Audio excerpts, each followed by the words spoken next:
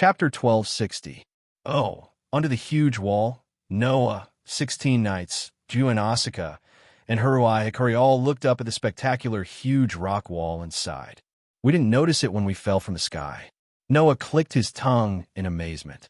Now that we look at it carefully, it seems that this place is bigger than we imagined, right? Yes, because Hakata can be said to be the most important city in this world.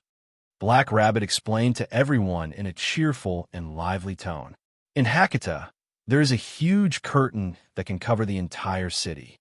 That huge curtain is set up for the races that can't be directly exposed to the sun. In addition, various Asura gods and Buddhas mainly live in the upper level of Hakata. Therefore, there is even a saying that this place is the center of the world.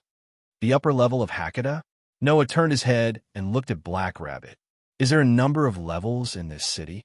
Yes, Black Rabbit explained enthusiastically.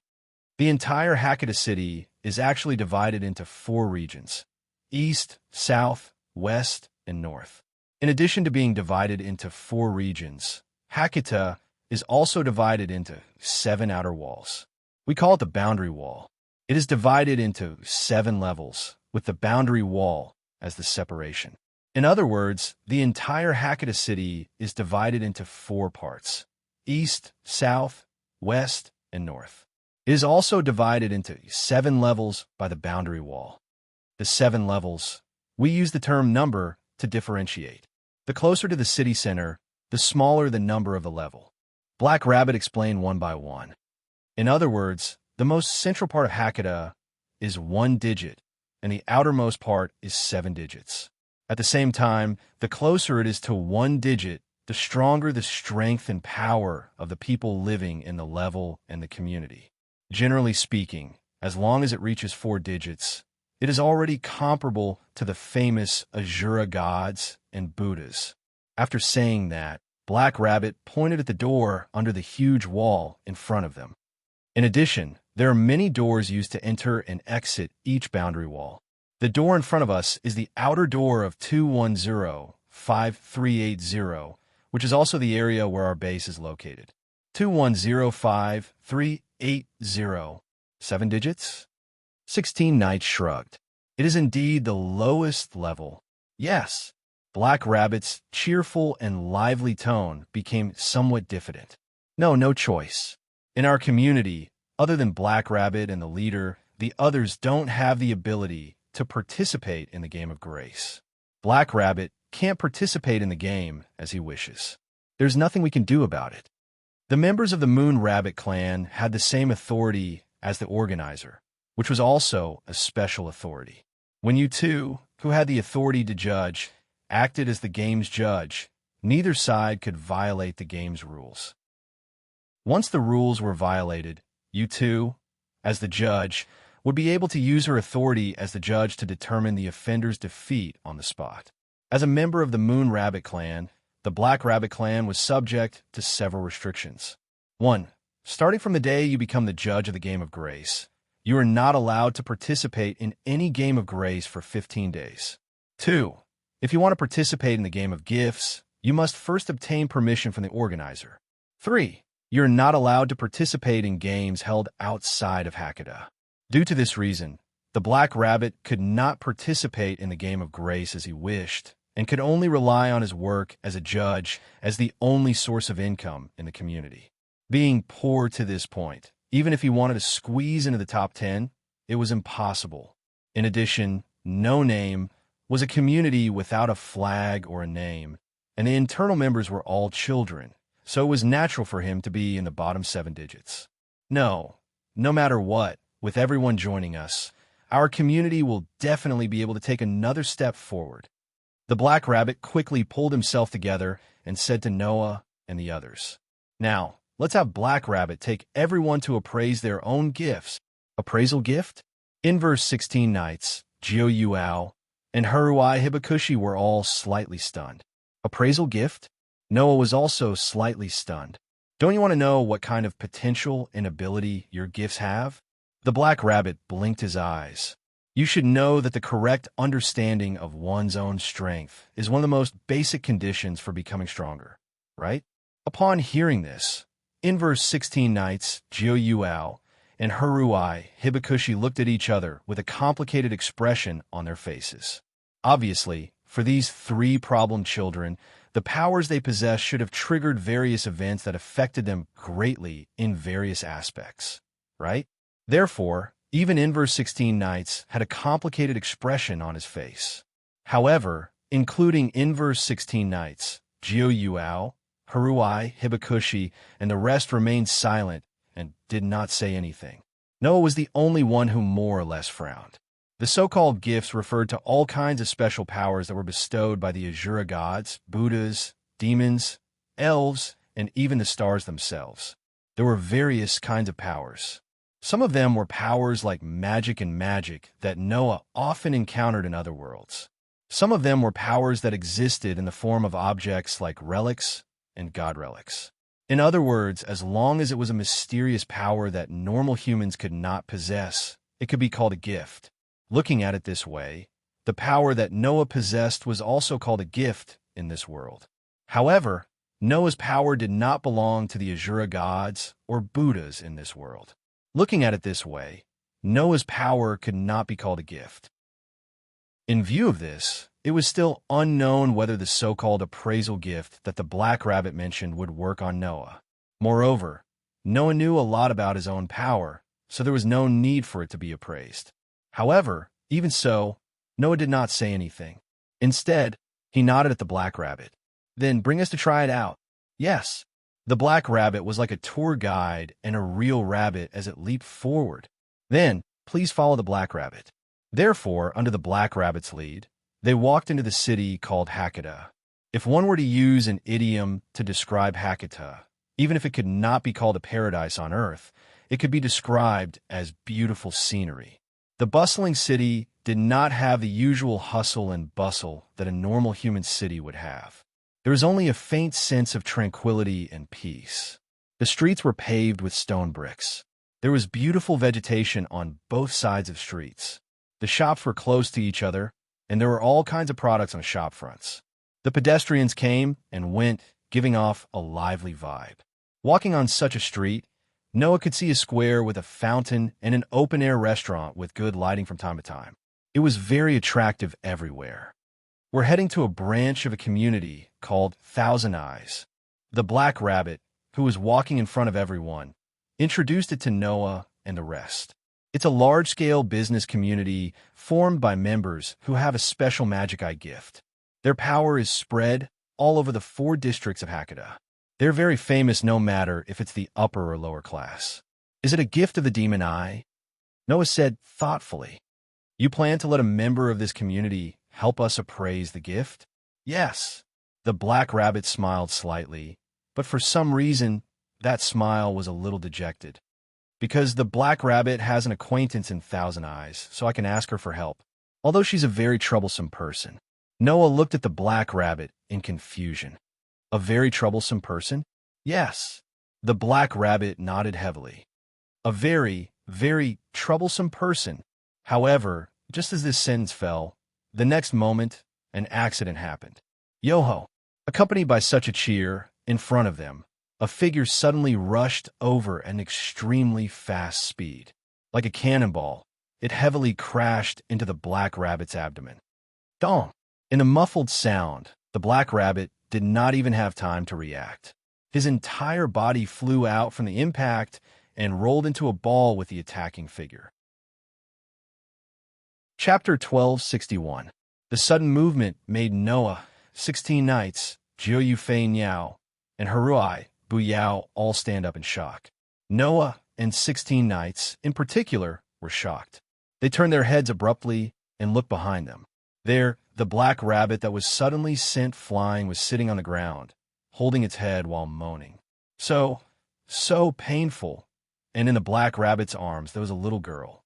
She didn't even look as young as Aster, only about 10 years old, very young and delicate, but had a head of very eye-catching snow-white hair, wearing a kimono. This little girl was tightly hugging the Black Rabbit, burying her entire face in the Black Rabbit's great chest, rubbing it with an intoxicated expression. Sure enough, it's the Black Rabbit, This feeling is too great. Too great. That appearance was simply like an idiot.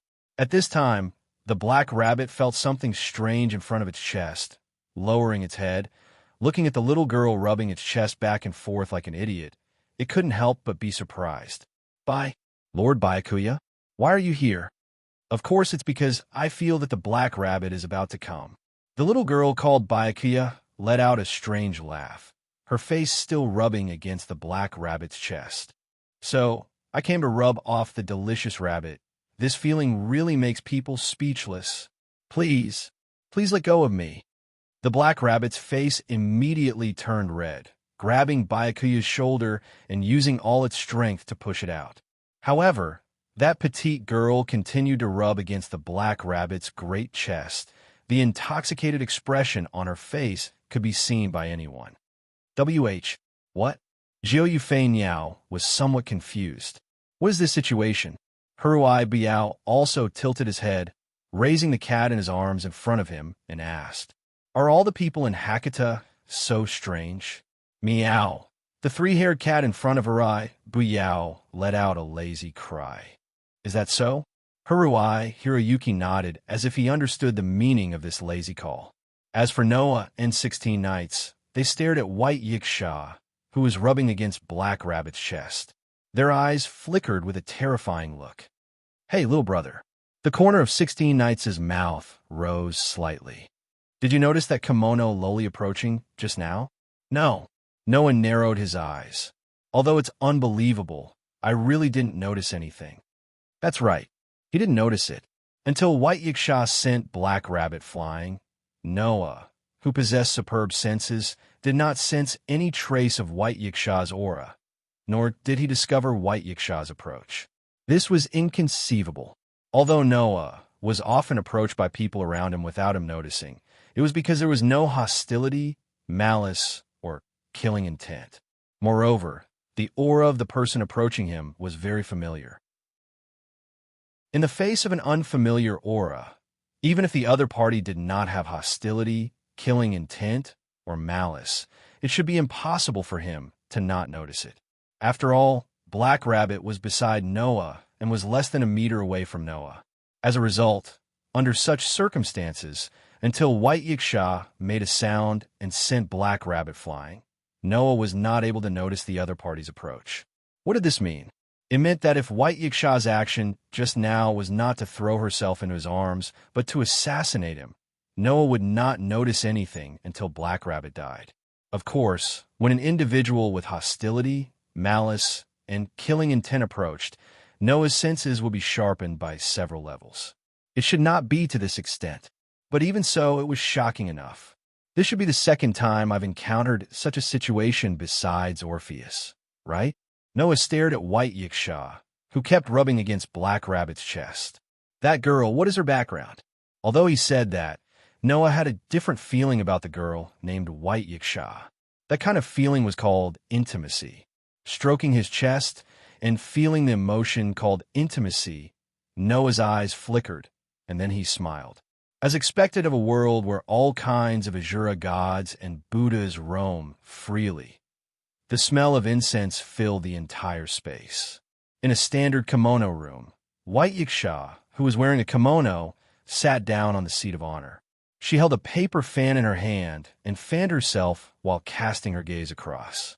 There, Noah, 16 Knights Reversal, Joyu Asuka, Haruhito Hikari, and Black Rabbit sat down. Black Rabbit, Joyu Asuka, and Haruhito Hikari were all sitting in standard positions.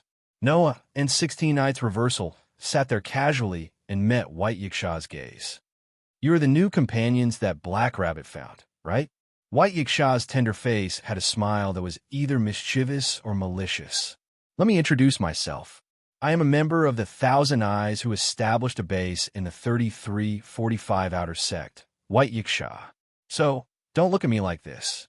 I'm a big shot with a base in the 4 digits. 4 digits? 16 Knights Reversal, Joyu Asuka, and Haruhito Hikari's group all looked at White Yiksha. Their eyes showed some signs of fighting spirit. Noah looked at White Yiksha with a calm expression, but he was muttering in his heart. 4 digits? Is it only 4 digits that I can't detect?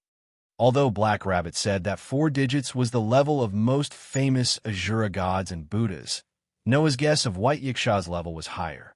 In other words, Noah didn't think that ordinary Asura gods and Buddhas could get close to him without him noticing.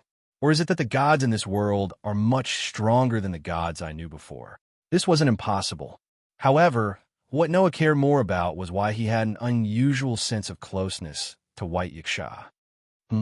At this time, White Yiksha also turned his attention to Noah. He looked at Noah, tilted his head, and was a little puzzled. "Kid over there, you seem to be a little special." With one sentence, everyone's attention was drawn to Noah. Noah was slightly startled. He looked at White Yiksha with some uncertainty. After hesitating for a moment, he asked, "Why do you say that? If I knew, I wouldn't talk to you in such an uncertain way," White Yiksha said in a somewhat mature tone. "However, you're right. If I have to say why I said that, it's because of my feelings, right?" Feelings? Could it be that White Yiksha was the same as Noah and would have an unusual sense of closeness to Noah? "Hey kid," White Yiksha seemed to care a little and waved at Noah. "Come here and let me have a good look." Noah scratched his cheek, then helplessly spread out his hands. He got up, went forward, and sat down in front of White Yiksha. White Yiksha suddenly had a thoughtful expression. He first looked at Noah, then reached out his hand and pressed it on Noah's chest. At this moment, a strange phenomenon happened. With Noah as the center, a dazzling light burst out from Noah's body like a flame. Black Rabbit, 16 Nights Reversal, Jio Yuasuka, and Kasuga Hikari were all shocked. They raised their hands and blocked in front of them. Not to mention the others, even Noah was surprised. Because at this moment, in Noah's heart, on the stone plate that represented the authority of the 10 incarnations, one of the patterns suddenly flashed with an unprecedentedly strong light. That picture depicted a majestic white horse. It was the incarnation of the white horse. With one hand on Noah's body, White Yiksha ignored the strong light that burst out like a flame. He raised his head and looked at Noah. All kinds of emotions appeared in his eyes. Astonishment, shock, doubt, confusion. In the end, all sorts of emotions turned into intense curiosity, causing by Yiksha to speak word by word. "You're carrying the sun on your back?" Chapter 1262. "You're carrying the sun on your back?" White Yiksha's words stunned Noah. What did he mean by that? White Yiksha didn't say anything. Instead, he looked straight at Noah. After a while, he suddenly laughed. "Interesting. A human actually has the essence of carrying the sun on his back. How interesting." With that, White Yiksha withdrew his palm. At the same time, the white horse that was blooming with an unprecedented dazzling light in Noah's heart gradually dimmed. The blazing light on his body also calmed down bit by bit until it completely disappeared. Only then did Black Rabbit, 16 Nights Reversal, Jiuin Flying Bird, and Kasuga Hibia raise their heads in surprise. Noah stroked his chest and looked at White Yiksha. "What's going on?" "Oh." White Yiksha raised his eyebrows. "Don't you know? What's wrong?" Noah frowned. "Should I know something?" "Logically speaking, you should know." White Yiksha waved the fan in his hand and looked at Noah with a faint smile. "Or do you actually not know who I am?" "What?" Noah looked straight at White Yiksha. "Should I know who you are? Then, let me introduce myself again." White Yiksha suddenly smiled. A heart-palpitating aura emerged from his petite body. "I'm the star spirit of the sun and White Night. In the past, I was known as the White Night Demon King, White Yiksha." When this sentence came out of White Yiksha's mouth, everyone present gasped. Star spirit.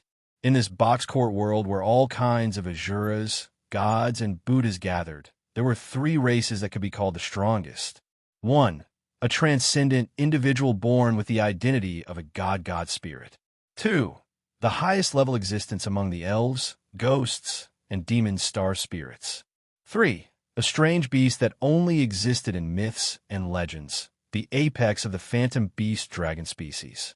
In this world where gods and Buddhas were everywhere and mythological beasts were as numerous as dogs, these 3 existences were regarded as the 3 strongest races. If these 3 races were to be ranked, the star spirits would be at the top of the three races. It was a type of main sprite that existed on stars and above. Fairies, ghosts, demons, and other concepts of the highest level of existence.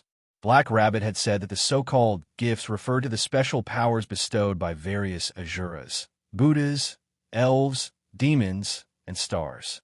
The stars referred to the star spirits. In other words, White Yiksha was an existence that could bestow power to others, allowing ordinary humans to obtain the power known as bestowment and become extraordinary individuals.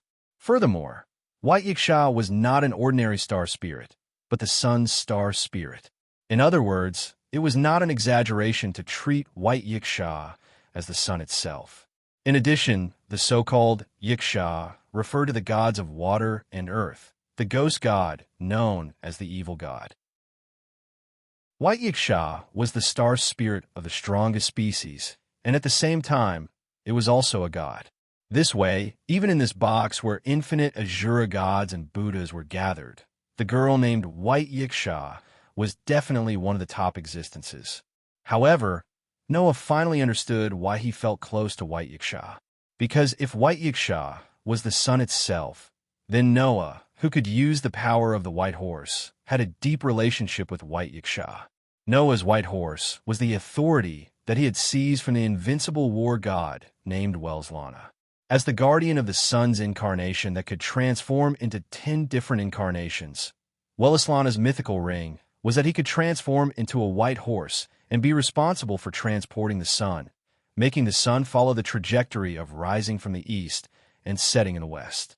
If the sun was compared to an emperor on patrol, then the white horse was the mount responsible for protecting and transporting the sun.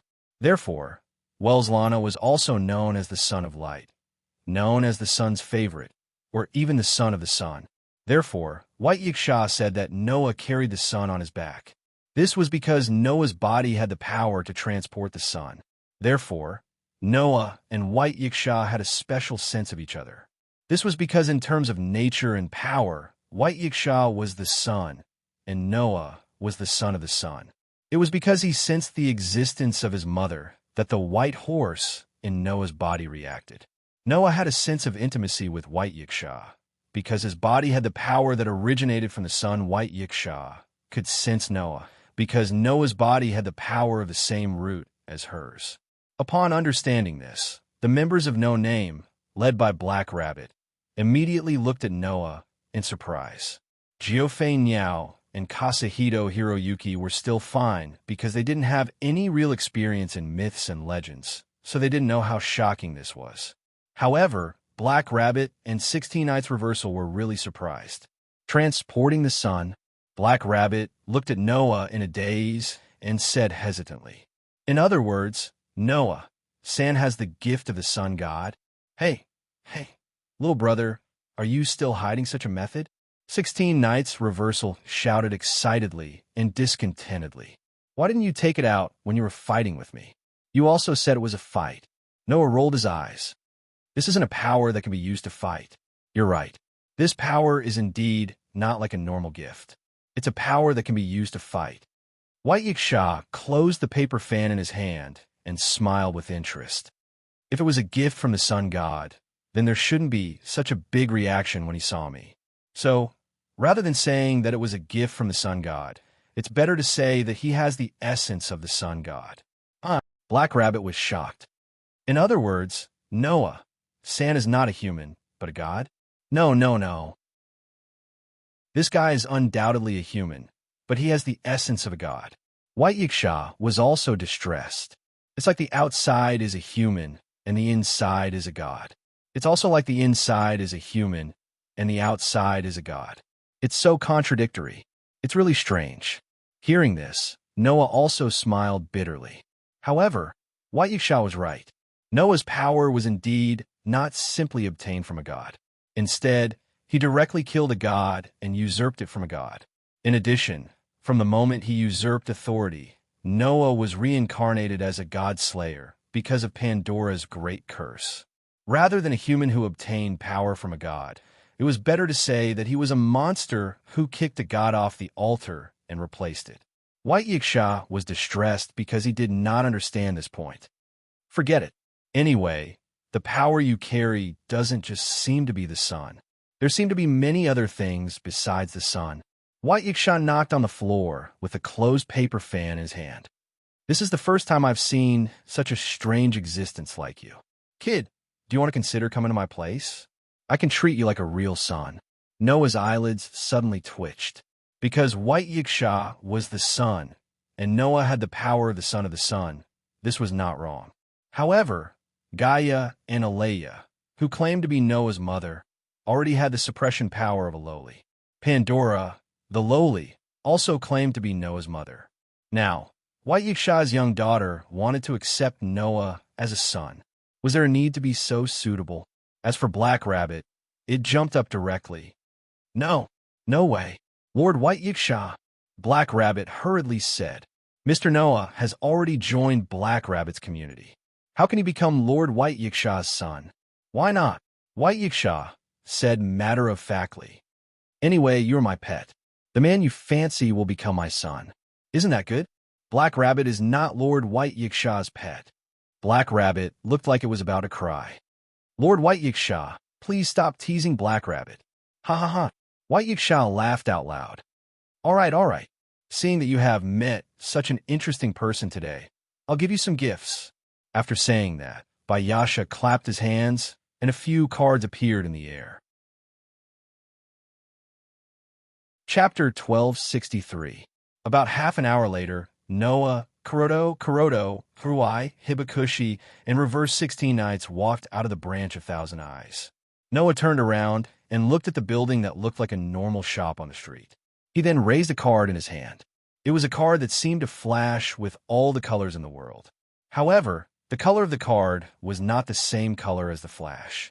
Not only Noah, but Reverse 16 Knights, Kurodo, and Haruai, Hibakushi each held a card that flashed with the same light, but the color was completely different. Noah's card was dark gold. Reverse 16 Knights' card was cobalt blue. Kurodo's card was wine red. Haruai Hibakushi's card was pearl emerald. The four of them all held such a strange card, and they all looked at the surface of the card at the same time and fell into silence. Only Kurodo seemed to be in a good mood. I didn't expect Byakusama to give us 4 gift cards. He is so generous. Gift card. It was a type of gift that could materialize, such as weapons, armor, tools, items, and so on into cards that could be stored. The card's official name was Laplace paper, which was called part of omniscience, so the price was quite expensive. However, this kind of card called a gift card could not only store the gifts in the form of materialization, but it could also display the names of all the gifts held by the holder. In other words, with this gift card, the true face of Noah's group's gift would be revealed. These 4 extremely expensive cards have been casually given away by White Yiksha. It could be imagined how good Byakuya's mood was when he saw Noah. Looking carefully, Reverse 16 Knights, Kurodo, and Haruai Hibakushi's gift card were marked with the name of the gift they held. Reverse 16 Knights' gift card marked with the name of the gift, Truth, Unknown. Kurodo's gift card marked with the name of the gift, Light of Might. Haruai Hibakushi's gift card marked with the name of the gift, Life Catalog. According to Kurodo, the gifts the 3 of them currently held belonged to the highest level among humans. Noah had already experienced Reverse 16 Knights, Truth, Unknown. However, Noah was more or less curious about the abilities bestowed by the 2 girls, Kyuki and Haruai Biao. Kurodo's Light of Might was a kind of ability that could use language to forcibly control an individual, making the individual under her control obey her orders and act by force. This gift was almost identical to the dominating speech spirit of the priestly incarnation in Noah's 10 Incarnations authority. Haruai Hibakushi's Life Catalog allowed the holder to obtain the ability to communicate with other races whose language was different and obtain a permanent special ability from them. For example, from a dog, Haruai Hibakushi could obtain an extraordinary sense of smell. From an elephant, he could obtain the ability to instantly increase his weight. From a leopard, he could obtain astonishing running speed. From an eagle, he could obtain extremely high vision. Byakuya believed that Haruai Hibakushi could even obtain the ability of the phantom beasts in the box, which was a very powerful gift. The gifts the three of them held were worthy of the title of humanity's highest level gift. However, Reverse 16 Knights, Kuroto, and Haruai Hibakushi didn't pay attention to the knowledge of the gift displayed on their gift cards. Instead, they all cast their gazes on the dark gold gift card in Noah's hand. Taking a closer look, there was nothing written on the gift card in Noah's hand. Why isn't it written? Kuroto's excitement gradually calmed down and turned into confusion. Undoubtedly, Mr. Noah has such a powerful gift, doesn't he? Hearing that, Noah didn't say anything on the surface, but he felt more or less helpless in his heart. He still remembered how surprised Byakuya and Kuroto were when Noah received the gift card and there was no information on it. That was to be expected, wasn't it? The gift card was known as an omniscient card. Not to mention in the box, even in all kinds of other worlds, the gift card could display the information of the gift. However, there were two special cases today. One was Reverse 16 Knights. The gift card of Reverse 16 Knights only had the words, "The truth is unknown." The rest of the information didn't appear, which also shocked Byakuya and Kuroto. However, the situation of Reverse 16 Knights wasn't that the gift card couldn't identify the original gift, but that the gift of Reverse 16 Knights had two abilities, the gift of shattering heaven and earth and the power of shattering gift. Because of the latter, the gift card in his hand was invalidated by the gift of Reverse 16 Knights. Therefore, the gift card of Reverse 16 Knights only had the words, "The truth is unknown." As for Noah, there was no information at all. According to Byakuya, there was only one possibility for such a situation to occur. No gift. Reverse 16 Knights narrowed his eyes and drew back the corners of his mouth. This is really an interesting conclusion. So interesting that I want to see what's in that kimono loli's head. Yes, Byakuya's conclusion was that the person holding the gift card didn't have a gift, which led to such a situation. Otherwise, even if it had the power to invalidate the gift like Reverse 16 Knights, there would be a description of the truth is unknown that was similar to the failure of the appraisal. Therefore, if nothing was shown, it could only prove that the person needed to be appraised didn't exist. That was all.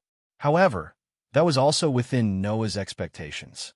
After all, Noah's power didn't come from this world's Azura gods, elves, demons, or even stars. Even Laplace, who claimed to be omniscient, couldn't possibly have knowledge that didn't exist in this entire worldview, right? That was all there was to it. No matter what, our goal has been achieved. Noah, who was well aware of his situation, shrugged, put away the gift card, and looked at you Tuesday now. Take us to the community's stronghold first. What?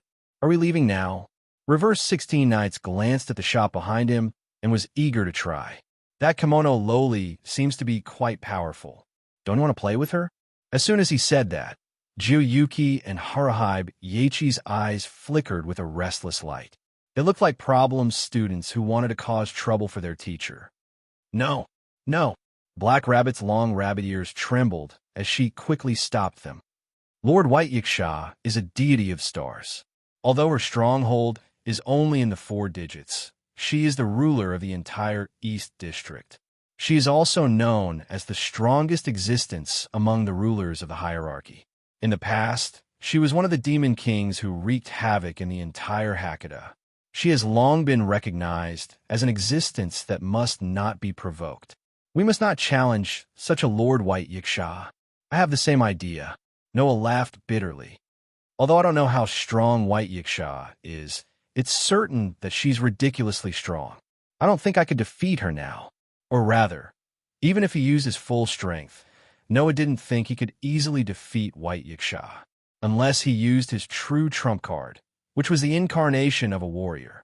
Reverse 16 Knights, Jiyuki, and Haruhi Yaichi curled their lips unwillingly, but didn't say anything. At this moment, Noah suddenly felt a strong gaze on him, causing him to turn his head and look behind him. However, there was nothing there. Black Rabbit and the others who were about to walk forward noticed Noah's abnormality and turned around. Mr. Noah? Black Rabbit was puzzled. What's wrong? Noah's eyes flickered, and after a while, he retracted his gaze. Nothing. Chapter 1264.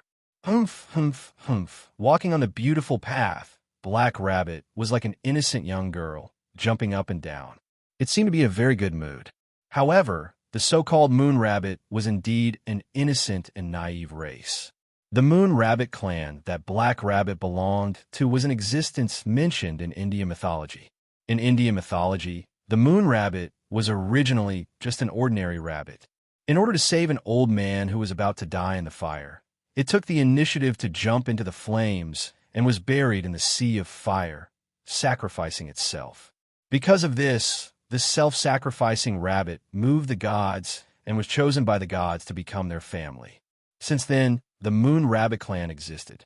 In other words, the so-called Moon Rabbits were a group of people who sacrificed themselves for merit and were chosen by the gods. A moon rabbit that could sacrifice itself to save others, whether it was in terms of merit or reputation, was an existence that could move others and be trusted by others. It wouldn't be wrong to say that such an existence was naive and unaffected, right? At the very least, Noah couldn't help but smile at the sight of you two, and he feigned nonchalance as he spoke. You seem to be in a good mood? Yes. Black Rabbit's mood can be said to be the best it has been in years. Black Rabbit replied in a happy tone. The originally poor and destitute community has suddenly gained 4 members with great strength and potential. From today onwards, our community will definitely change. From Black Rabbit's tone, everyone could hear a strong sense of hope and expectation. This hope and expectation came completely from the heart. Therefore, Black Rabbit was happy about this. However, this happiness was not directed at himself, but at the community. Feeling happy from the heart for the happiness of others made everyone deeply understand that Black Rabbit was indeed a descendant of the Moon Rabbit clan, who sacrificed themselves for merit. Therefore, even the 3 problem children, Reverse 16 Nights, Jyo Asuka, and Haruai Toshiaki's expressions became much more relaxed. If everyone knows that such an outstanding member has joined, they will definitely be very happy, right? Black Rabbit said to itself in an extremely cheerful manner. As the leader, young Masterin won't have to work so hard anymore. I say, Black Rabbit, even though you're so happy and I don't want to pour cold water on you, why don't you think about yourself a little? Noah sighed helplessly. Didn't you say that until now, the existence of the community has been sustained by your income as a judge? So, among everyone, you're the one who has had the hardest time, right? The Black Rabbit didn't seem to expect Noah to say such a thing. After being slightly stunned, it hurriedly shook its head. No, Black Rabbit isn't having it that hard. Originally, as a member of the Moon Rabbit clan who has the authority to judge, Black Rabbit's duty is to be the judge of various games of bestowment. Compared to others, young Masterin and everyone in the community are the ones who have it really tough. Is that so? Jiyuan Fei Niao's gaze landed on Black Rabbit. His words were both provocative and rebuttal as he spoke majestically. If that's the case, then there's no need for you to desperately beg us to join the community, right? Isn't that proof that you've been working hard for the community? That's what I think too. Haruai Biao looked around as if he was admiring the beautiful scenery around him. However, he interrupted at the perfect moment. It's not good to be too humble. You haven't considered yourself at all, have you? 16 Nights Reversal was even more blunt. Although this is also a virtue, it'll make people feel disgusted if you go overboard. That'll make people very unhappy, you know? Black Rabbit's rabbit ears drooped as if it was a little dejected. Why? Why am I suddenly being lectured? I just want you to think about yourself a little. Noah shrugged. Just like everyone said, dedication is a virtue. However, if you blindly contribute without receiving anything in return, then as your companion, you will indeed feel a little unhappy. The main thing is that we can't accept it, right? 16 Nights Reversal, Jiyuan Fei Niao, and Haruai Buyao nodded in agreement. Everyone here, including Noah, was in existence with high self-esteem. It wasn't impossible to accept help from others. However, if you blindly let others help you, then it would only show your own powerlessness and incompetence.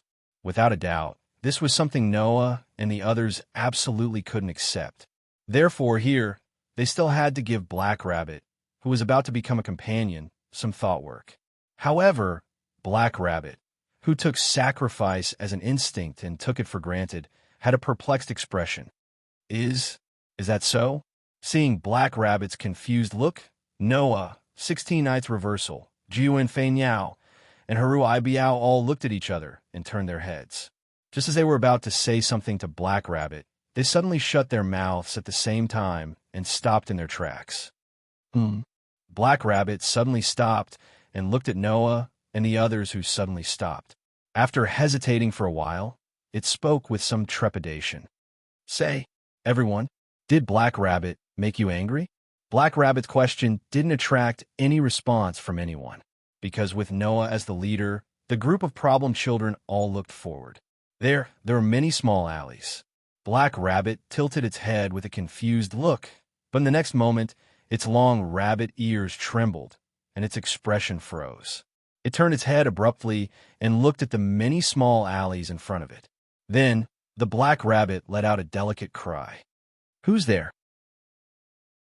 Everyone suddenly went silent. Immediately after, a voice that sounded like a low chuckle rang out. Oh, have I been discovered? As expected of a rabbit whose ears can connect to the center of the courtyard. Saying such a sentence, a figure squeezed out of the small alleyway in front of them. It was a strange man who was more than 2 meters tall and extremely burly. However, his huge body was stuffed into a close-fitting evening gown. It was a strange man with a violent appearance.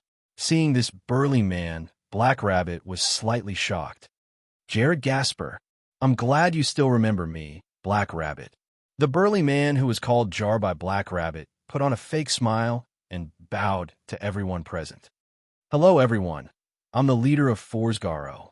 Just as Black Rabbit called me, my name is Jared. Hearing this, Noah, 16 Nights Reversal, Jioyuki, and Haruhito Masaki looked at each other again.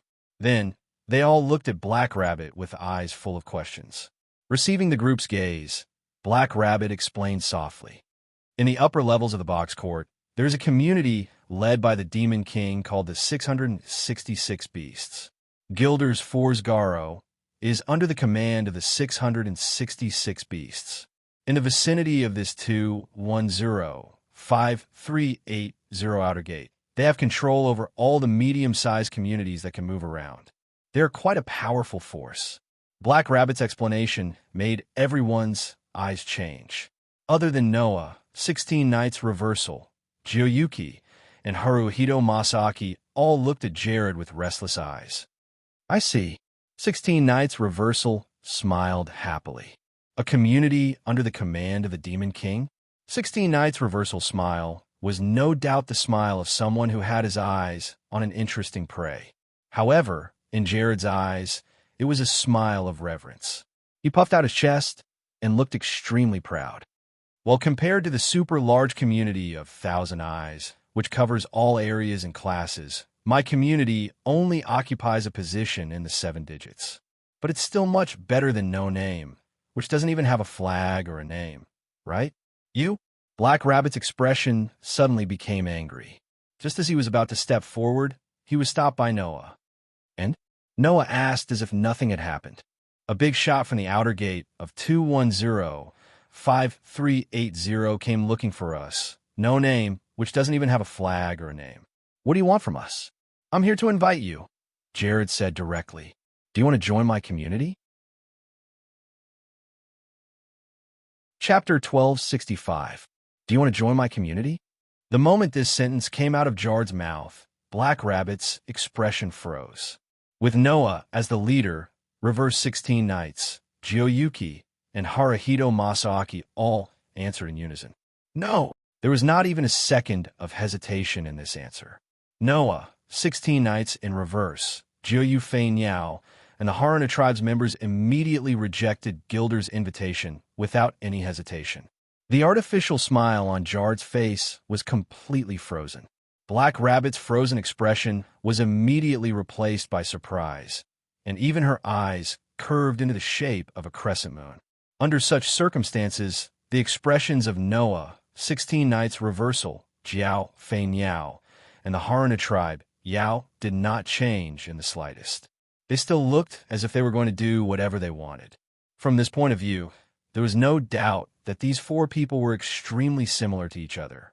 That attitude of not being taken seriously at all made the muscles on Jard's face twitch a little, and his expression became as if he was forcing a smile. "I'm sorry. Can you tell me the reason?" Hearing this, Noah and the others looked at Jard with a faint smile. "Isn't the reason very simple?" Noah said lightly. "Because we have already agreed to join Black Rabbit's community." Reverse 16 Nights, Jiyoyuki and Haruhito Masaaki did not speak, but their nonchalant expressions made it clear that they did not bother to explain anything. Just because of this reason? Jard's smile began to turn ugly. "With all due respect, the community that Black Rabbit belongs to is the no name that is neither a flag nor a name. My community, on the other hand, is the most powerful force in the entire 210-5380 outer sect. There should be no reason for everyone to choose no name over my community, right?" And then, 16 Nights Reversal asked casually, "Is there any reason that can attract us to join you?" Jard was confused. What could attract people to join? Wasn't that obvious? As the number one community in the 210-5380 outer sect, could it be that this alone was not enough to attract people to join? As if she saw through Jard's confusion, Jiyoyuki spoke. "Just because your influence is bigger, you will definitely attract people. This kind of thinking is really superficial." Jiyoyuki mocked without holding back. "Let me tell you, Mr. Fei gentleman, before I came to Hakata, Jiyoyuki, had a rich family that could dominate the entire island, and I gave up such a good fortune to come to Hakata. In the end, you, a force that only controls a small area, don't think you're attractive to me, right?" Jard's barely maintained a smile on his face began to change. "I came here, I just want to be friends," Masaaki said straightforwardly. "As for me, I don't want to be friends with someone who reeks of blood like you." Jard could no longer smile. His entire face was contorted. It was the kind of expression that would only appear when one's core was exposed. Noah, 16 Nights Reversal, Kyuka Asuka, and Haruhi Masaaki had already noticed it.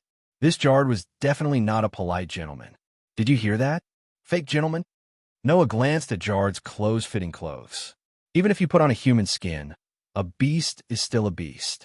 The violent and bloody aura on your body has already betrayed your true nature. I'm sure you've done a lot of terrible things, right? If you know what's good for you, you'd better get out of here." Jard's face was finally filled with anger. Jard did not expect that his polite invitation to these newcomers to join his community would not only fail, but also be humiliated like this. However, Noah and the others' words made Jard completely unable to refute them. This caused Jard's face to swell, and tiger stripes gradually appeared on it. However, in the next moment, Jard seemed to have thought of something. He took a few deep breaths and suppressed the anger in his heart. Then he sneered at Noah and the others. "I didn't expect that I would lose to a member of no name. There's no other way. I originally prepared this move to deal with Black Rabbit, but now it comes in handy." As he said that, Jard raised his hand. At this moment, from the surrounding alleys, people in black robes rushed out one after another and surrounded Jard. There were more than a dozen people in black robes surrounding Jard. Moreover, each of them had a rather fierce aura about them. Obviously, they were all members of Jard's community. However, no one was surprised by the appearance of these people, including Black Rabbit, since they were able to discover Jard's presence. Noah and the others naturally discovered their presence as well. However, in the next moment, the scene that appeared in front of everyone made Black Rabbit's expression change. Behind Jard, a person in a black robe threw a child heavily on the ground. It was a little boy who looked to be about 11 or 12 years old, wearing a brown robe. Seeing this little boy, Black Rabbit immediately cried out in surprise. "Young Master Run?" Hearing this, The eyes of 16 Knights retroactive, Jiu Fei, and Huruai, tribe, Yao instantly froze. Noah also raised his eyes and looked at Jard, a cold light flashing in his eyes. Although he did not know the little boy, Black Rabbit had just mentioned the name Young Master Run. That was the leader of No Name. In other words, he was Black Rabbit's companion. Black Rabbit. Ren ignored the pain from the heavy impact on the ground and shouted in Black Rabbit's direction while holding one of his arms. Jard captured everyone. Black Rabbit first widened his eyes, then glared at Jard angrily. In No Name, other than Black Rabbit, there were more than 100 children. The everyone that Ren mentioned was definitely referring to those children. In other words, not only did Jard capture the leader of No Name, Run, but he also captured all the children in No Name. Actually, it would have been better if I had done this from the beginning. The fake smile on Jard's face was finally replaced by a ruthless expression from the bottom of his heart. After all, I have always wanted you to join my community, Black Rabbit. In the box court, U2 was a famous noble. Not only did they have many powerful gifts, but they also had the authority to decide the outcome of the gift game. To the box court, they were very special. For a community, just having one of them as a member was enough to coat the community with a layer of gold. Therefore, Jard had been watching Black Rabbit for a long time. It's not too late to join my community now. Jard grinned and smiled. If you join my community now, not only will I treat this group of brats well, I will also forgive your rudeness just now. How about it? In other words, if Noah and the others did not choose to join Jard's community, then all the children of No Name, led by Run, would not have a good ending. Black Rabbit's shoulders were already trembling. It was because of anger. Black Rabbit stared at Jard. Because of his excessive anger, the entire space around Black Rabbit was filled with heavy pressure. You dare. As U2, who was known as a noble of the box court, Black Rabbit already possessed extraordinary strength. However, because of the limitations of the authority, Black Rabbit could not participate in the gift game as he wished, which led to such a destitute situation. However, if he faced U2 directly, ordinary thieves were no threat at all. Therefore, the heavy pressure caused Jard and the others to freeze on the spot. It seems that you still don't understand your position. Jard's forehead was dripping with cold sweat, but he still forced a smile. Since that's the case, let me remind you. After saying that, Judd lifted his leg and kicked at the panicked Run with a ferocious grin on his face, bringing with it a whistling wind. Chapter 1266. In fact, Jard was not a human, but a tiger. In the box, other than humans, there were also Azura gods, Buddhas, elves, demons, and even the star spirits that represented the stars themselves. It was not surprising that there were other races in the box as well. Just like the many worlds that Noah had been to, there were also many races in the box. As long as it was an existence that could be mentioned in myths and legends, all of them existed in the box court. For example, orcs. For example, vampires. For example, phantasmal beasts. For example, ghosts. And so on and so forth. Countless races could be found in the box. And in the box, there was a so-called spirit lattice. The so-called spirit lattice referred to the merits of an individual and also the ranking of life. By having a certain kind of merit, an originally very ordinary individual could obtain a spirit lattice that symbolized that merit, and thus the level of life would be elevated. For example, as long as an animal like a cat could live to an unimaginable age, it could obtain a spirit lattice and elevate the level of life, thus becoming an existence like a demon or ghost. It was the same for other beasts. Just having a long lifespan would be regarded as a kind of merit, and even be worshipped by the world. They would obtain an extraordinary spirit lattice, and the level of life would undergo an explosive change. The so-called phantasmal beasts were elevated in this way. Moreover, depending on the level of their spirit lattice, they could obtain all kinds of gifts, and even be inherited by their descendants with their own bloodline. For example, Black Rabbit was chosen by the gods because of Moon Rabbit's self-sacrifice and dedication to others in the beginning. She became the god's dependent and obtained a spirit lattice, which led to the birth of Moon Rabbit. As a descendant of Moon Rabbit, Black Rabbit also obtained this spirit lattice through inheritance. In other words, if there was inheritance, there would be merit, and if there was merit, there would be spirit lattice. That was how it was.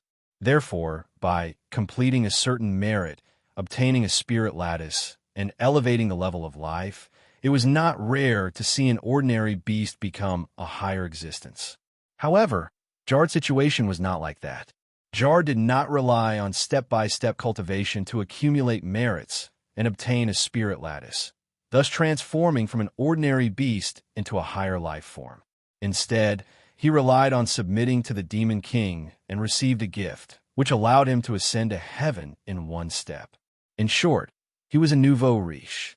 Even so, Jard was a life form with the gift of the Tiger Man. All it took was one kick. If a normal child received it, even if they did not die, they would be severely injured. Rin clearly understood this as he watched Jard's foot, which carried the whistling wind, kick towards him. He raised his hand reflexively, prepared to receive a heavy injury. However, this preparation disappeared in the midst of an awe-inspiring shout. "Stop!" Those words were spoken with a power that no one could resist. His powerful words reverberated in the air, clearly reaching the ears of everyone present. In that instant, Jard's foot that was about to kick Rin froze in midair. It was not a reaction based on Jard's own actions. Jard's, without any warning, his swa.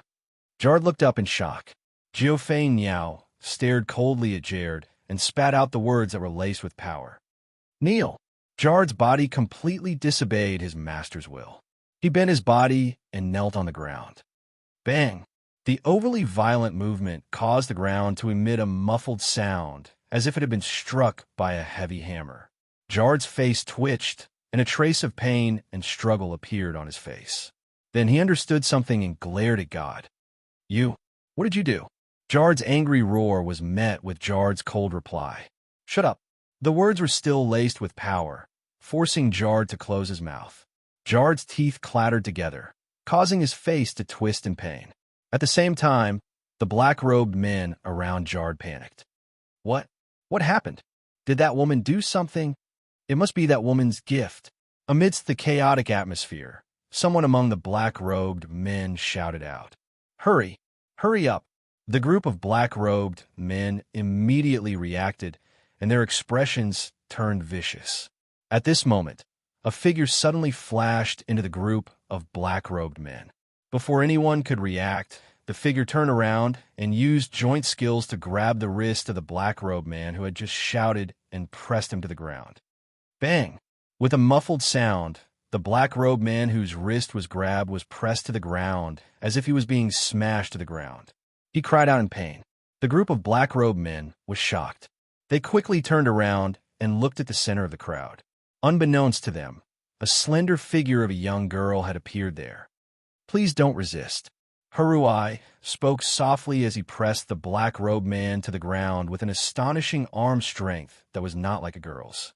"Otherwise, I can't guarantee that I can control my strength so that I won't hurt you." The contrast between her casual appearance and her gentle appearance made the group of black-robed men subconsciously take a few steps back. "You're afraid of such a situation? How dare you come and find trouble with us?" Jiufei Niao turned her head away in disappointment. "If that's the case, all of you kneel down." Under the words that represented dominance, the black-robed men knelt on the ground one by one. Finally, their faces turned pale and they lost the will to resist. So powerful. Black Rabbit was surprised and happy as he shouted, "Miss Fei Niao and Miss Yao are so powerful." Hearing that, Jiufei Niao accepted it with an elegant smile. Haruai Buyao blinked his eyes as if he was embarrassed and did not know what to do. Under such circumstances, Noah and 16 Knights looked at each other and smiled. They relaxed their tense bodies and were ready to jump out at any time. Young Master Run. The Black Rabbit jumped to the side of Run, who was sitting on the ground, and helped him up. "Are you okay?" I'm fine." Rin did not seem to be able to react, as he stared blankly at Jiufei Niao and Huruai Buyao. Black Rabbit, are they the new companions that want to join us? Yes, Black Rabbit's tone became happy and light. Everyone here is an amazing person. While Black Rabbit and Ren were talking, Noah and the others came to Jard, who was kneeling on the ground. Jard's body was trembling slightly, as if he was struggling. They looked at him from above. Miss Jiu Fein Yao. Noah looked at Jiu Fein Yao. Do you have a way to control his mind and make him answer our questions honestly? Just call me Flying Bird, Jiun Flying Bird said as she crossed her arms and looked at Jard. Where is the child that you kidnapped? Under the power of ancient Flying Bird's mighty light, Jard's mouth trembled slightly, and he couldn't help but answer honestly. They're all locked up in the base. Considering that Black Rabbit might ask to see them, they haven't been killed yet.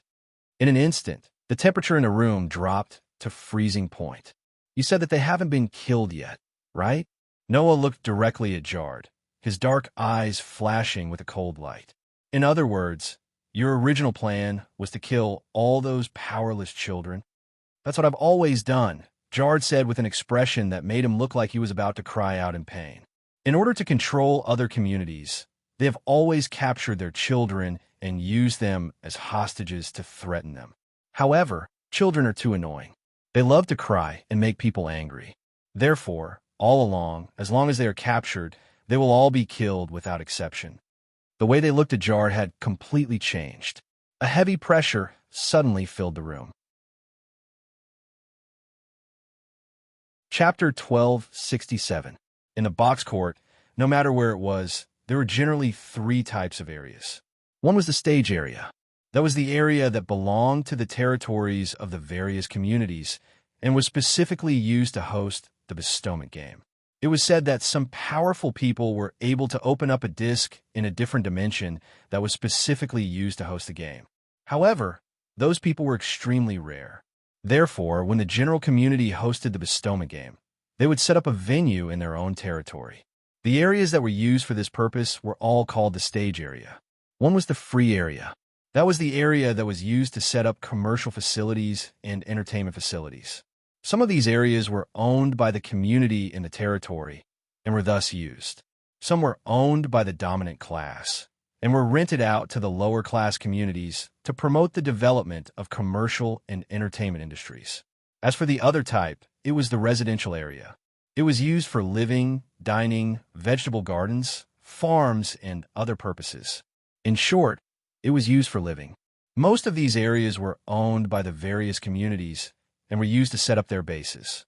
As the most powerful community in the Eastern District in the past, Noah and his group heard that the Black Rabbit and Ren's No Name had an extremely vast piece of land in the residential area of the 210-5380 outer sect. That was the base of No Name. However, now, there's only a piece of wasteland and ruins left.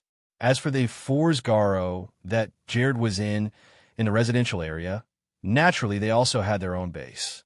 In order to save the children in No Name, under the mighty light ability of the ancient flying bird, the group was led by Jared involuntarily and arrived at the base of Forsgaro. However, when the group of people arrived at the base of Forsgaro, the scene that appeared in front of them made everyone stunned. They saw that in front of an extremely large mansion, there were people in black robes lying on the ground, their bodies covered in cuts and bruises. Taking a closer look, the place where the black-robed people were lying on the ground was also in an extremely sorry state. The carefully arranged courtyard looked as if it had been burned. Not only were there scorch marks everywhere, there were also puddles of blood. The fountain was destroyed beyond recognition. The trees were smashed into pieces and fell to the ground. Holes filled every corner of the place, proving that there had been a big battle here. On top of that, the members of Forsgaro were lying on the ground, covered in bruises and unconscious. Under the control of ancient flying bird's ability, Jared cried out in shock. What's going on? What happened? Not only Jared, but the other black-robed men who were also under the control of the ancient flying birds could not help but scream when they saw the sorry state of their base and the bodies of their comrades lying on the ground. There was no other way. It was obvious that Forsgaro had been attacked. This was something inconceivable. One had to know that there were also relevant laws and regulations in the box court. Although these laws and regulations were not as absolute as the rules of the game of blessings, when there were powerful law and order defenders in the local area, no one would risk the risk of being banned to commit crimes. And in the box court, under normal circumstances, if there were no accidents, the guardian of law and order would be the leader of the social class. Coincidentally, the ruler of the Eastern District was the strongest ruler of the social classes, White Yiksha. In the face of a celestial who was a terrifying existence at the forefront of the entire box court, who would dare to commit a crime in the Eastern District, unless the person escaped from the box court before being caught and never came back. Otherwise, the person would definitely pay the price for committing a crime. Jared could not believe that the base had been attacked while he was not in it. Who the hell is it? Jared screamed like a madman. I'm going to kill you. I'm going to kill you. Zhou Yuanyao, who was also shocked by the scene before him, gave the order impatiently. Jared looked like a stray dog. Shut up. Jared, who was roaring hysterically, closed his mouth with a force that looked like he was going to break his teeth. Huruai Biao twitched the tip of his nose and said with a keen sense of smell comparable to that of a hunting dog, "There's a smell in the air that's obviously different from the people lying on the ground. It's a very strong smell of blood." A smell? Black Rabbit said dumbly. So that means there was only one person who attacked this base. One person? Ancient Flying Bird pointed at the battered and exhausted scene in a daze.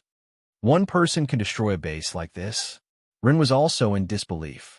In the outer area of 210-5380, Jared's Forsgaro was a powerful community that was second to none. Although the methods used to control other communities were extremely despicable and cruel, it was undeniable that this community was definitely ranked in the top 7 in terms of power. How could such a base be destroyed by a single person? If the opponent was really one person, then there's no way it's just a 7-figure person, Rin said with cold sweat dripping down his face. Although it's impossible for it to be a 5-figure person, it's definitely a 6-figure person. A 4-figure person was already at the level of a relatively famous Azura god. Even if a 5-figure person was not as famous as a 4-figure person, there were still Azura gods of different sizes. They were much stronger than normal humans, phantoms, monsters, and elves. Therefore, Rin did not guess that it was a 5-figure person. After all, although Forsgaro was powerful, it was only a 7-figure community at the bottom. To destroy such a community, there was no need for the likes of Azura gods to do anything. Therefore, a 6-figure figure was Ren's guess. After understanding what kind of existence attacked his base, Jared's body was also trembling uncontrollably. Noah and 16 Knights had already walked into the scene and started to wander around the hellish scene. Noah crouched down and touched the blood on the ground. After feeling the viscosity of the blood, he said, "The blood is still very fresh. It should have happened not long ago. These people look very miserable, but they're still alive." 16 Knights put his hands in his pockets and smiled. The attacker probably didn't want to kill them all. Therefore, the target is probably not Forsgaro, but something else. Black Rabbit. Noah immediately turned his head and looked at Black Rabbit. What about the children in the community? Black Rabbit and Run were shocked at the same time. Could it be that the opponent was here for the children? Thinking of this, Black Rabbit and Ren's faces showed a hint of anxiety. Just as they were about to rush into the mansion, a group of people ran out of the mansion. It was a group of children. A group of children who were about the same age as Run. The leader was a little girl with fox-like ears and 2 tails. The moment the little girl saw Black Rabbit and Run, she immediately shouted, "Sister Black Rabbit, Rinjun!" Hearing the shout, Black Rabbit and Rin looked over and were immediately overjoyed. Lily, and everyone. It seemed that these children were all no-names children who had been abducted by Forsgaro. Seeing that their companions were safe and sound, Black Rabbit and Rin were overjoyed and quickly went forward.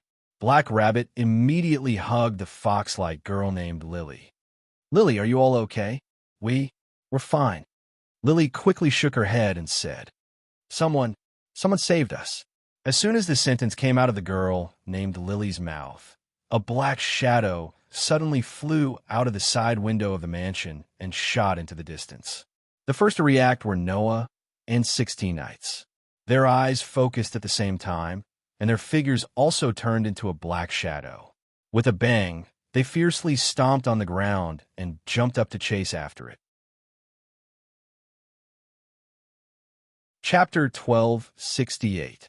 The faint sound of something breaking through the air echoed softly in the space, like ripples on the surface of the water, setting off a slight airflow. 3 figures, one in front and one behind, flew through the air in a completely different manner, like meteors chasing each other. Their speed was so fast that one could barely see an afterimage flashing through the space, which was quite frightening. The figure in front could not be seen in its entirety. However, the figure looked petite, with a pair of black wings on its back, like a shadow, flying forward at an extremely fast speed. The figure in the back was Noah. Relying on the magic effect of a necklace called flight, Noah's figure was also like a meteor in the slight vibration of the atmosphere, with the whistling sound of the wind, rushing forward violently, without the slightest bit of distance between them. And below the 2 figures, one in front and one behind, chasing each other in the air, there was another figure. That was naturally 16 Knights in reverse. This human who could not fly, in the true sense of the third universe's speed, was like a cannonball flying on the ground. The buildings had no way to stop this monster who had a terrifying physical ability that even Noah admitted that he could not compare to, but instead became the other's stepping stone. Reversing 16 Knights used a terrifying speed and nimble body to fly back and forth between the buildings. Firmly hanging in the air like a meteor, the 2 silhouettes shot forward explosively. This scene did not know how long it lasted. At a certain moment, the petite figure flying in the air suddenly descended. Seeing this, Noah's eyes flashed, and without any hesitation, he bent down and charged down. Coincidentally, 16 Knights in reverse was like a bullet shooting out violently. As a result, the 3 figures fell heavily on the ground at the same time. Dong! Accompanied by a loud sound like a meteor hitting the ground, the whole ground trembled slightly. The 3 figures that were chasing each other almost fell heavily on the ground at the same time, stirring up a thick cloud of dust, causing the ground to crack inch by inch, like a spider web spreading out. Whoosh! A gust of wind whistled past, sweeping away the thick sand and dust that filled the air. Noah and reverse 16 Knights stood in a straight line with some distance between them. Their gazes were fixed in front of them. There a petite figure with her back facing the 2, gently floating in the air. 3 people, 3 positions just formed a big triangle. From a perspective of Noah and 16 Knights in reverse, it was very clear. She had her back to him and was gently floating in the air. Behind her was a petite figure that looked like a pair of black wings. She had beautiful long hair that reached her waist. That long hair that fluttered in the wind, under the sunlight, reflected a bright golden light. Her golden hair was golden hair tied with a custom-made ribbon. He was wearing a red leather jacket that looked like a restraining device. Just by looking at his back, one would have 2 first impressions of him. First, the other party was a young girl. Second, the other party looked quite young. If Noah and 16 Knights had not seen the other party's flying ability in the previous chase, no one would believe that such a young girl could destroy a community that was second to none in the outer door area. So, the hide-and-seek ends here, right? 16 Knights reversed, put one of his hands in his pocket, looking sloppy. Hey, little brother, are you sure this guy is the one who attacked the tiger? Who knows? Noah spread out his hands. His casual performance was a sharp contrast to 16 Knights' sloppy appearance. I only know that the other party does have a strong, bloody smell, and it's fresh.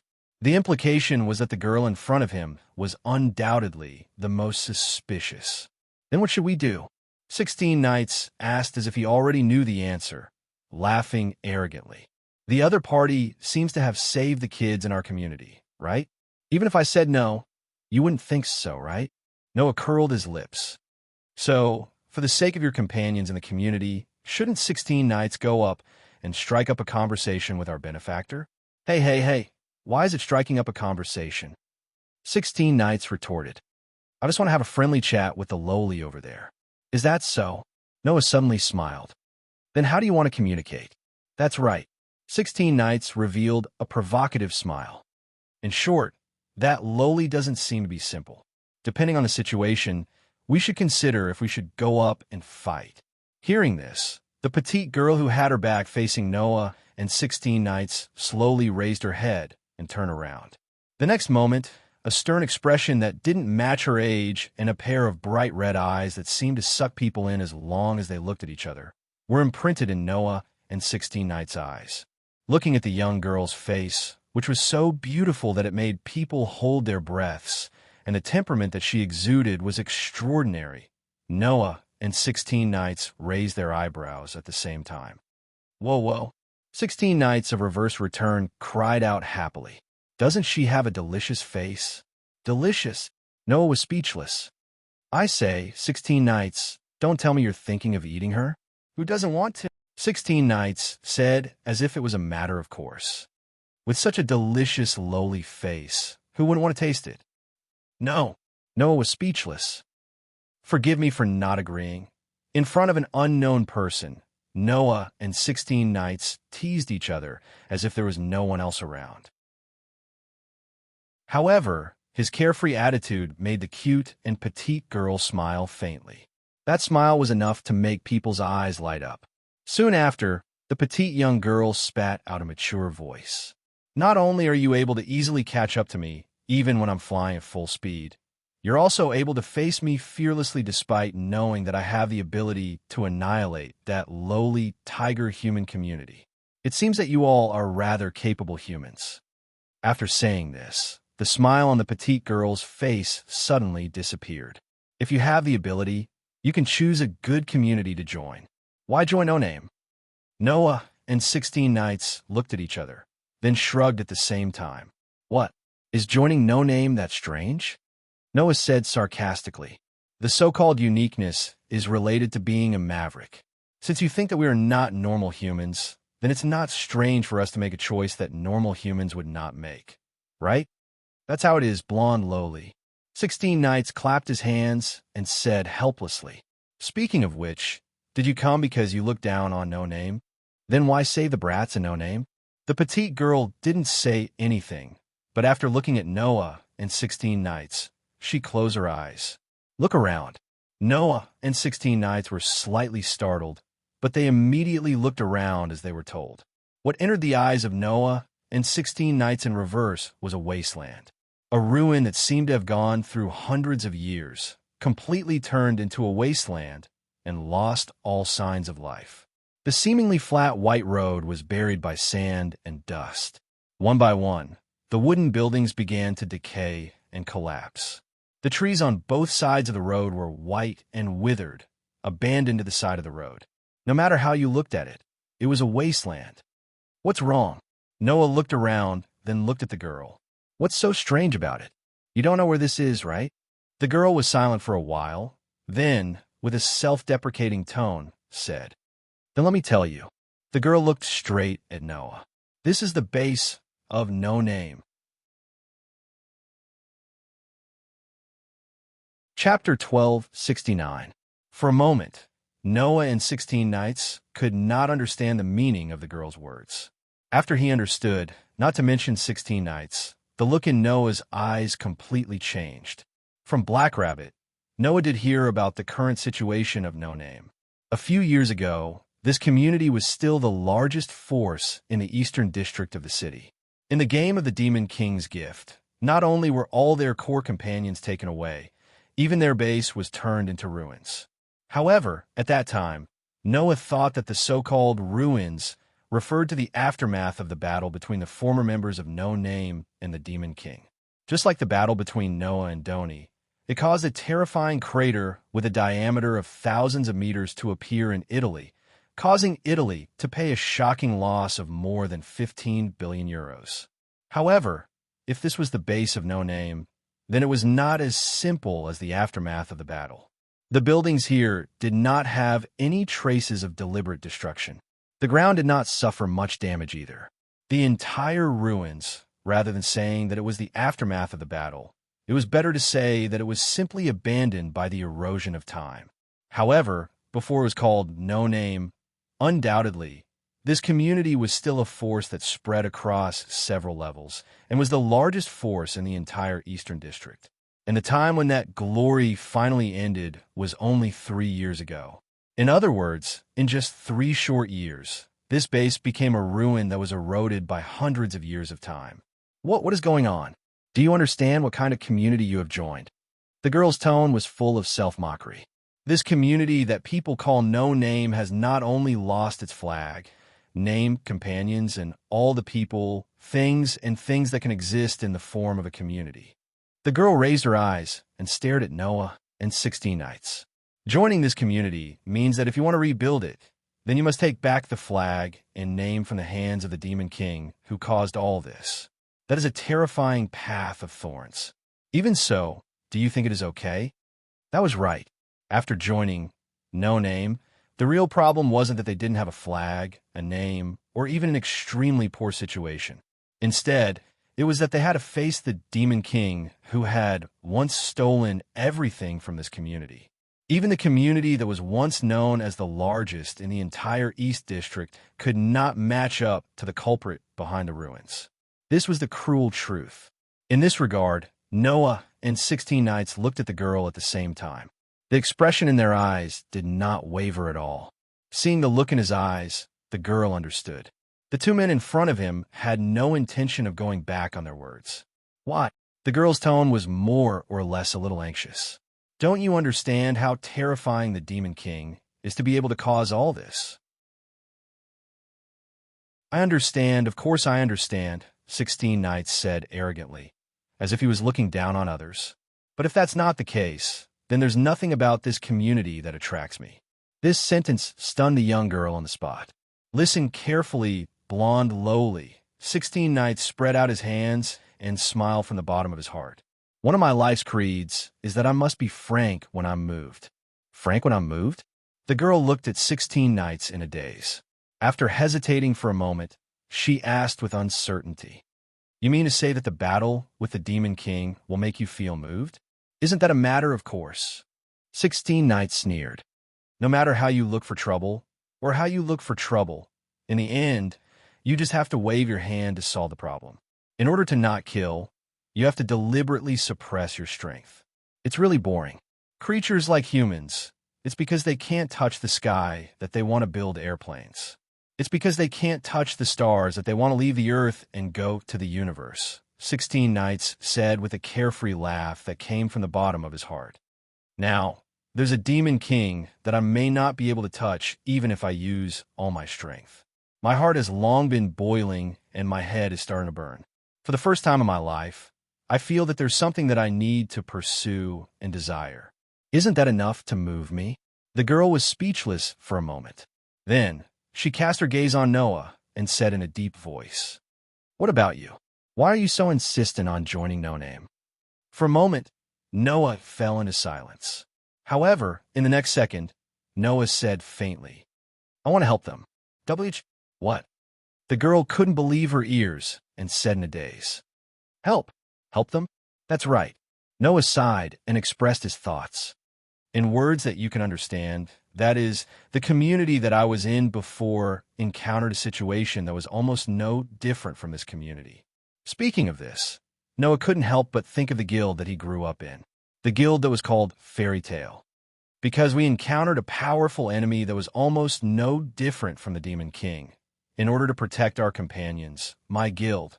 In other words, the founder of the community used a powerful force to freeze all of our companions in a world where even time stopped. Noah's voice became faintly discernible. However, in order to release all of our frozen companions, it would take a very long time. During this time, only a few members who weren't very strong were left in the community. Under such circumstances, with their strength, I don't think they could continue to maintain the prosperity of the community, right? Noah said slowly. But Even so, I believe that they will definitely protect our guild, protect our community, protect our common home, and wait for our return. And Black Rabbit is the same.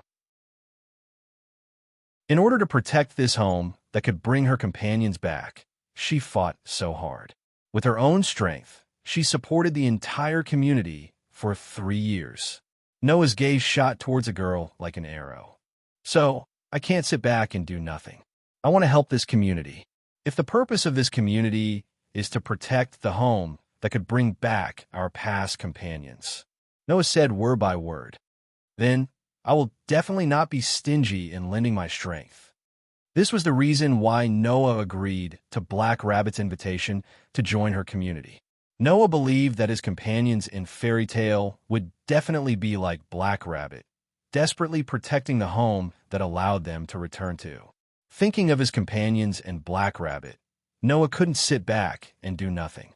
Moreover, in Black Rabbit's community, there were all children whose parents had been taken away. These children were similar to the cursed child in Fairy Tale in the world of the Black Bullet. Even if it wasn't as tragic as the fate of the cursed child in Fairy Tale, once they lost the protection of the community, these children would be like them, completely without support. So, this community called No Name touched Noah's heart. The girl named Black Rabbit's determination to protect her companion's home also touched Noah's heart. So, Noah wanted to join No Name. Even if you're the Demon King, so what? If you want to hurt my companions, then show me the determination to fight with your lives on the line. Noah declared loudly, "This time, I will definitely protect my companions." The strong determination echoed in the space along with the words, causing 16 Knights' expression to change. The girl was finally speechless. After a long time, the girl laughed bitterly. "You are humans with strong hearts, worthy of respect." After saying this, the girl's mature and heavy voice actually had some relief and relief. "With your help, this community should be able to have hope again, right?" The girl turned around and said softly, "I'll leave Black Rabbit and run to you." After saying this, the girl flapped the black wings behind her back and flew towards the horizon. This time, neither Noah nor 16 Knights chased after her. Instead, they watched the girl leave until she disappeared from sight. "What do you mean?" 16 Knights Reversal asked in a bored tone. "I thought something interesting would happen, so I chased after her. In the end, she was just here to talk about life." That child seemed to know Black Rabbit and seemed to have special feelings for this community. Noah frowned. Did she attack Jard's community to save the child in No Name? This was also a puzzle. So, Noah was more or less concerned. That girl, who is she? Chapter 1270. This is, in No Name's base, Jiuo, Asuka, and Haruai Hiroyuki looked at the barren ruins in front of them and sucked in a breath of cold air. Is this really because of the battle with the Demon King? Kiyoshi's majestic voice was shaken. No matter how you look at it, this is a natural collapse after a long period of time, right? Moreover, there are no signs of life here. Undoubtedly, this is an abandoned human residence. There should be wandering beasts nearby, right? Haruabu Yaichi was also shocked. This was going on. Looking at Kiyoshi and Haruabu Yaichi's expressions of disbelief, Kuroto, Run, and the group of children in the community all had gloomy expressions. "This is not something strange," Kuroto said with a complicated expression. "To be able to defeat all of our companions who developed the community into the largest power in the East District, Kuroto is not surprised at all. Moreover, the opponent did this on purpose." Rin said in a low voice, "To turn this land into what it is now, to show the world his horror. The so-called Demon King is an existence who naturally enjoys this feeling, right? When holding a large-scale game of grace, those who had the ability would basically prepare another game stage, or simply prepare a game disc in another dimension to prevent the powerful forces from causing damage to the box. However, the Demon King was not someone who would be kind enough to protect the territory of the opponent he wanted to play with. After all, the so-called Demon King was an existence who did not care about the wishes of the participants, and used the organizer's authority to force others to participate in their game. They existed to enjoy the horror of others. Kiyoshi and Hirobuyaichi seemed to understand this point, and their expressions became complicated. Under the influence of Kiyoshi and Hirobuyaichi, the group of no-names' mood became even more gloomy, and a heavy atmosphere filled the surroundings. No. However, this will be a thing of the past very soon. Run hurriedly comforted. Now, with the participation of Mr. Noah, Mr. 16 Nights, Miss Fane Yao, and Miss Yao, our community will definitely be able to get out of this predicament and develop better. That's right. Black Rabbit's voice also became cheerful, comforting everyone. Wasn't Jared Gasper also easily dealt with by everyone? Hearing this, the expressions of the many children, led by Run, did become clear. After rescuing the children in No Name, Jiyuan Fei Niao used her power to manipulate Jard and the members of his community who had done many evil deeds to go to White Yiksha. In order to control the other communities, Jard had kidnapped the children of the other communities and killed them all. This was a very serious crime. If Jard had managed to escape before he was banned, there would be nothing they could do about it. However, under Jiyuan Fei Niao's control, Jard had no chance of escaping at all. In the end, under the escort of No Name's group, White Yiksha took over and punished him. According to White Yiksha's words, this evil fellow should at least be deprived of his gift and be punished by turning back into an ordinary beast without any rationality. However, after learning that Jard had eaten all the children he killed in order to destroy evidence, White Yiksha angrily took action and personally stripped Jard of his gift. He dismembered Jard, who had turned back into an ordinary beast, and prepared to sell him to a restaurant to become someone's meal. The so-called evil has its retribution. This should be the situation, right? Thinking of this, everyone felt a wave of relief. Black Rabbit is right. Jiyuan Fei Niao's tone returned to its majestic state, and she smiled slightly. I was already prepared to start anew. If I gave up because of this, wouldn't I have come here for nothing? First, let's start with reviving the community. Haruai Hiroyuki also nodded and looked around. If these lands can be restored to vitality and used for planting and grazing, then the community's business situation will be much better. In this world, because of the existence of the convenient power of bestowment, the development of technology was not very obvious. Therefore, if they wanted to revive the barren land, they would need a lot of manpower and financial resources. However, once the land could be revived, the community's development would indeed be improved by many levels after planting, grazing, and other operations. As the largest community in the East District in the past, No Name had nothing but a lot of land. We still have very few members now, and most of them are children who don't have high labor power. 16 Nights scratched her head. So, let's not think about this for now. Let's start with the gift game. Black Rabbit, Jiyuan Fei Niao, Haruai Hiroyuki, Ren, Lily, and everyone else present all nodded. Looking at his companions, Noah opened his mouth and wanted to say something, but he did not know what to think and changed his mind. Actually, if they wanted to revive the land, Noah had a way. In Noah's treasure vault, there were countless treasures and items related to the god of fertility, the god of harvest, the god of life, and the god of earth that were related to the vitality of the land.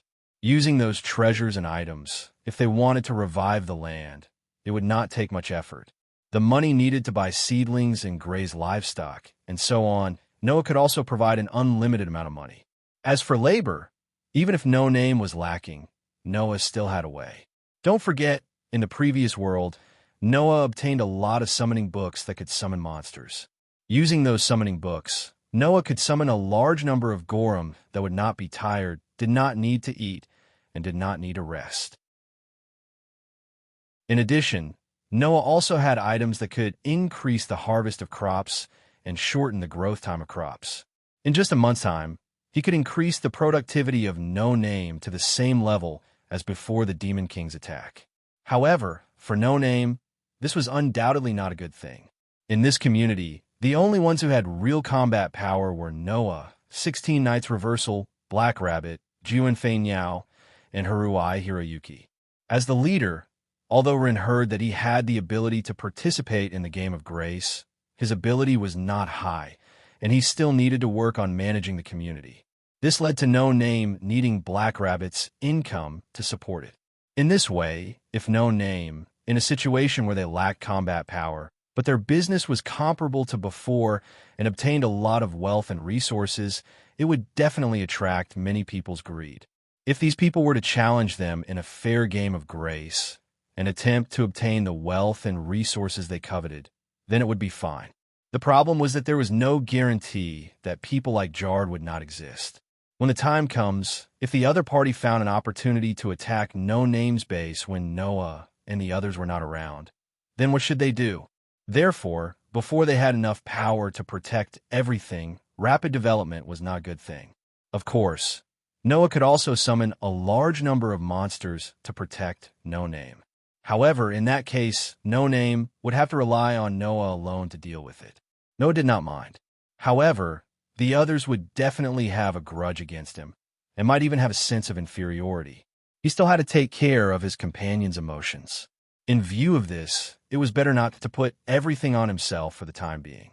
However, there were some things that Noah felt that it was better to clarify. At that moment, Noah moved closer to Black Rabbit, lowered his voice, and asked, "Today, the person who saved the children and destroyed Jard's community, do you know him?"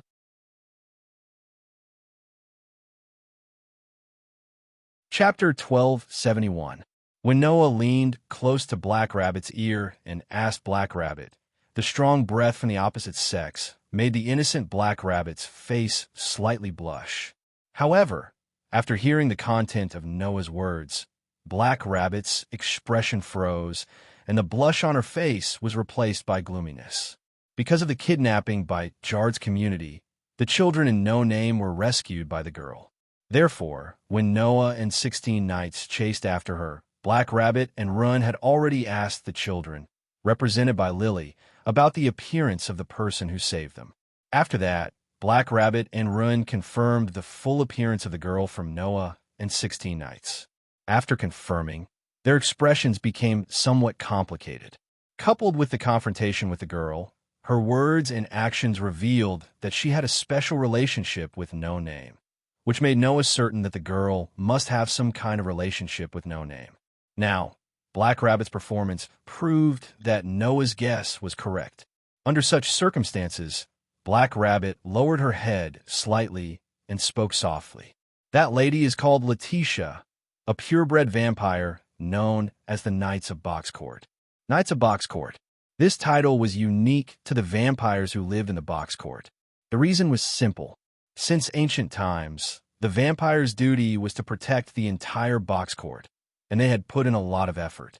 It was also mentioned before that in the Boxcourt, there was a curtain that could cover the entire city. The meaning of the existence of the curtain was to allow races like the vampires who could not be directly exposed to the sun to exist. With the curtain, the vampires could live freely in the Boxcourt, and even if the sun shone on them, they would not be harmed. It was precisely because of this that the Boxcourt, with the curtain, was the only city where the vampires could live under the sun. In view of this, since the beginning of the history of the Boxcourt, the vampires had always been the guardians of the Boxcourt, protecting the only city where they could live under the sun. Therefore, the vampires were known as the Knights of Boxcourt. This was because when they entered the Boxcourt, Black Rabbit had already mentioned it in the introduction of the curtain above the city. Therefore, Noah was not surprised. What really surprised Noah was the other term that Black Rabbit mentioned. Pure breed? That child is a purebred vampire? Black Rabbit had also mentioned this aspect of knowledge. The so-called purebred referred to the gift at the beginning of the tree of life. There was a law to the evolution of all living things. As for the system tree, it was used to represent the evolutionary relationships between species, from aquatic to terrestrial, from low to high, from simple to complex. The evolution of life was thus linked together in the form of a tree, forming an entire history of life evolution. Purebred meant that they were at the beginning of this evolutionary history. It was almost no different from terms such as without impurities, pure and unsullied, and the most orthodox. It was a special existence that could be called separately even within the same species. Of course, this was not the most important thing. Most importantly, almost all of the species that could be described as pure breeds had godheads. If one were to say that spirituality was the ranking of life forms, then divinity was the highest ranking of life forms. It did not refer to those natural gods themselves, but to the gift that could transform an individual into the highest level of a species. For example, if a snake was given divinity, the snake would transform into a snake god. For example, if a person was given divinity, the person would transform into an immortal or a child prodigy. For example, if a ghost was given divinity, the ghost would transform into a ghost god that could shake heaven and earth. With divinity, not only could one evolve to the highest level of a species, but even all of one's other gifts could be strengthened, producing an explosive qualitative improvement. Therefore, in the box court, many communities would first set obtaining divinity as an important goal in order to achieve their own goals. Even ordinary wild beasts would transform into beast gods after obtaining divinity. One could imagine how terrifying the advantages of possessing divinity were. And almost all of the existences that could be called pure breeds had divinity. That was what Noah was surprised by. In this regard, Black Rabbit revealed a somewhat proud smile. That's right, Letitia-sama was such a pure ghost with divinity. In the distant past, she was also one of the demon kings that wreaked havoc in a box court. Later on, she joined Black Rabbit's community and became Black Rabbit Sr. This time, Noah was even more surprised. You're saying that the child called Letitia was not only a demon king, but also a member of this community? Noah was not the only one who was surprised. Everyone else was surprised as well. I see, the original demon king. 16 Nights Reversal said this with excitement and annoyance. Damn, if I knew earlier, I wouldn't have let her escape so easily. The one who saved those children was actually such an amazing existence? Jiu Fei Niao exclaimed. No wonder she could destroy a community that was second to none here. If she was a demon king, then it wouldn't be strange. So, there was a demon king member in this community in the past. Haruhito Hikari raised the three-furred cat in his arms. That's amazing. Yes, Letitia-sama is the best. Black Rabbit nodded, then was shocked and shouted at 16 Nights Reversal, Jiufei Niao, and Haruhito Hikari, who appeared around him without him knowing. You mean, when did everyone get here? Unfortunately, no one paid attention to Black Rabbit's ridicule and fell into deep thought. I've been wondering why Letitia would save the children here. Jiufei Niao suddenly said. Now, the reason is clear. Since she was a former companion, then it's not strange. Haruhito Hikari nodded. She appeared at the right time. But why would the blonde lowly appear here? 16 Nights Reversal asked curiously. Since she's a member of this community, then it means that she was a companion taken away by the Demon King 3 years ago? I'm more concerned about why the girl called Letitia didn't come back. Noah shook his head. Since she's a companion of this community and saved the children, why did she leave without permission and have no intention of coming back? Actually, I've been looking for an opportunity to tell everyone recently. Black Rabbit was silent for a while and immediately gathered his courage. After being taken away by the Demon King, Letitia-sama seemed to have been traded as an item many times and fell into the hands of Thousand Eyes. Thousand Eyes? Noah was slightly taken aback. Isn't that the community where Byakuya is? Yes. Black Rabbit nodded heavily. Then, recently, Thousand Eyes seems to be holding a gift game, and the prize of that gift game is Letitia-sama. Hearing this, everyone more or less understood. In other words, the reason the vampire named Letitia is here is because she is the prize of Thousand Eyes? Noah frowned, and there was a hint of disgust in his expression. Using people as prizes? Isn't it good? 16 Nights Reversal grinned and said to Black Rabbit, You want us to participate in the gift game and take back the blonde lowly called Letitia? Yes. Black Rabbit quickly nodded. Letitia-sama is a very important companion of ours, and she's a purebred demon, and even a demon king, If such Letitia-sama can return to the community, then our community's strength can rise to another level, right? Jiyu and Asuka continued Black Rabbit's words. This is indeed a good opportunity. Then, Haruai Hiroyuki raised his hand. Who's going to participate? The scene suddenly became cold. Yeah. Black Rabbit trembled as he spoke. Isn't everyone participating together? Suddenly, except for Noah, the other three people all refuted. Why? That's not interesting at all, right? Same. Black Rabbit was dumbfounded. This group of problematic children. Chapter 1272. Night slowly descended. In No Name's base of operations, it was a barren wasteland. The dry wind blew like a desert, sweeping up some sand and dust, spreading along with the night. The surroundings were gradually covered by darkness. Buildings that seemed to have gone through a long period of time seemed to have returned to their original world. Combined with the appearance, it gave off a somewhat gloomy feeling, making people wonder if this was a haunted house.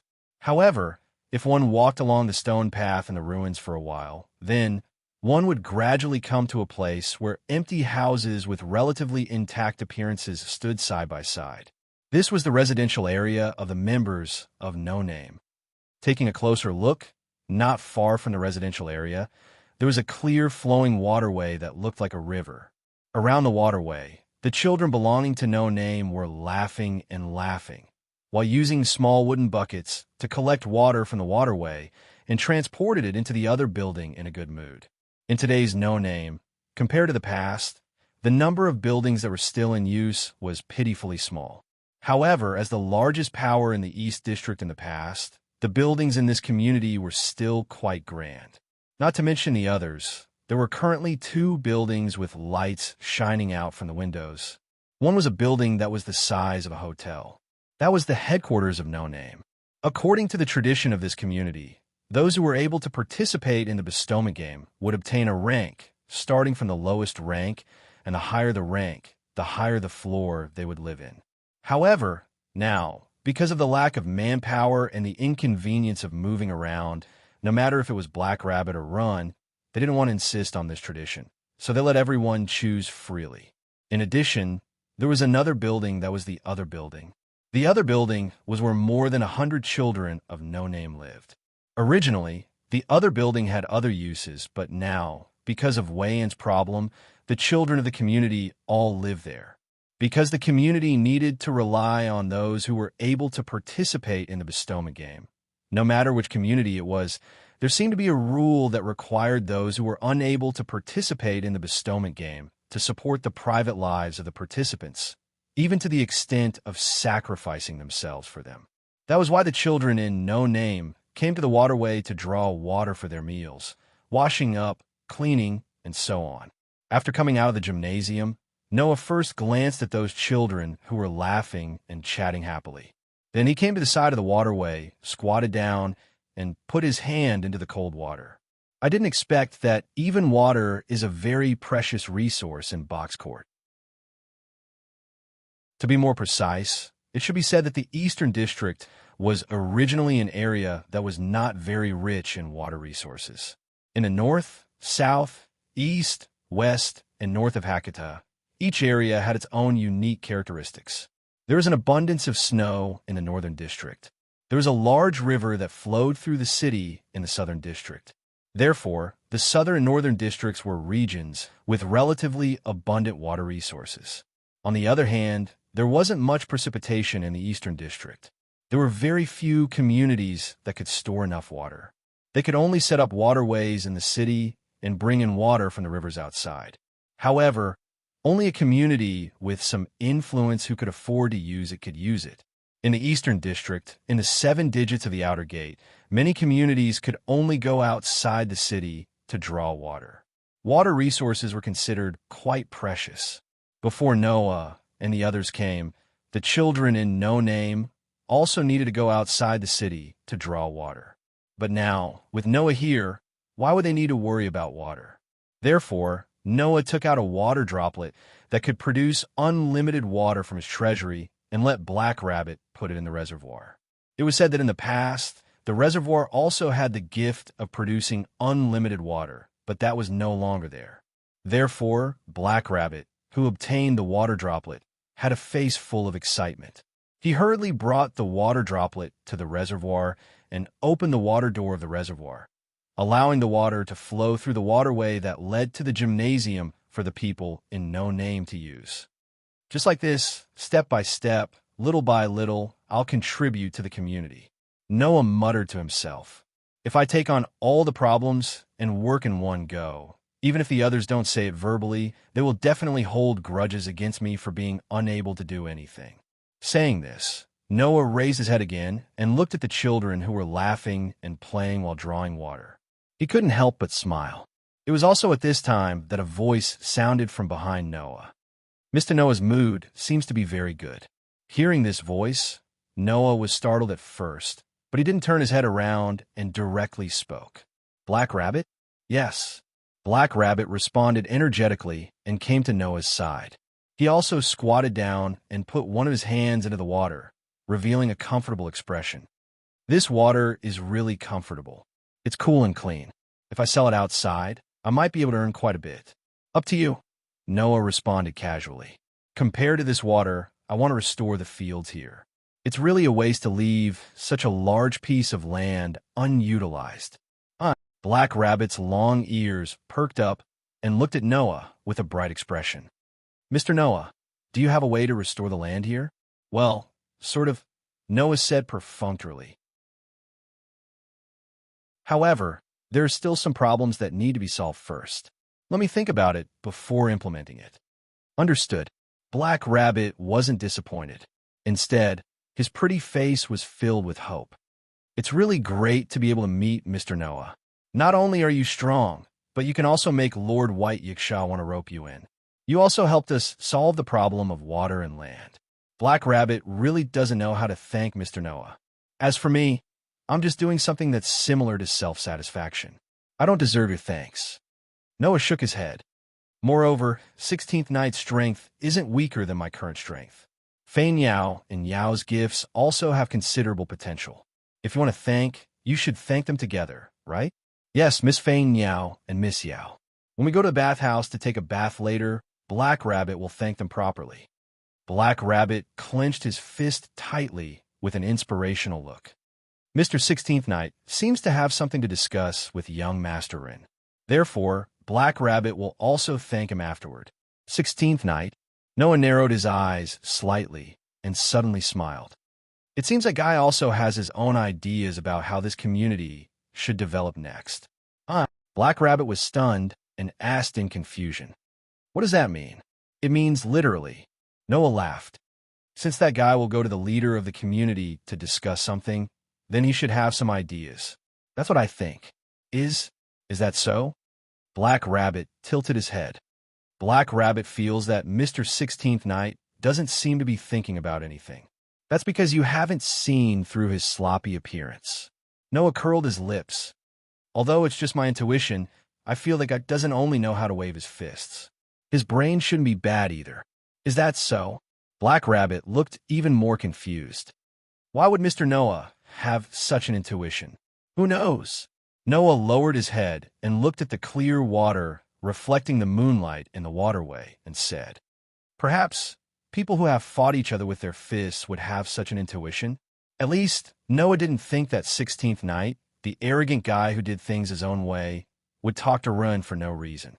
Just like how Noah had ideas about the land and water in No Name, 16th Knight must have some ideas about the future development of this community. No matter what, Noah was still looking forward to the plan that 16th Knight would come up with to develop the community. However, unlike me, who struggled in all kinds of deceitful regimes and filthy societies, that guy shouldn't have relied on his knowledge and talent instead of experience, right?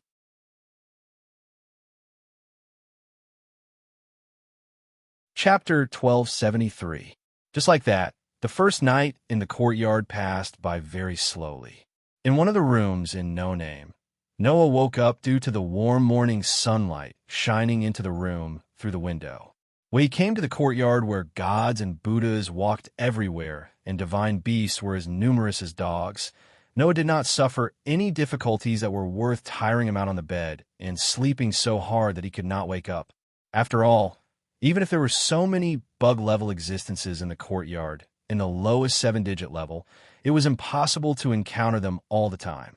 To be able to meet a white yiksha on the first day was already something to be surprised about. As for Jard and the others, they were not even considered troublesome and could only be considered as a pastime.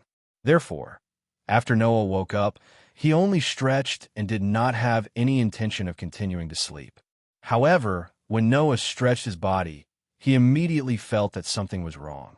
The sudden sense of dissonance caused Noah to stop stretching.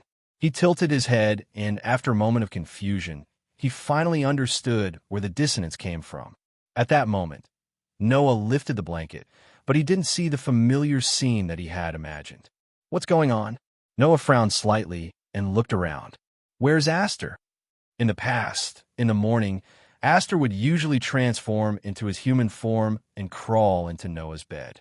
However, today, not only did Aster not crawl into Noah's bed, he also disappeared without a trace.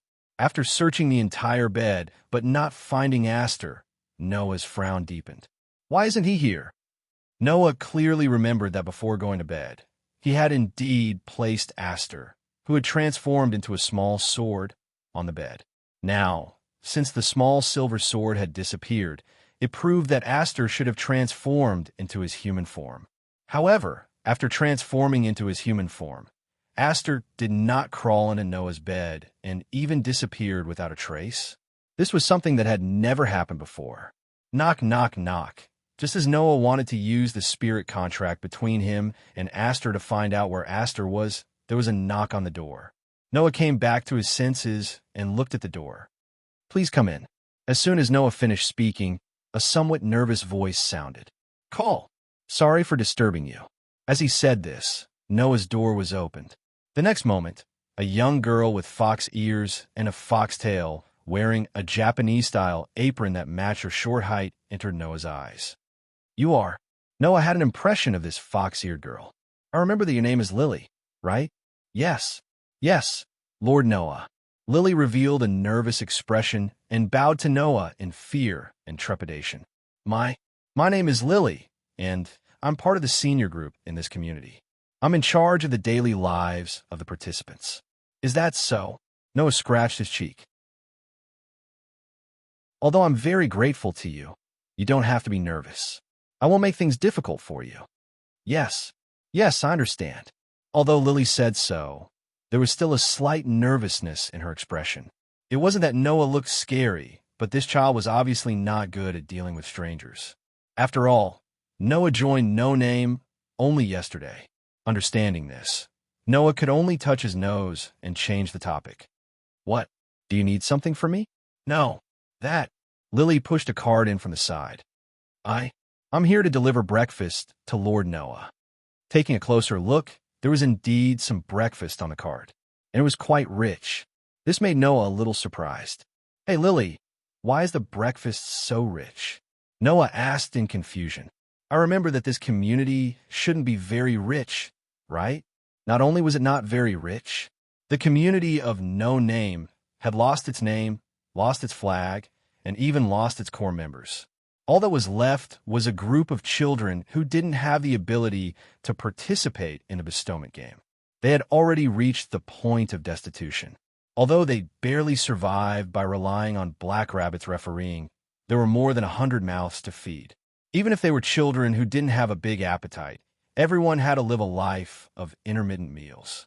It was because he understood this situation that Noah was surprised. In response, Lily smiled shyly and said, It's not that big of a deal. These breakfasts are all made from the plants that can be harvested from the vegetable garden, so there's no problem. Vegetable garden? Noah was stunned. But the land here hasn't recovered yet, right? Yes, but we have reclaimed a small piece of land behind the main hall for everyone to cultivate together. Lily's tone started to become slightly more fluent, but her expression was a little downcast. If the other land hasn't lost its vitality, then it can be used to raise livestock, and it can also be used to open up a very vast farmland like before. Although No Name had been destroyed by the Demon King, the territory was still preserved. Noah heard that in the past, the number of residents living here was enough to rival a city. From this, one could imagine how vast the territory was to allow a community of that scale to maintain their livelihood. It was because of this that it was very difficult to revive such a large piece of land. And for Noah, reviving the land was secondary. The most important thing was to take care of the emotions of his companions. However, Lily's words made Noah more or less understand. I see. There's no need to restore all of it at once. Can't we restore a part of it first? Even Lily and the others had reclaimed a small vegetable garden behind the main hall. Then, Noah only needed to restore a small part of the land first, so that his companions in the community had the ability to take care of and protect it. It didn't need to be done by Noah alone. Wouldn't that be enough? He didn't even think of such a simple logic. Noah was really too smart for his own good. Thank you, Lily. Noah couldn't help but pat Lily's head. You've really helped a lot. Lily was startled at first, but when she reacted, her face turned red. Although I don't know what's going on, it's good to be able to help. Saying so, Lily was embarrassed by Noah's pat on the head, but at the same time, her pair of foxtails kept swinging. She seemed to be in a very good mood. This child is quite cute. Noah, who felt that something dangerous was about to sprout in his heart, smiled embarrassedly. Then, he remembered Aster's matter and quickly asked Lily. All right, Lily, did you see a girl with very beautiful silver hair, about the same age as you? Silver hair. Lily blinked, and then she remembered something. I think I did see her. Is that so? Noah took a deep breath and asked. Then where is she? Oh. Lily made a gesture of recalling. I remember that she seemed to have gone in the direction of the bathhouse. Really? Noah nodded. Then I'll go look for her first. Lily, please push the breakfast to the discussion room. I'll go eat later. After saying that, Noah directly left the room and walked in the direction of the bathhouse. At this time, Lily finally reacted and panicked. Oh no, so Noah can't go now. However, when Lily was panicking, Noah had already disappeared at the end of the corridor, leaving Lily standing there in a daze. Originally in No Name, where even getting water was a difficult task, the existence of the bathhouse was equivalent to a dispensable place. Whether it was Black Rabbit or Run, there was no way for them to extravagantly use the water that they painstakingly obtained from outside the city to take a bath in the bathhouse. However, after Noah guaranteed the water source, the bathhouse was opened yesterday. Noah also enjoyed himself in the bathhouse yesterday. Based on yesterday's memory, Noah arrived at the entrance of the bathhouse. After arriving here, Noah could faintly feel the connection between him and Aster. Noah finally let out a sigh of relief and directly opened the door of the bathhouse. Aster, where did you run to? Before he could finish his sentence, Noah's breath caught in his throat, and he was stunned.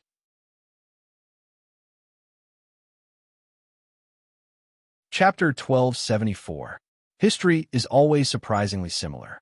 When Noah opened the door of the bathhouse and saw the situation inside, this was the first thought that flashed through his mind. Because undoubtedly, it was not the first time he had encountered such a thing, Noah still encountered a surprisingly similar plot. In the bathhouse, everyone who suddenly heard the sound of the door being opened made such a puzzled sound. Then, they all turned their heads and looked at the door. As a result, Noah and the three girls in the room looked at each other. At this moment, Noah's breathing stopped. At this moment, the breathing of the three girls also stopped. The four of them stared at each other in a daze, causing a strange silence to pervade the surroundings. Of course, if it was just a meeting, then it would definitely not make both sides react like this. The problem was, this was a bathhouse. Then, what the people who came here usually did, the answer was obvious. Noah almost couldn't help but cast his gaze on the three girls in the bathhouse. The first thing that was imprinted in Noah's eyes was the skin that was so white that it made people feel dazzled. That was the skin of the three girls, Black Rabbit, Jiu Yunfei, and Heru Biao, who were completely naked. Then, Noah took in all three of the delicate bodies. Among the three girls, Black Rabbit's figure was undoubtedly the best. Undoubtedly. At first glance, she was only about 16 or 17 years old, but the fullness and well-developed legs in front of her formed an ideal figure that had not collapsed at all. It was definitely not an exaggeration to say that it was protruding forward and backward. Zhou Yuanfei's figure was not as bewitching as Black Rabbit's, but it could definitely attract the attention of any healthy man. Although Zhou Yuanfei had the temperament of a young lady. In fact, in terms of age, this girl was only 15 years old. For a 15-year-old girl, her well-developed figure was fully displayed in front of Noah, and it also made people feel suffocated. As for Haruai Biao, compared to the previous two, he lacked the ups and downs that matched his age. However, Haruhi Masaki's figure was slender and balanced. His posture was also very graceful. Even if he looked a little immature, his collarbone and lines were quite attractive. Who could say that such a gentle and quiet girl didn't have any charm? Even if it was Noah, he would not be able to go against his conscience and say that he would not have any evil thoughts after seeing such a delicate body.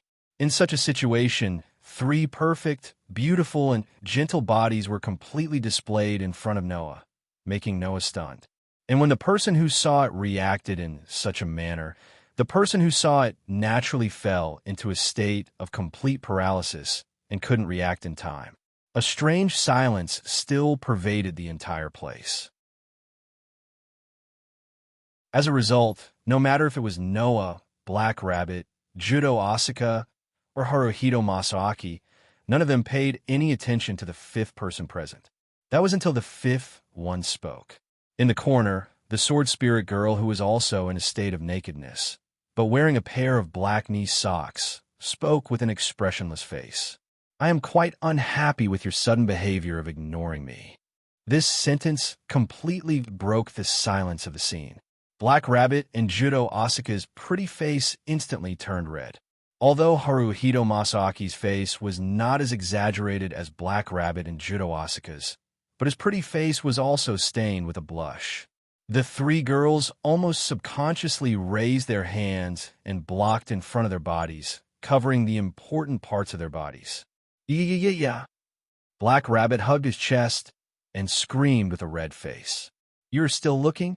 Judo Asuka also hugged her chest and shouted in embarrassment. "Get out!"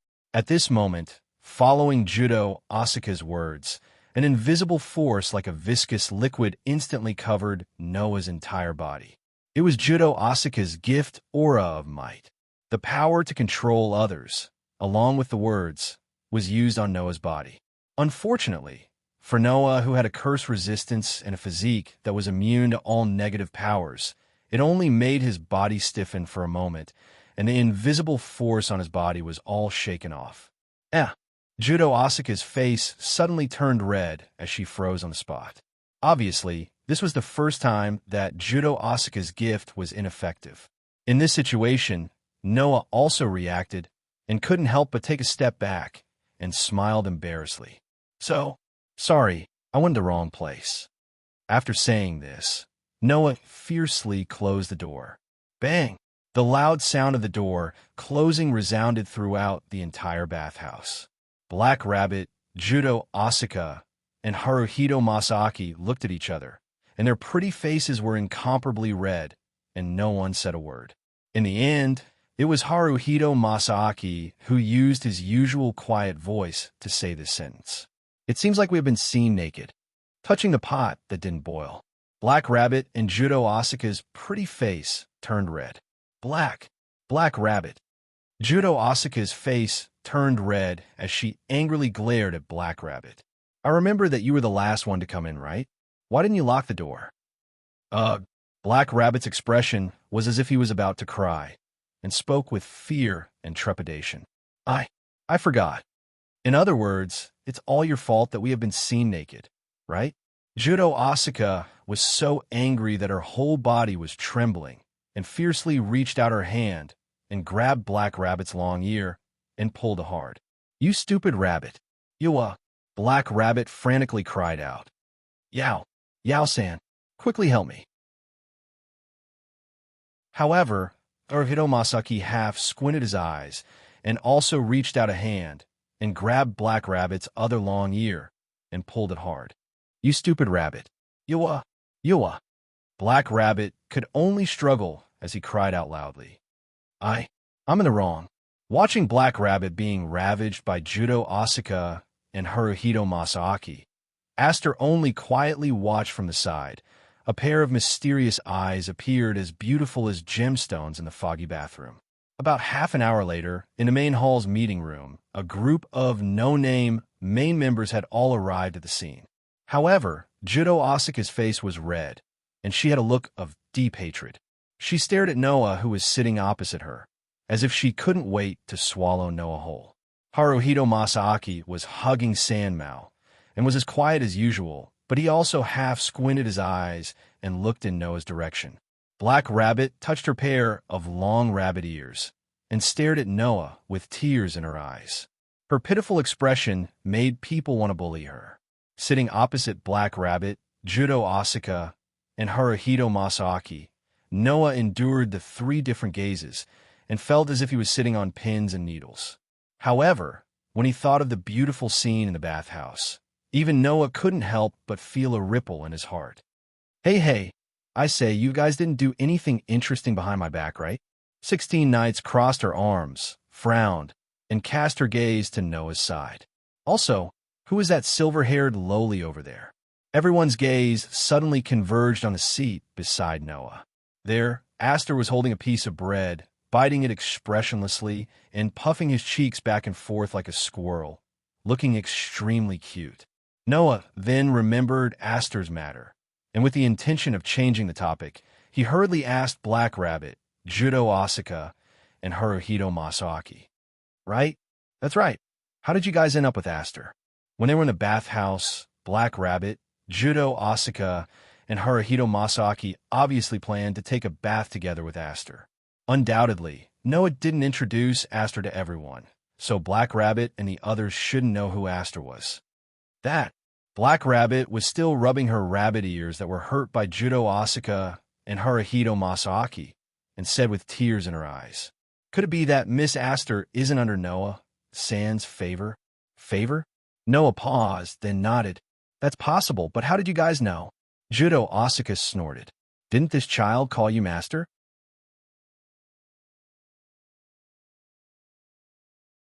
Chapter 1275.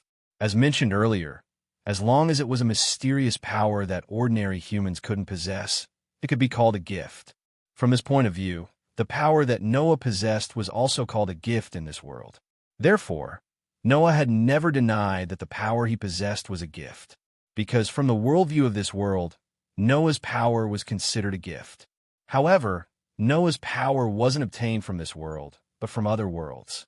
In view of this, the so-called omniscient Laplace paper couldn't identify the power that Noah had obtained from other worlds, leading White Yiksha to conclude that there was no gift.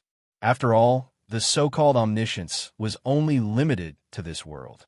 Even if it was called omniscient, it was impossible for Laplace to possess the knowledge of the other feather worlds in the world between worlds. In this world, there were also many kinds of gifts. The gift that an individual possessed was a type of ability that was directly linked to one's soul. In other words, this type of gift was a part of one's soul. It couldn't be forcibly taken away without the consent of the owner of the gift. In addition, there were also gifts that could be bestowed on weapons, allowing the weapons to possess power and be used by the wielder. It was a materialized type of gift that could be used. This type of gift could be directly taken away by force. However, it was also because of this that some of the materialization-type blessings were extremely powerful and had very strict requirements for the user. If the requirements couldn't be met, then even if the gift was forcibly taken away, it couldn't be used. In addition, an individual with life could also become a gift. That was a situation that would only occur when the gift belonged to a certain person. For example, when some people used their own abilities to create living puppets, spirits, ghosts, and the like, these created individuals were naturally a gift from the Creator. For example, some spirits, ghosts, and even gods signed a subordinate contract with a certain person and became that person's power. That was also a gift that belonged to the owner. In such a situation, even if the target was an individual with life, the gift card could be used to accept it. It was enough to prove the fact that they belonged to a certain person. Black Rabbit even said that in the box court, if someone defeated the Demon King in the gift game with the authority of the organizer, then the Demon King could also become a gift that belonged to him and the community. Therefore, when Aster called Noah his master, Black Rabbit naturally regarded Aster as a gift from Noah. As a matter of fact, in this world, Aster, who had signed a contract with Noah, was considered a gift from Noah. Noah didn't question this. What Noah was really puzzled about was why Aster was with Black Rabbit, Kudo Asuka, and Haruhi Masaaki.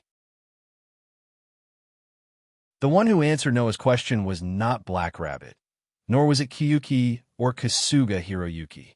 Aster, who was chewing on a piece of bread, suddenly raised his head and said, "Because in the morning, Master sprayed something on me, so I wanted to find water to wash it off.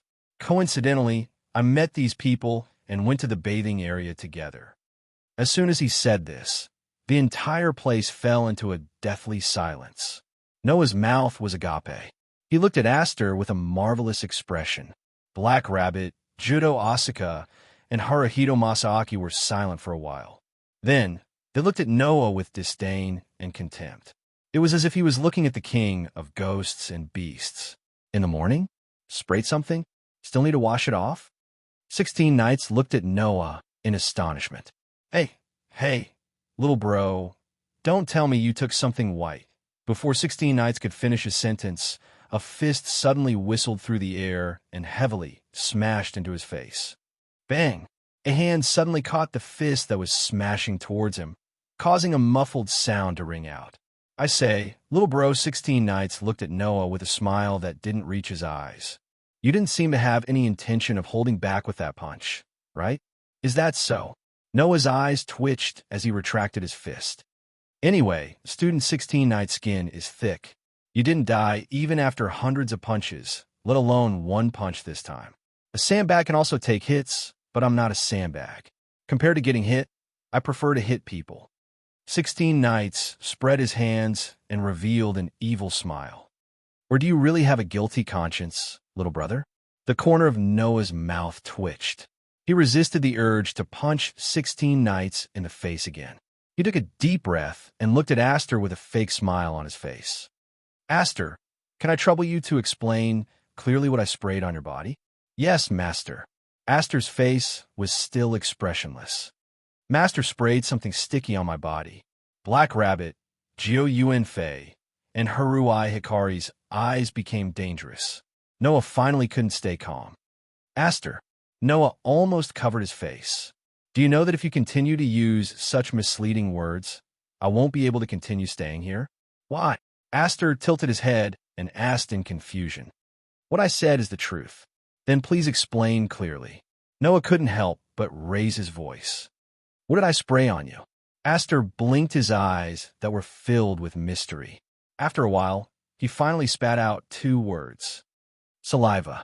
Including Noah, Black Rabbit, Jio Yuanfei, and Haruhi Hikari almost fell down. You sprayed saliva on the lowly? 16 Knights laughed out loud. Isn't this not bad, little bro? How long did you lick this silver-haired lowly's body? Lick. Black Rabbit, Judo Asuka, and Haruhi Hikari opened their eyes wide and glared at Noah angrily. I didn't expect Mr. Noah to be such a person. I thought you were a gentleman. I was wrong about you. I don't want to be friends with such a pervert. Wait. Don't be led by the nose by this guy. Noah couldn't help but yell out. This guy only said that because he thought it was fun. Don't you see him clearly? In fact, this is indeed very fun, 16 Knights Reversal said openly without any remorse. To be able to monopolize such a delicious lowly, you must have a lot of fun, right? Noah turned his gaze to 16 Knights, and a dangerous glint flashed in his dark eyes. Okay, I won't say any more. 16 Knights raised his hand and made a gesture of surrender. I still have something important to do today, so let's leave this for another time. Coincidentally, the door to the meeting room opened at this time. As the leader of the community, Ren walked in from outside and immediately sensed the strange atmosphere at the scene. He asked in confusion, "What's wrong? What happened?" "Nothing, young Master Xiao Buddy, and you came at the right time," 16 Knights said as if nothing had happened. "Now, the main members of the community are all here. How should this community develop? Young Master Xiao Buddy, and tell us your plan." Hearing this, Black Rabbit, Jiu Yuanfei, and Haruai Hikari became serious. They glanced at Noah and sat down angrily. Obviously, these three girls still hadn't gotten over the fact that Noah had barged into the bathhouse and seen all of them naked. Noah could only sigh about how difficult his future would be. He sat down and said weakly, "All right, Ren, tell us about the long talk you had with 16 Knights last night. What was the result?" I understand." Ren was a little nervous, but he nodded with a sense of realization. He came to the seat of honor and sat down. The entire meeting room was suddenly shrouded in silence. Only the sound of Aster eating bread could be heard. Renhuan glanced at the crowd and said, "I have decided that from today onwards, we will use Defeat the Demon King as the mission of the community."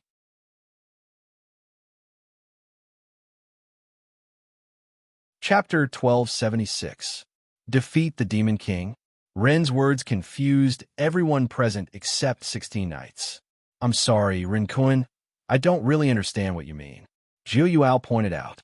"Our community's flag, name, and companions were all taken away by the Demon King. Then, defeating him as our mission, that seems to be natural, right? If that's the case, why ask something that is natural as a mission when you already know the answer?" Jiu Yuao looked at Ren with such a meaning in her eyes. Not only Jiu Yuao, even Black Rabbit and Haruai Toshi expressed their doubts. Only Noah frowned slightly as he spoke in an uncertain tone. "Ren, the Demon King you speak of shouldn't be referring to the Demon King who took away our community's flag, name, and companions?" "Yes." Ren nodded his head heavily. "The Defeat the Demon King that I'm referring to is not only the Demon King who took away our community's flag, name, and companions, but all the Demon Kings in this box. All the Demon Kings." Black Rabbit, Jiu Yuao, and Haruai Toshi were all shocked. Not to mention the others, even Noah was shocked. Defeat all the Demon Kings as a mission? What kind of joke is this? "Run, young Master Ren," Black Rabbit said in a panic. Are you serious?" Black Rabbit couldn't be blamed for losing her composure. One must know that although the number of Demon Kings that wreak havoc in the box was not in the thousands, but there were definitely hundreds and thousands. Among these Demon Kings, although some were weaker and some were stronger, just one Demon King was enough to beat the predecessor of No Name to the point where he was unable to recover from the setback. Defeat all the Demon Kings as a mission? Then you don't even know how to write the word death, right? However, as the leader, Ren spoke rather calmly. "I'm sorry, Black Rabbit. I'm serious because doing this will give our community a chance to develop and thrive. A chance to develop and thrive." Haruai Toshi tilted her head and asked in confusion, "What do you mean? If a community wants to develop, it is absolutely necessary to participate in the game of blessings. In other words, it requires powerful blessings and powerful blessings bearers. In other words, talents," Ren explained. "If our community wants to take back our flag and name, we need powerful participants to join us. For this reason, we must let people with strength join our community." Everyone nodded in agreement. It was because of this that Black Rabbit summoned 16 Knights, Jiu Yuasuka, and Haruai Buyao into the box. However, it is undeniable that our community has neither a name nor a flag. Ren shook his head. Since there is nothing that can symbolize the community, even if we want to publicize the existence of the community and attract talents to join, it is impossible to do so. Moreover, as a nameless community, our community cannot have any factor that can attract outstanding talents to join. It had to be said that this was a cruel fact. The community that people called No Name had no famous members or rich resources. It only had a piece of land that had fallen into ruins and some children that needed to be protected. The only thing that could attract people's attention was probably Black Rabbit, who was known as the box aristocrat. So, I have discussed with Mr. 16 Nights. We think that we must highlight the uniqueness of this community and create opportunities and topics that can promote the name so that we can attract talents, Rin said solemnly. As long as the slogan "Defeat the Demon King" is raised, then, no matter what, this topic will spread in the box. Along with it, our community will also have the opportunity to promote and develop. That is to say, Black Rabbit said with some uncertainty. Young Master Run, do you plan to promote the community in the form of rumors? Of course, it can't be just a rumor. Otherwise, not only will this community become a laughingstock, the rumors will also disappear with the passage of time.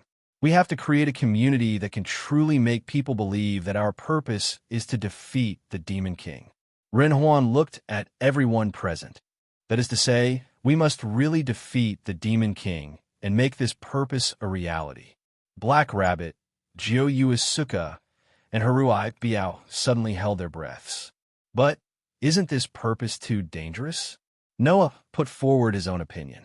At that time, to this arrogant community with the purpose of defeat the Demon King, those Demon Kings who think that they're extraordinary will definitely have a reaction. If the Demon King is attracted, then what should we do? It doesn't matter. Our plan is to defeat the Demon King. It will be better if the other party comes to us himself, Rin said immediately. Moreover, the people who will be attracted will not only be the Demon King, but also those who have been persecuted by the Demon King. Like us, there must be many people who have fallen into such a miserable state because of the Demon King. Among them, there must be some who hate the Demon King and want to defeat the Demon King as their goal. This way, they may join our community. Not to mention, as long as we can defeat the Demon King, then according to the rules of the box, we can make the Demon King one of our own people, right? 16 Nights said slowly. Since it is a guy who can be called the Demon King, his ability must be extraordinary. Defeat them one by one, and then pull them into our community. In that case, the development of the community is simply unimaginable, isn't it? Everyone suddenly looked at each other. Indeed, this was a good method. However, there were too many uncertainties in it. If we act according to this policy, in the end, it can indeed allow the community to achieve unimaginable development. Noah suddenly said. However, this is under the condition that the implementation of this policy is successful and smooth. Right now, only me, 16 Nights, Flying Bird, and Radiance are free to participate in the Game of Blessings. With the strength of the four of us, if we are defeated by the so-called Demon King, we will be doomed eternally, right? Oh, 16 Nights raised his eyebrows and showed a provocative smile to Noah. What's wrong, brother? Don't you have the confidence to defeat the Demon King? Whether I have confidence or not is one thing. Whether there is risk or not is another thing. Noah looked calm and ignored 16 Nights' provocation. If there's a plan without risk, then it is naturally better than this, right? Is that so? 16 Nights' mouth raised. Then, brother, do you have a better plan than this? There is no doubt that the plan proposed by Run was decided after discussing with 16 Nights last night. In other words, the person who proposed this plan was 16 Nights. Now, Reverse 16 Nights was issuing a challenge to Noah. He wanted to see if Noah could really come up with a better plan than this. In this regard, Noah just smiled faintly. Actually, I have a gift that allows me to summon an endless number of demons. Noah's words first stunned the people around him. Then their eyes lit up. A gift that can summon endless monsters? Black Rabbit said with some excitement. Do you still have such a powerful gift? Mr. Noah, how about the specifics? Ren also asked with some expectation. What kind of strength can those monsters reach? What kind of strength? Noah pondered for a while and then gave such an answer. If a 4-digit number is the level of the famous Asura gods and Buddhas, and a 5-digit number is also a large number of gods and Buddhas, then the number of monsters I can summon should be at least 6 digits, right? At the very least, Noah believed that a level 100 monster would not be any weaker than a level 100 monster like Jard. So in comparison, Level 100 monsters should be able to squeeze into 6 digits. This made Black Rabbit and Ren's heartbeat begin to accelerate. An endless number of 6-digit monsters? Then even if it was to fight against those communities with 5 digits, it was not impossible, right? Under such circumstances, Noah's eyes flashed and suddenly said such a sentence. My plan is to summon a large number of monsters and massacre this 210-5380 outer sect.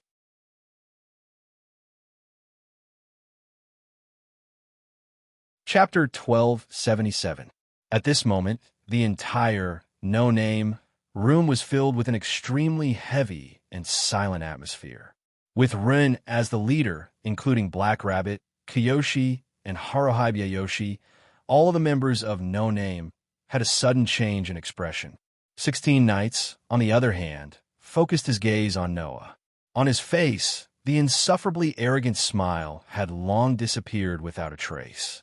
Under this kind of situation, the atmosphere of the No Name room that had become deathly silent became heavier and heavier. There was no other way. If it was said that 16 Knights' proposal of defeat the Demon King was a proposal that would shock people, then Noah's proposal of massacre the outer sect was a proposal that would cause people to not dare to believe. Thus, Ren secretly swallowed a mouthful of saliva, mustered up his courage, and asked a question. No, Mr. Noah, what do you mean by that? I think that my words should be very easy to understand, right? Noah slightly raised his eyes and met Ren's gaze. It's just the literal meaning. Leader Ren, I think that if we want No Name to become famous and attract a large number of talents, we don't actually need to use such a dangerous goal like defeat the Demon King as a proposal. As long as I summon a large number of demons and massacre the outer sect, that would be enough. Seeing Noah's extremely calm expression as he said such a proposal that reeked of blood, Ren's hands under the table quietly clenched tightly. His palms were also sweating. Not only Ren, but Black Rabbit's pretty face was also filled with shock. After she reacted, she hurriedly cried out, No, Mr. Noah, Black Rabbit doesn't really understand what you mean. Why? Why would massacring the outer sect make No Name famous and attract a large number of talents? Actually, it's very simple. You all just need to think about it a little and you'll understand. Noah rested his cheek on one hand and rested his elbow on the table. His other hand tapped the table rhythmically with his fingers as he chuckled softly.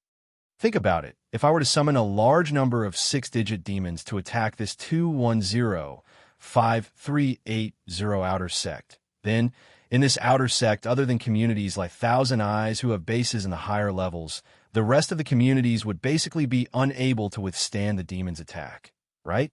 We only need to hide behind the scenes and let the 6-digit demons attack this outer door. When that time comes, there will definitely be a lot of casualties. Noah continued speaking in a voice that was so calm that it sounded a little cruel. Wait until the 210-5380 outer gate has a large number of casualties. Then we will valiantly appear on stage and wipe out all these evil demons. Then, even if we don't want to be famous, it will be impossible, right? Ren, Kurodo, and Haruhi all held their breaths. Hide behind the scenes and control the demons to attack the city, and then after the demons have caused a large number of casualties, pretend to be the righteous side and wipe out all the demons? That would indeed make No Name famous in an instant. However, everyone present felt as if their hearts were tightly gripped and they couldn't even breathe smoothly. And under such a situation, Noah was still speaking as if nothing had happened. Compared to challenging the Demon King who we don't know if we can win, and if we lose, we will have to pay a painful price. This method undoubtedly has no risk to us. After all, those demons are all summoned by me and controlled by me, so they won't be able to harm us. The ones who will die are just some insignificant residents, right? Other than Ren, Kurodo, and Haruhi all clench their fists under the table. This way, we can become famous without any risk, and also gain the gratitude of those foolish residents who don't know that their family and friends have died in our hands. Why not? Rin, Kuroto, and Haruai all couldn't breathe smoothly, and their breaths suddenly became a little hurried. Moreover, we are the righteous side that wiped out the demons that harmed this city. As the ruler of the hierarchy, it is impossible for White Yiksha to not express his gratitude. Who knows? Maybe he will give us a reward. Who knows? Maybe we can get a powerful gift to increase our strength.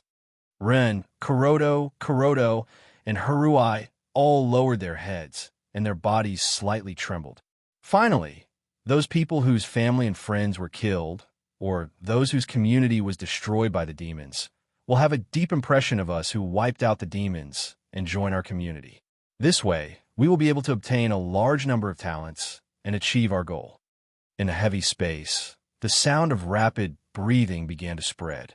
Noah, however, seemed to not have noticed anything and continued to speak. That's right.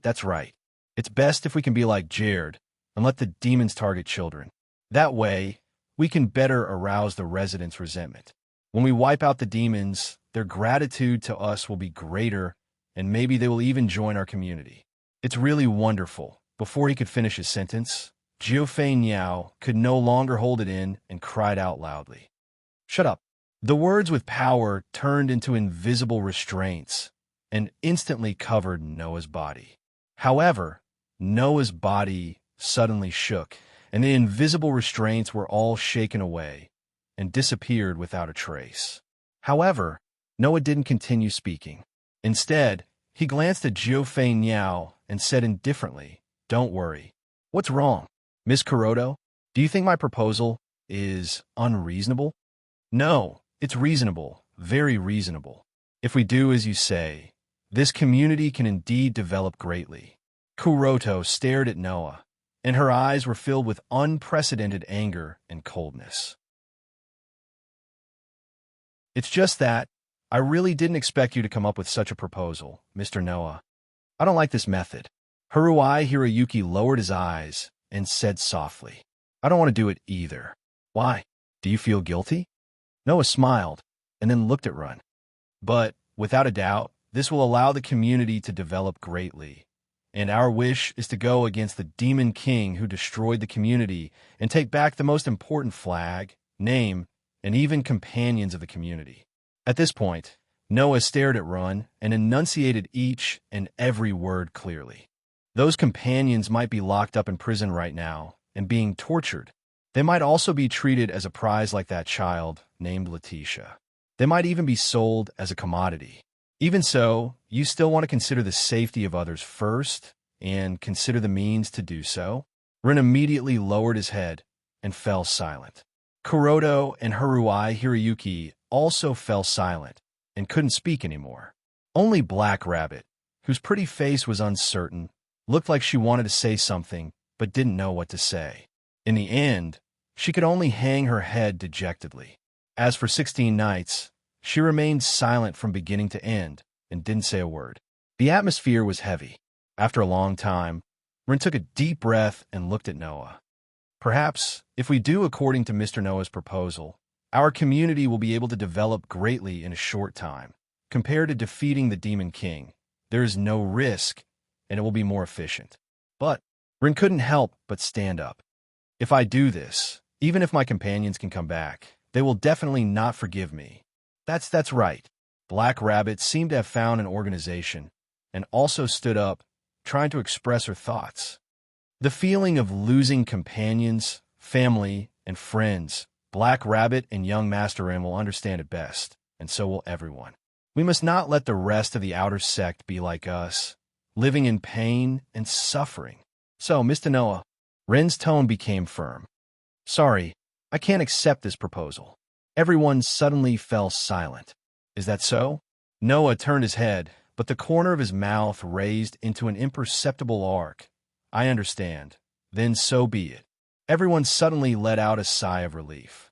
On the side, 16 Nights, who had been watching Noah, clearly noticed Noah's imperceptible smile, raised his eyebrows, and also smiled.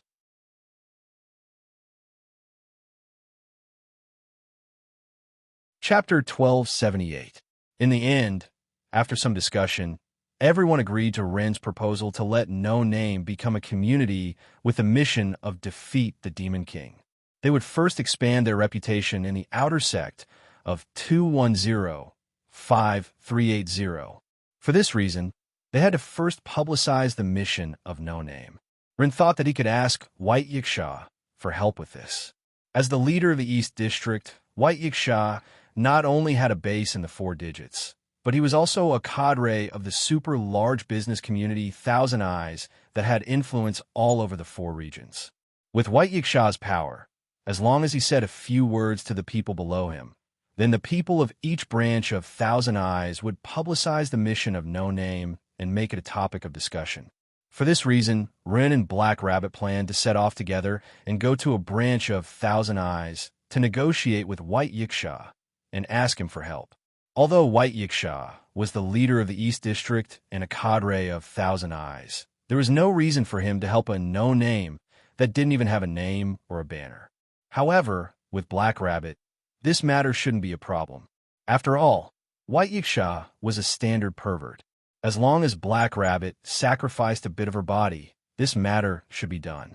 For this reason, Black Rabbit agreed with a heart of despair. By the way, this plan was also proposed by 16 Knights in reverse. Therefore, Black Rabbit already hated reverse 16 Knights.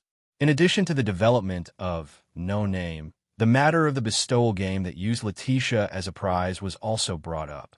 In order to take back the Demon King's companions and combat power, everyone agreed that they had to participate in this bestowal game. For this reason, the participants of this bestowal game were decided by everyone.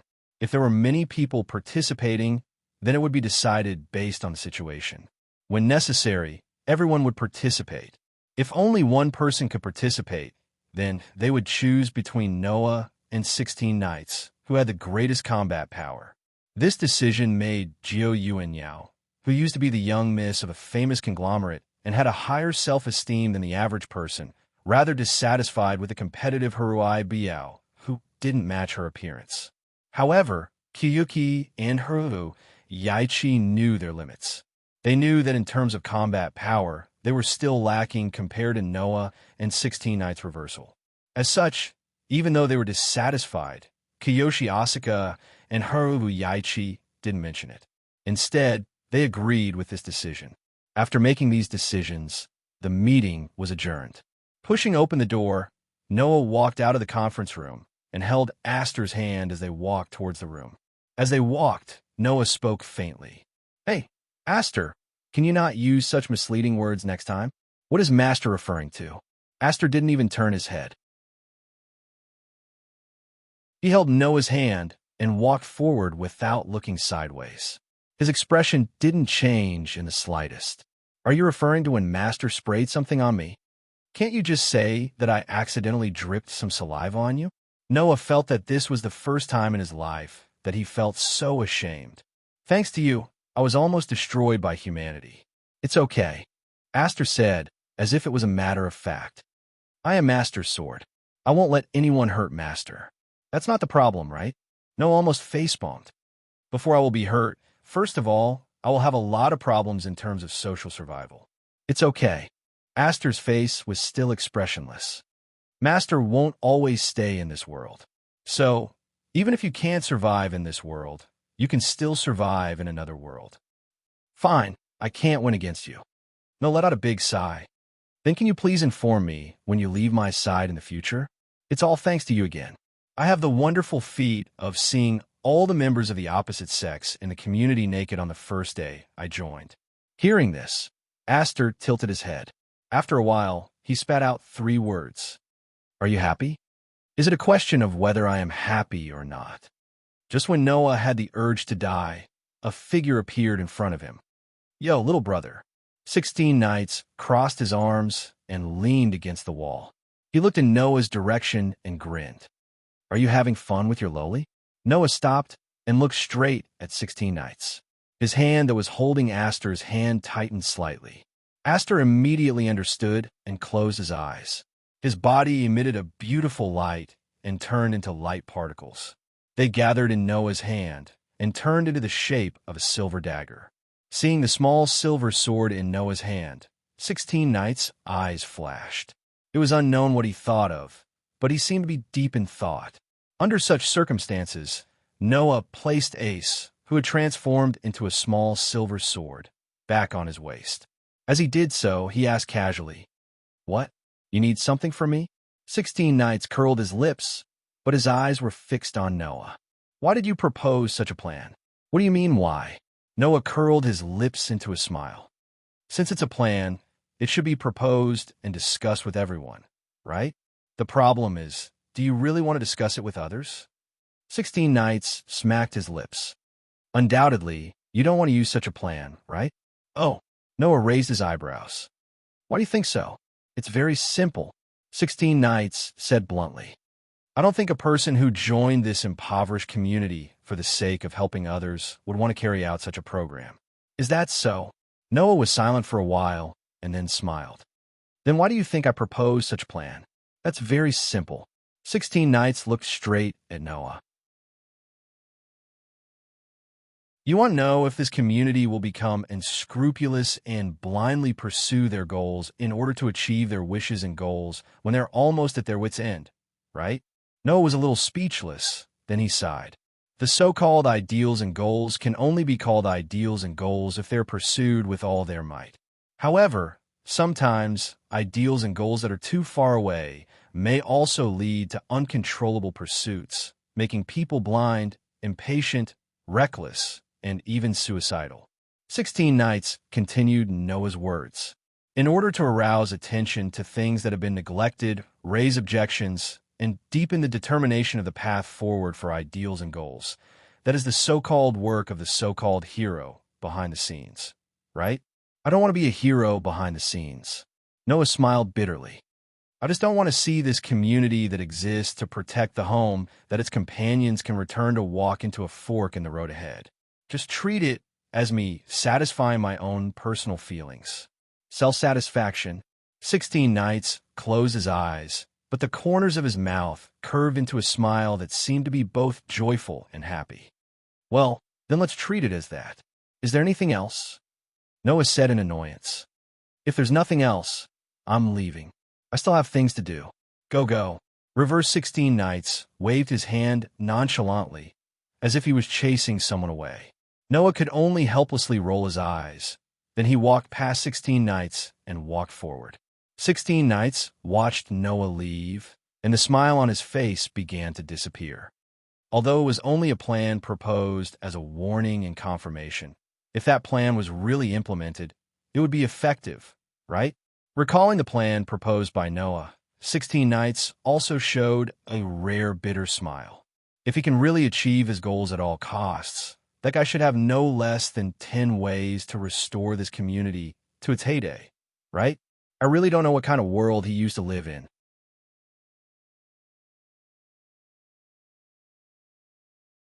Chapter 1279. The Outer Gate of Hakata City 2105380, the residential area, the Base of No Name. In the Base of No Name, there is a huge library on the 3rd floor of the main library. This library has the records of the gift game that this community participated in the past, the collection of books in Hakata, and all kinds of biographies related to the existence of Shura gods and Buddhas, and the number is not small. When Rin and Black Rabbit went to look for Byakuya for the promotion of No Name, 16 Nights Retrograde, Jiun Flying Bird, and Haruhito Hikari went back to their own rooms to do their own things. They seemed to be preparing to recharge their energy for the upcoming game of taking back Letitia's gift. And Noah, under the guidance of Lily, came to the library on the 3rd floor of the main library. Coming to this world is just a matter of yesterday.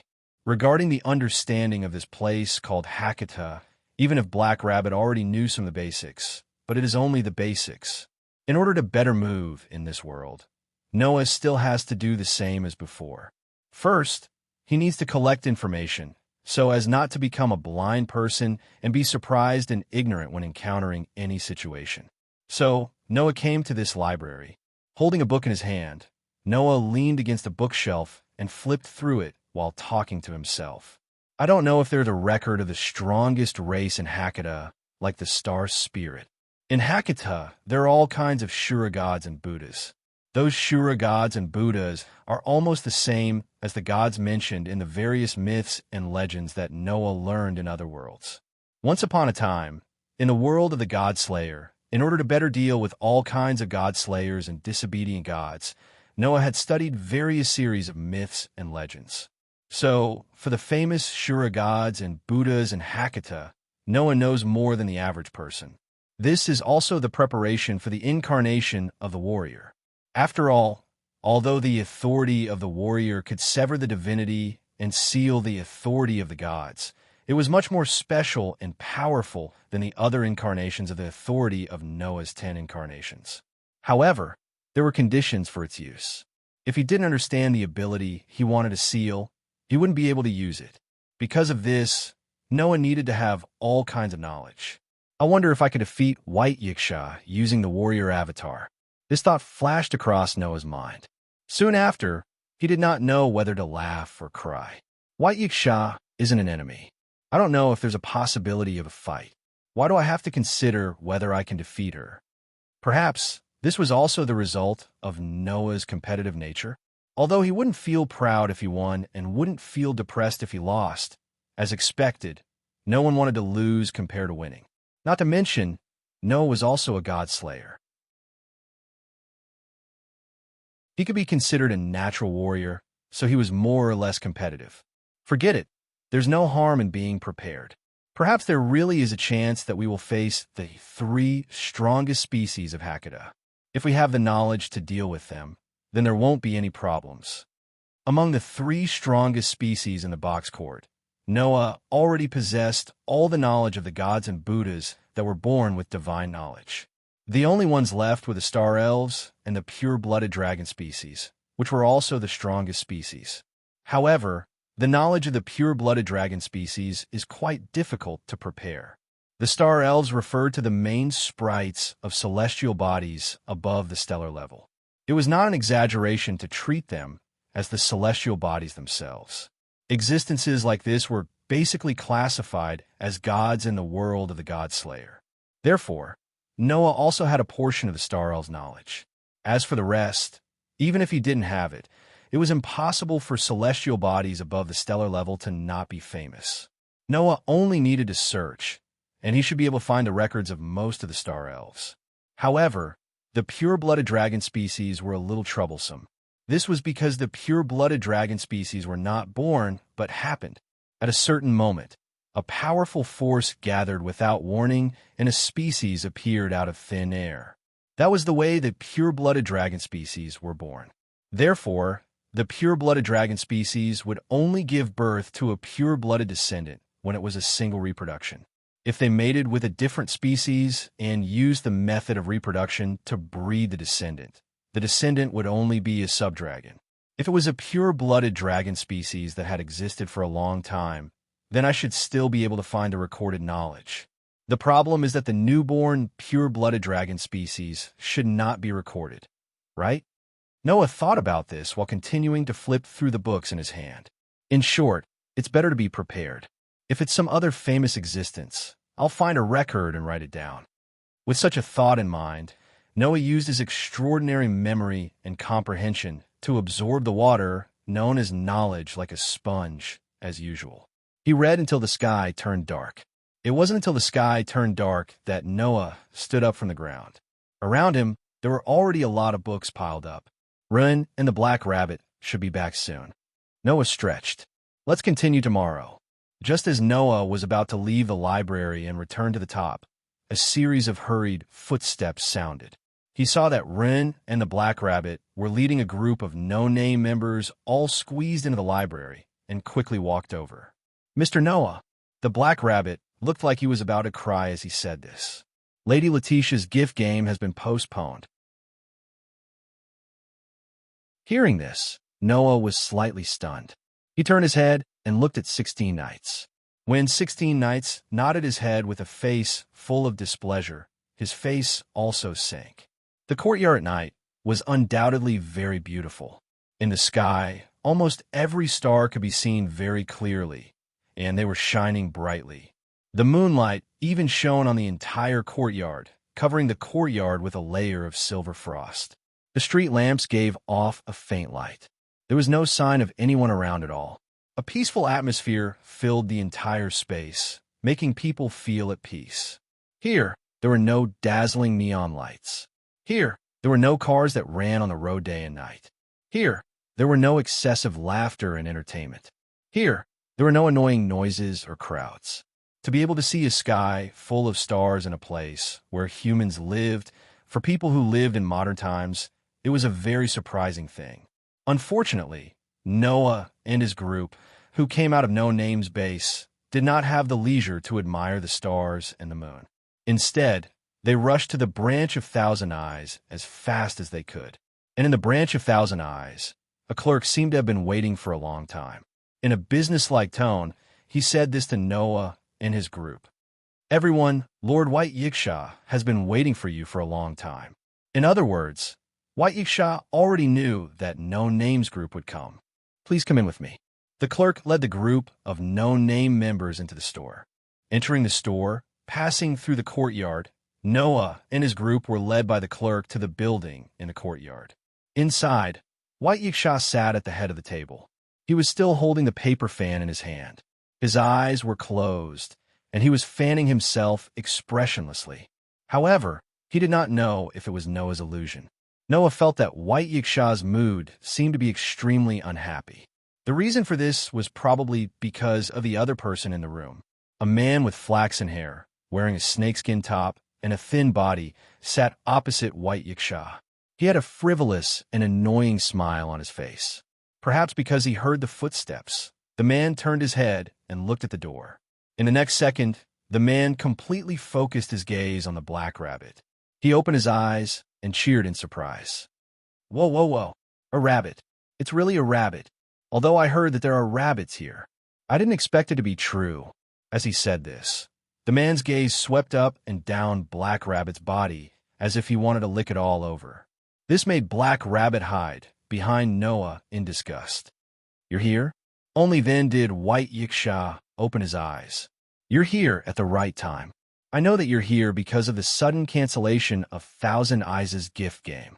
However, that was completely the decision of this upstart in front of you. So, if you have any questions, then go directly to him."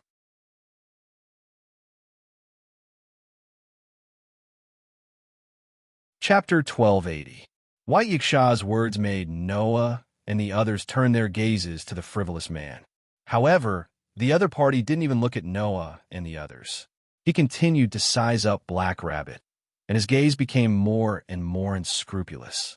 In this regard, Black Rabbit's expression also became more and more unsightly, but there was nothing he could do. He could only shrink his body behind Noah's back and remain silent. Under such circumstances, White Yiksha slowly opened his mouth. His name is Luos. You might not know him, but if we talk about the community of Perseus, you should be able to understand, right? Perseus? 16 Nights Reverse, Jiyoyuki, and Haruai Hikari all looked at Luos with some surprise. Then, White Yiksha slowly opened his mouth. He is the leader of Perseus. At this moment, 16 Nights Reverse, Jiyoyuki, and Haruai Hikari all frowned. Not to mention the others, even Noah also frowned. Perseus. The Chinese translation was Perseus. In Greek mythology, he cut off the head of the snake-haired demoness Medusa and offered it to Athena, the goddess of wisdom. He was a hero who had many magical items. Once, in the world of the god Slayer, Noah had a dispute with Perseus, who was the incarnation of the god of disobedience, and had cut him down with his sword. And in the many boxes where the Asura gods and Buddhas ran rampant, the famous hero Perseus also existed. Here, not only did the hero named Perseus exist, but he also established a community that directly used his name as the name of the organization, which was called Perseus. And this community, named Perseus, was represented by the descendants of Perseus. Since Luos was the leader of Perseus, it meant that this guy who looked like a spoiled brat was the descendant of the hero Perseus. Of course, this was not the reason why Noah and the others frowned. There was only one reason that made Noah and the others frown. That was, the community named Perseus was under the banner of Thousand Eyes, just like White Yiksha. As mentioned earlier, Thousand Eyes was a community of people. In Thousand Eyes, half of them were direct subordinates like Bayasha, while the other half were members of the community under the banner. The community named Perseus existed as the cadres of Thousand Eyes in the form of a community. In other words, this prodigal son was White Yiksha's companion in name. Moreover, the community in charge of organizing the gift game with Letitia as the prize was Perseus, a member of Thousand Eyes. In other words, Letitia was Perseus' property. Therefore, White Yiksha got Noah's group to look for Luos. However, Luos did not even look at Noah and the rest. He only looked at the black rabbit with a lustful gaze. That look completely displayed the word prodigal son vividly. Then, Noah directly looked at White Yiksha. Why did you suddenly cancel the game? How can the gift game, which dominates everything in the box court, be canceled just like that? If there is a legitimate reason, then it can't be helped even if it is canceled, White Yiksha said sarcastically. Of course, for personal reasons, there are people who casually cancel the gift game and damage their reputation. As long as the reward and benefits are so high that they do not hesitate to damage the flag and name of the community, then there will still be such despicable people. From White Yiksha's tone, it was clear that she was also very dissatisfied with Luos canceling the game. Moreover, White Yiksha's relationship with Luos seemed to be quite bad. However, everyone could understand. No one would have a good impression of a prodigal son who did not hide his desires and could casually do things that damaged his reputation. Luos himself was naturally aware of this. No, it should be said that this prodigal son only knew that White Yiksha was very displeased with him. Thus, Luos finally retracted his gaze from the black rabbit and smiled in a non-committal manner. I canceled it after getting the consent of the scheduled contestant. I have already fulfilled the minimum etiquette, right? Is that so? White Yiksha sneered. Are you sure you used etiquette to get the contestant to agree to cancel it? Then it has nothing to do with the ruler of the East District, right? Luo smiled proudly. Anyway, that vampire is my possession. I can do whatever I want. Is there a problem? I see. Do you think there is no problem? White Yiksha was so angry that she laughed. Casually canceling the gift game and damaging the reputation of Thousand Eyes is enough to demote Perseus, right? Maybe. Luo shrugged. However, that has nothing to do with you. I'm only here to take back my possession. Speaking of this, Luos looked at Noah and the others and suddenly sneered. However, that guy is really an idiot. He actually gave his gift to the Demon King just because he wanted a period of freedom and came down to the lower levels to see his companions. He really can't be any more stupid. Luo's words shocked Noah and the others. What did you say? Black Rabbit came out from behind Noah and said in disbelief. You're saying that in order to meet us, Lady Letitia gave up her gift? Otherwise, how do you think that vampire who was reduced to a prisoner of the Demon King and was taken away from your community would come here to meet you? Luos curled his lips. Although pure-blooded vampires are all existences with divinity, that guy used his own divinity as the price in exchange for temporary freedom. He has less than 1/10 of his strength left, which is really unpleasant. If that vampire's divinity still existed, the price should be much higher, right? Price. Reverse 16 Knights suddenly raised his head and stared at Luos. You said price? Why? Don't you know why I canceled the gift game? Luos showed an impudent smile. Then let me tell you, because someone wanted to buy her at a high price, I canceled the gift game and prepared to sell her outside the box. What? Or took a deep breath. Outside the box. Do you know what you were doing? Black Rabbit couldn't hide his agitation and shouted. Vampires can only live in the box with curtains. If they walk out of the box, they will not be able to move under the sun. Hearing this, Luos directly replied, What has that got to do with me? Jiu Yuao and Heruai Biao's eyes were filled with anger. Just as Jiu Yuao and Heruai Biao were about to step forward, Noah extended his hand and stopped them. He looked at Luoz with a calm expression. What? Luoz squinted his eyes. What are you looking at? It's nothing. Noah smiled. I just don't like you. Is that so? Luoz's smile didn't change, but his eyes didn't smile. You are just a mere no-name. You are quite daring. Because I am just a mere no-name, no matter what I do, this community at the bottom of the hierarchy won't suffer any losses. Noah said with a smile that didn't look like a smile. Unlike the famous Perseus, undoubtedly, this community was built by a famous hero, but it was defeated by a spoiled brat. Sure enough, when you have a son, you lose your father. The smile on Luoz's face disappeared. Kid, Luoz stared at Noah with a murderous look in his eyes. Are you planning to provoke me? What? Does the spoiled brat want to prove that even a rotten person can get angry? Noah glanced at Luoz. Save it. You're only suited to eat and play, not to fight and kill. Go home and sleep.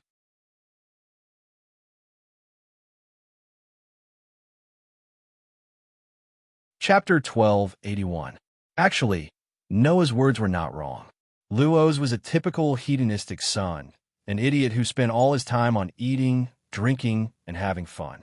Luoz's ancestor, who was also the hero Perseus, was a rather famous legendary character.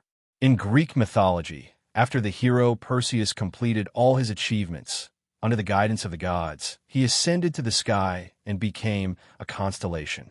The constellation that Perseus became was the famous immortal constellation. And in this world, Perseus, who was believed to have ascended to the sky and become a constellation, was actually invited to the box court after completing his final achievements. From there, he created a community called Perseus. In other words, at the beginning, Perseus was not a community under the command of Thousand Eyes. In the box court that gathered all kinds of Asuras, gods, and Buddhas, communities like Perseus that were created by legendary figures were not in the minority. However, after a long period of time, some of the original organizations were annihilated in the long river of history, while some sought protection from other communities after their power weakened and became their subordinates. The Perseus that Luoz led was under the command of Thousand Eyes and was able to establish a base in the outer sect of the Five Digits. It was because of the backing of Thousand Eyes that Perseus was able to survive until now. However, ever since Luoz took over Perseus, the situation of this famous community took a turn for the worse. The reason was because Luoz was only interested in women, money, and eating, drinking, and having fun. He was a vulgar hedonist. This man did not care about the affairs of the community at all. Even if the documents of the community were piled up like a mountain in the office, Luoz did not even look at them. No matter how strong the community was, under Luoz's uncaring circumstances, it was impossible for there to be no problems. However, Luoz believed that this was because Perseus did not have the ability to stay in the Five Digits. With an uncaring attitude, he proposed to move the community's base down a level. Luoz believed that after reaching the 6 digits, with the ability of the old 5 digits community, they would definitely be able to stand firm. At that time, Luoz could continue to eat, drink, and be merry for the rest of his life. Undoubtedly, when Luoz took over Perseus, he also inherited many powerful gifts from his ancestors. If he wanted to stay in the 5 digits, it was definitely not impossible. However, Luoz did not even have the slightest intention of letting Perseus continue to flourish. He monopolized so many powerful gifts, but did not contribute to the development of the community. He did not even carry out any work, leaving Perseus to fend for itself. This was also the reason why they didn't care about the reputation of Thousand Eyes and directly canceled the gift game with Letitia as the prize. They sold Letitia out of the box. This man did not care about the status and reputation of Perseus. Therefore, Luoz, who indifferently proposed to move the base of the community down a level, did not care about the protection of Thousand Eyes. He did not intend to continue to be under Thousand Eyes' command. Therefore, Noah's words were completely correct. Unfortunately, the so-called hedonistic son of a rich family only knew how to eat, drink, play, and bully others. With regards to Noah's unrestrained mockery, Luce did not care about the content. He only cared about Noah's arrogant attitude. At that moment, Luce's face was filled with anger. He suddenly stood up and stared at Noah. Just a mere no-name. Do you really think that you can ride on my head without saying anything? Indeed, as a 7-digit community compared to a 5-digit big shot, I am just an insignificant character. Not to mention that we don't even have a flag or a name. Noah slightly raised his eyes and said with an unfathomable smile, "However, as a subordinate of Thousand Eyes, aren't you also indifferent to the loss of your superior's reputation? My level, compared to you who was able to stay in the 5 digits for so long because of the protection of Thousand Eyes, and now you are so ungrateful that you don't care about the protection of Thousand Eyes, I should be considered not bad, right?" Luce's face became extremely ugly. But in the next moment, Luce laughed. "I understand now. You want to provoke me into a duel and make me agree to the bestowment game. Then, you will use that vampire as a trophy to prevent me from selling him to the outside world, right?" Hearing this, Noah was stunned at first. Then he could not help but laugh out loud. That uncontrollable laughter made the smile on Luo's face twitch. The anger in his eyes could not be concealed. "What are you laughing at? What are you laughing at?" Noah sneered. "I'm laughing at you for thinking too much, second-generation ancestor. Not only are you not suitable for killing, you're not even suitable for using your brain. It is better for you to obediently play your role as a hedonistic son of a rich family and stop embarrassing yourself. Bastard." Luce finally could not hold back his anger and pulled out a card from his pocket. It was the bestowment card. Clank! The bestowment card in Luce's hand emitted a blinding light. The light gradually condensed in the air and twisted into the shape of a sickle. Luce reached out his hand and grabbed the sickle-shaped light, causing it to explode. In the next moment, a sickle-shaped sword appeared in Luce's hand. In Greek mythology, the hero Perseus, who was given the mission to destroy the Gorgon Medusa, was given several items. The Hermes boots that allowed him to fly. The helmet of Hades that allowed him to become invisible. The snake hunter's sickle that could kill gods. Also, after killing Medusa, the goddess shield that was embedded in Medusa's head. These items with magical abilities were all inherited by Luce, the descendant of Perseus. At this moment, the sickle-shaped sword in Luce's hand was the snake hunter's sickle that cut off the Gorgon Medusa's head. "Be careful!" Black Rabbit, Juin, Asuka, Haruhito Hikari, and the others who didn't expect Luce to suddenly take out a weapon exclaimed. "Lowly person who doesn't even have a name." Luce shouted furiously. "I'll let you know who you're talking to with that mouth of yours." After saying that, Luce raised the sickle-shaped sword in his hand without any hesitation. The sickle-shaped sword cut through the air like a cold light and ruthlessly slashed in Noah's direction. At this moment, White Yiksha and 16 Knights narrowed their eyes. Only Noah's dark eyes flickered slightly, and a mocking and triumphant smile appeared on his face. Clank! Accompanied by a crisp sound, the sickle-shaped sword that slashed down like moonlight was directly pinched by 2 fingers and stopped in midair. "What?" Luce's expression changed. On the other hand, Noah happened to be the opposite. He raised his head, met Luce's gaze, and smiled softly. "Now, even if I kill you, it's just self-defense. It's not considered a crime, right?" When this sentence came out of Noah's mouth, Luce finally understood Noah's plan. Yes, Noah was indeed purposely angering Luce. However, Noah angered Luce not because he wanted to use this as an excuse to duel with Luce and take back Letitia. Instead, he wanted Luce to make a move and then kill this spoiled brat in the name of self-defense. "You?" Luce felt a chill run down his spine. Unfortunately, it was too late to react now. This place is too small. Noah gripped his size-shaped sword tightly as he spoke nonchalantly. "Let's go somewhere else."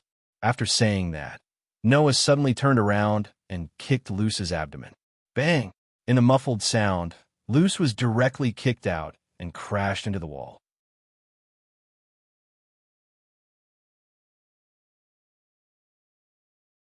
Chapter 1282. Bang!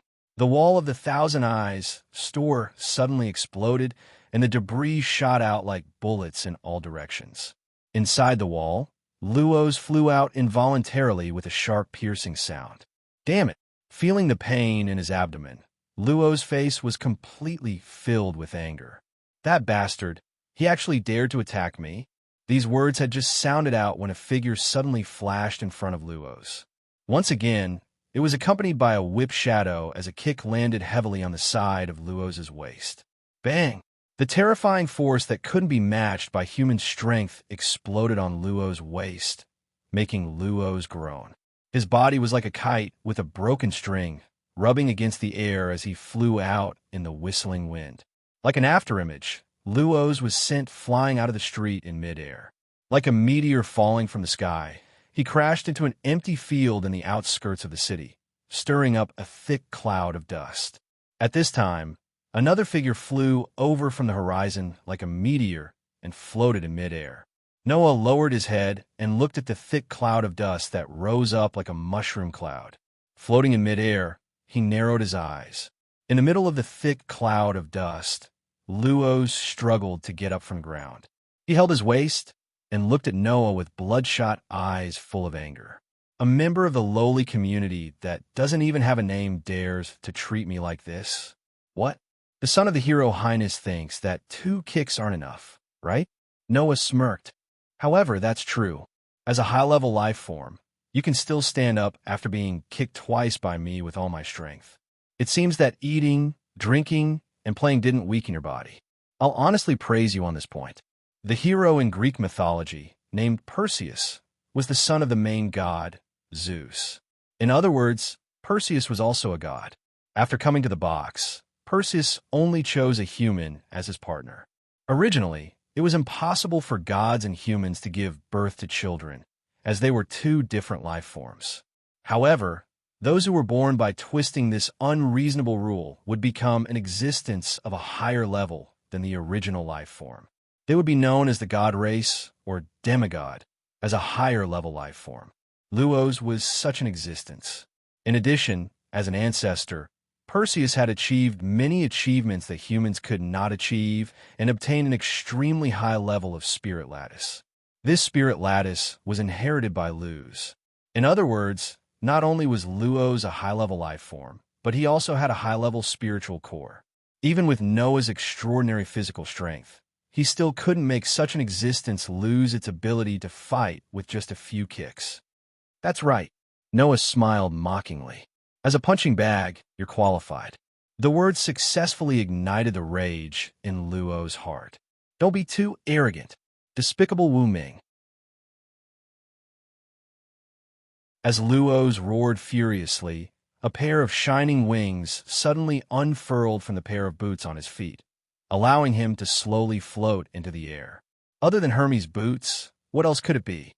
I'll make you regret it, bastard. With such fury, the pair of boots on Luo's feet suddenly flapped. With a chi sound, his body shot towards Noah like a gust of wind.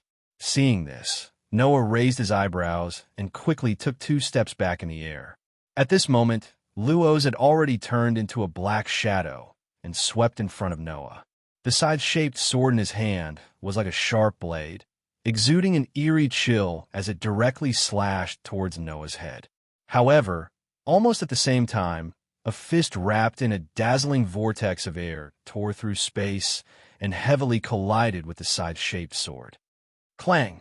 The collision between the fist and the side-shaped sword actually caused a sound of metal clashing, causing a powerful ripple of wind to spread out, causing the entire atmosphere to become chaotic. Hiya! Luos let out a furious roar and swung the side-shaped sword in his hand, wildly slashing towards Noah's head. However, in the face of Luo's attack, Noah only slightly tilted his body and moved a small distance to the right. The side-shaped sword that was swinging towards him like a windmill landed on empty air. After missing his attack, the anger in Luo's eyes intensified. The side-shaped sword in his hand suddenly danced, bringing about streaks of sharp shadows that enveloped Noah's entire body like a storm. However, instead of retreating, a hand suddenly extended forward.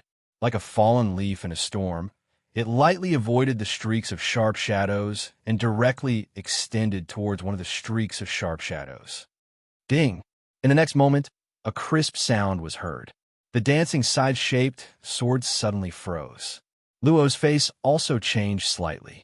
As for the hand that suddenly stretched out, it used 2 fingers to clamp down on the side-shaped sword that was slashing down like a storm a second ago, firmly fixing it in the air.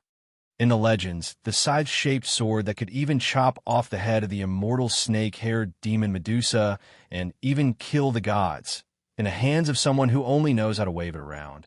Is it only at this level?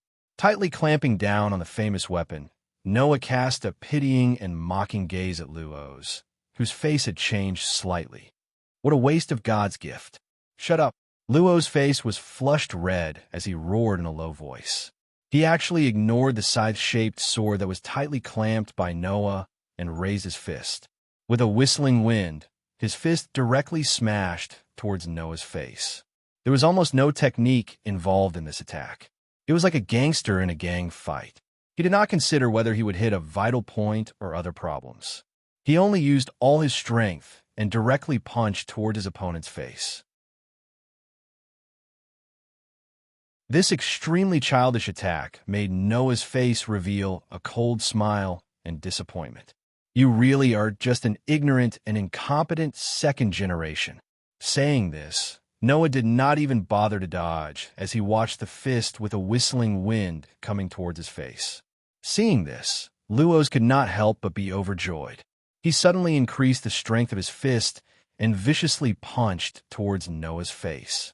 Although it was an extremely childish attack, but with the help of his high life force and high spirit lattice, just the strength of the attack alone was enough to cause a dent in the chest of a normal person. Even if it was Noah, he would not be able to avoid the pain if he was hit. Therefore, when the fierce wind rushed towards Noah along with the fist, Noah's eyes flashed. He suddenly clenched one of his hands into a fist and silently streaked across the air, colliding violently with Luo's fist. Pong! Following a muffled sound, a powerful ripple of energy spread out rapidly. It was like a shock wave, but also like a rolling sound wave. It directly shook in all directions. Luo's could only feel a terrifying force gushing out from the fist like a tidal wave, slamming heavily into his body. Dong! Amidst the impact that could not be heard by others, Luo's once again became a kite with a broken string. He fell from midair and smashed onto the ground. Luo's face flushed red as he spat out a mouthful of blood with a poochie sound. Why? Luo's clutched his aching chest and raised his head with difficulty. He looked in the direction of Noah and shouted in disbelief. Why can't a mere human win? Noah looked down at Luo's, who was lying on the ground. His eyes were filled with disdain that had never been there before. Then, Noah said, "That's right. No matter how good your innate conditions are, you're still just a second-generation rich kid. Idiot." The most direct insult and humiliation finally made Luo's go crazy. Despicable fellow. I will definitely make you regret this. Luo's roared crazily as he violently tore off an ornament on a short necklace around his neck. That ornament was in the shape of a Gorgon's head. Black Rabbit and White Yikshaw, who had just arrived at the scene, saw this scene and their expressions changed abruptly. Black Rabbit shouted out loud, "Not good. Mr. Noah, stop him quickly."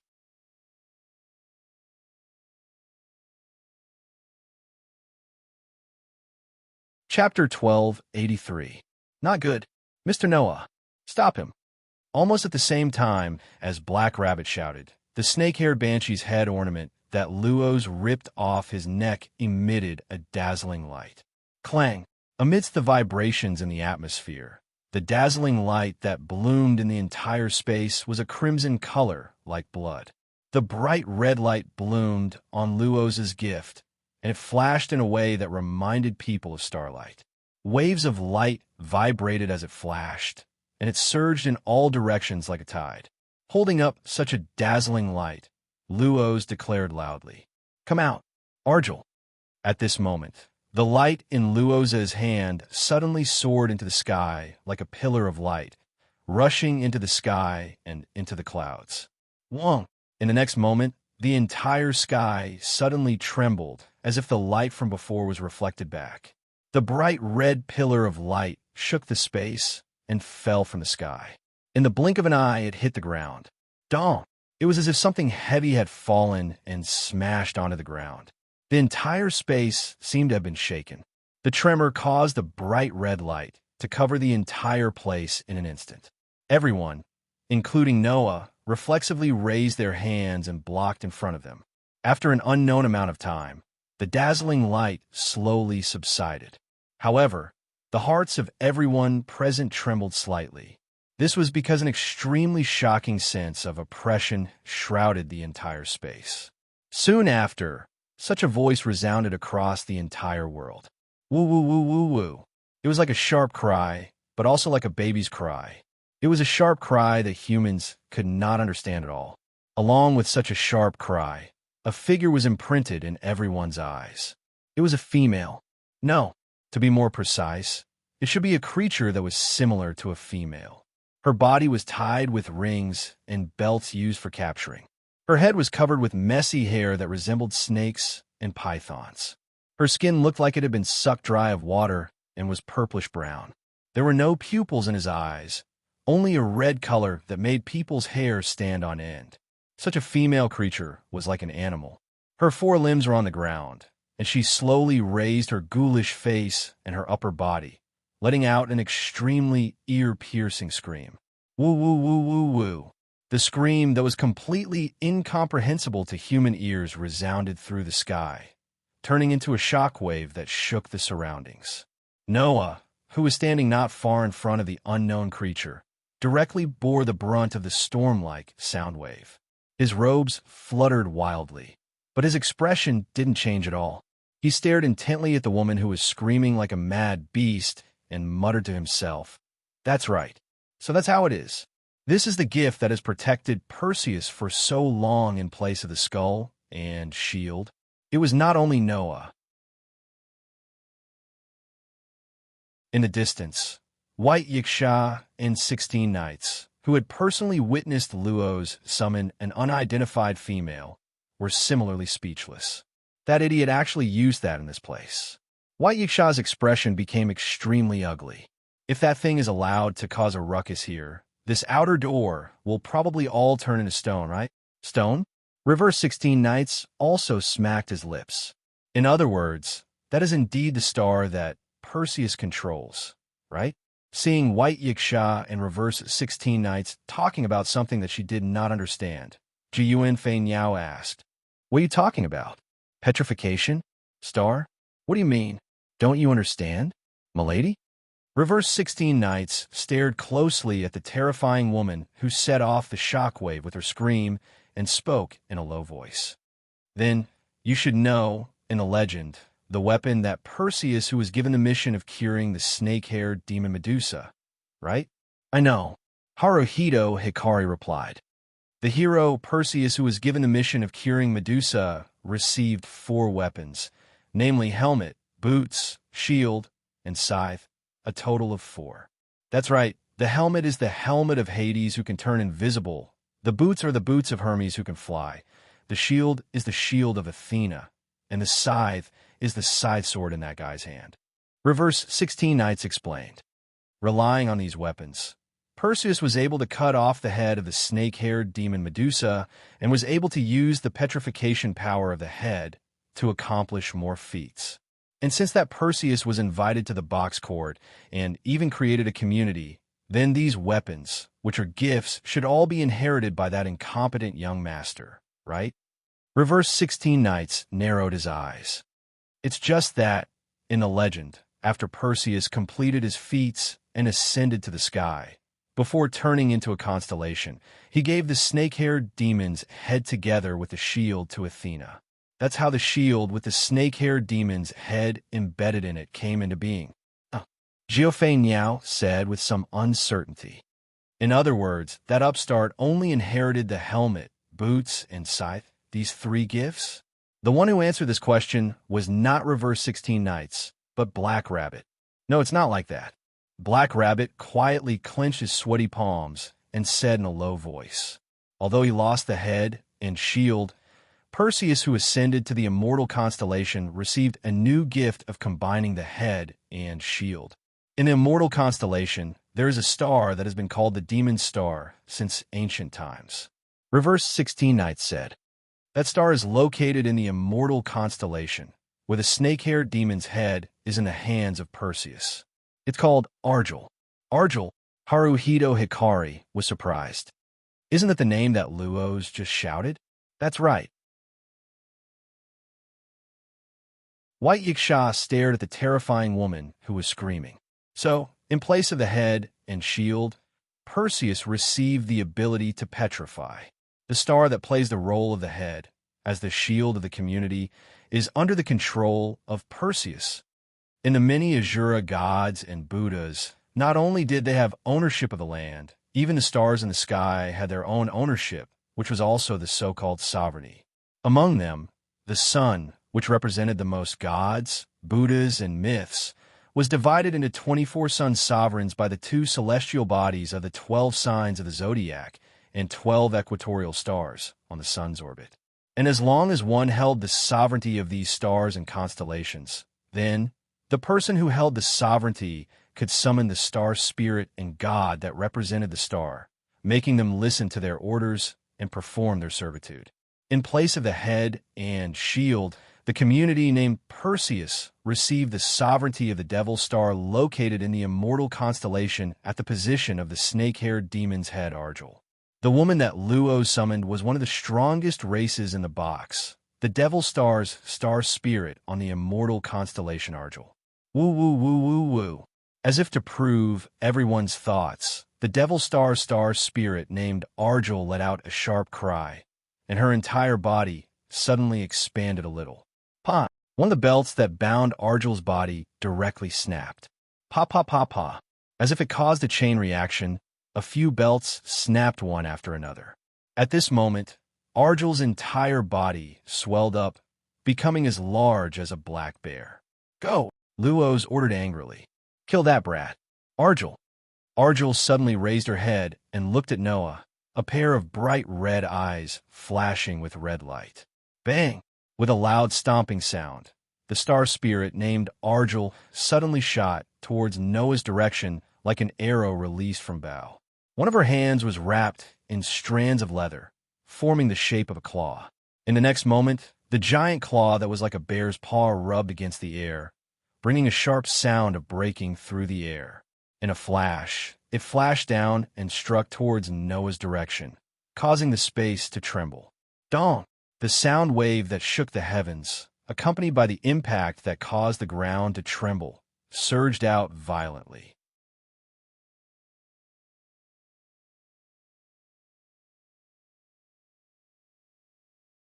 Chapter 1284. Boom!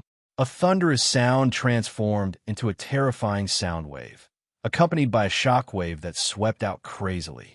Under such a terrifying shock wave, the entire ground trembled at this moment, causing a huge crack to rapidly spread out from the center of the shock wave until it reached a distance of 100 meters. Whoa! Under such a shocking shock wave, Black Rabbit, Jiu Yuao, and Haruai Buyaichi blocked the incoming shockwave while letting out a somewhat depressed sound. It was obvious that they were feeling quite uncomfortable. Only White Yiksha and 16 Knights still stood in place with a calm expression. They directly endured the incoming shockwave, but their gazes were firmly fixed in front of them, unwilling to move away for even a moment. Ha ha ha ha ha! Under such circumstances, Luos, who was floating in the air, let out a carefree and delightful laugh. Did you see that? This is Argel's power. A mere nameless scoundrel can't touch it at all. Ha ha! It had to be said that Luo's triumphant laughter was indeed quite ear-piercing. As a result, just as the laughter sounded, a shocking shockwave shook the center of the field, blowing away the surrounding sand and dust. Luo's laughter came to an abrupt end. White Yiksha, 16 Knights, Black Rabbit, Jiu Yuao, and Hurui Bu Yaichi all slightly widened their eyes. In front of Argel, who had become as huge as a black bear, stood a shield. A huge shield that was like a city wall, inlaid with decorative petals. Argel's attack that could shake the ground landed on such a shield and was blocked. Immediately after, a voice sounded from behind the shield. Star Spirit? This voice carried a bit of battle intent. Interesting. As soon as the voice fell, the huge shield immediately distorted and disappeared like a mirage. Noah, who was standing as straight as before, cast his gaze on Argel, and the corners of his mouth curled up into a smile. Wong. Suddenly, a golden ripple fluctuated around Noah and covered Noah's entire body. Within it, there were all kinds of swords, knives, spears, halberds, and other relics that were like arrows on a bow were ejected from the golden ripple. They turned into streams of light and landed on Argel's body. Bang, bang, bang, bang, bang. One by one, the relics landed on Argel's body like cannonballs. The impact was so violent that it felt like an explosion. Argel was sent flying and smashed into the ground not far away. Although you're just a spoiled brat who inherited it because of his ancestors' achievements, no matter what, you're still one of the most powerful species in Hakata, right? Noah looked at Argel, who was on the ground, with a rare, bold smile on his face. So, show me the power of the most powerful species in Hakata. Then, all kinds of relics, such as knives, swords, spears, halberds, and other relics, were ejected from the golden ripple one after another.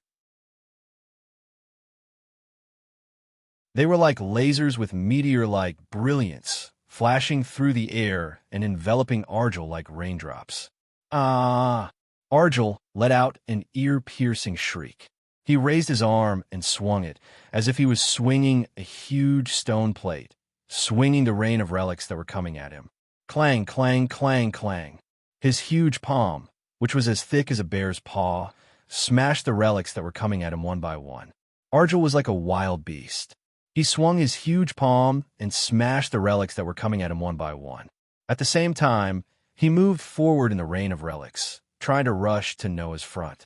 Unfortunately, Argel obviously did not have the physical ability to break the rules like 16 Knights. When the Devil Star Spirit smashed down the 27th precious artifact, a long spear suddenly flew over and landed on the hand that was swinging up. Clang! Amidst the crisp sound of steel clashing against steel, the powerful impact stopped Argel in his tracks. Clang, clang! The two relics that came after the spear made Argel lose his balance and take 2 steps back. Swish, swish, swish, swish, swish. At the same time, the rain of relics was like bullets that were fired at Argel's body. Poochie! A long sword pierced Argel's shoulder. Poochie! Poochie! Poochie! Following closely behind, the relics pierced through Argel's arms, legs, and waist. Woo woo woo woo woo. Argel let out a painful shriek that shook the entire atmosphere under the night sky. Impossible!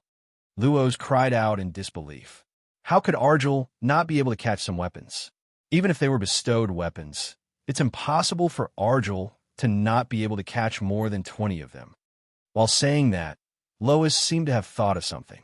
His gaze turned fearful as he looked at the relics that popped out of the golden ripples around Noah. Could it be that those are all bestowed weapons with Godhead? Godhead. It was a gift that could upgrade a species to the highest level. With Godhead, not only could one gain an explosive upgrade in life level, but could also upgrade one's spiritual level to the highest level. As a result, the rest of one's gifts would be greatly enhanced. In the entire box court, it was a must-have gift for a powerhouse. For example, Letitia was a purebred vampire with Godhead. In the past, she was even one of the Devil Kings who wreaked havoc in the box court. However, after being stripped of her Godhead, Letitia's strength was reduced to less than 1/10 of her original strength. One could imagine how precious and powerful a gift called Godhead was. Not only could life have Godhead, but weapons could also be bestowed with Godhead. For example, in Norse mythology, the main god Odin had a godly spear called Gungnir. In Greek mythology, The godly King Zeus had a godly shield called Aegis. Another example would be the divine weapon wielded by the heavenly Emperor Sakra of Hinduism, the Vajra. These are the most famous examples of godhead weapons, and each of them had terrifying power. Noah's relics naturally did not have the godhead bestowed by the gods of this world. However, these treasures were the same as the most famous godhead weapons. They originated from myths and legends and were wielded by gods and heroes that only existed in myths and legends. Regardless of whether it was in terms of ability or power, there was no difference. Therefore, in the box court, the relics were godhead weapons. Impossible. It's impossible. Looking at the space around Noah and the relics that came out of the golden ripples, Luos started to feel fear. How is it possible for someone to have so many godhead blessings? And all of them can be used? As mentioned before, weapons were materialized gifts. Although these gifts were not like personal gifts that directly fused with the soul and could not be taken away, they were extremely picky about the user. Those who could not meet the requirements would not be able to use the powerful godhead weapons. Needless to say, even some Asura gods and Buddhas weren't able to freely use weapons bestowed with godhead-grade weapons. Now, however, Noah was throwing divine bestowed weapons that were absolute treasures to Arjul as if they didn't cost anything. Who's the nouveau riche here? Not to mention Luos, even White Yaksha's eyes almost popped out of their sockets. Why are there so many godhead bestowed weapons? How is this possible? No, it's impossible. Even Black Rabbit's lips were trembling. How could someone have so many godhead weapons? Are they all replicas? Godhead weapons? No wonder it took so much effort to send those weapons flying. 16 Knight's eyes flashed, and he clenched his fists tightly. However, if those are really godhead weapons, it means that the gifts of those weapons have not been released yet, right? That guy actually dared to hide such a huge trump card for me? Without a doubt. At this moment, everyone was shocked.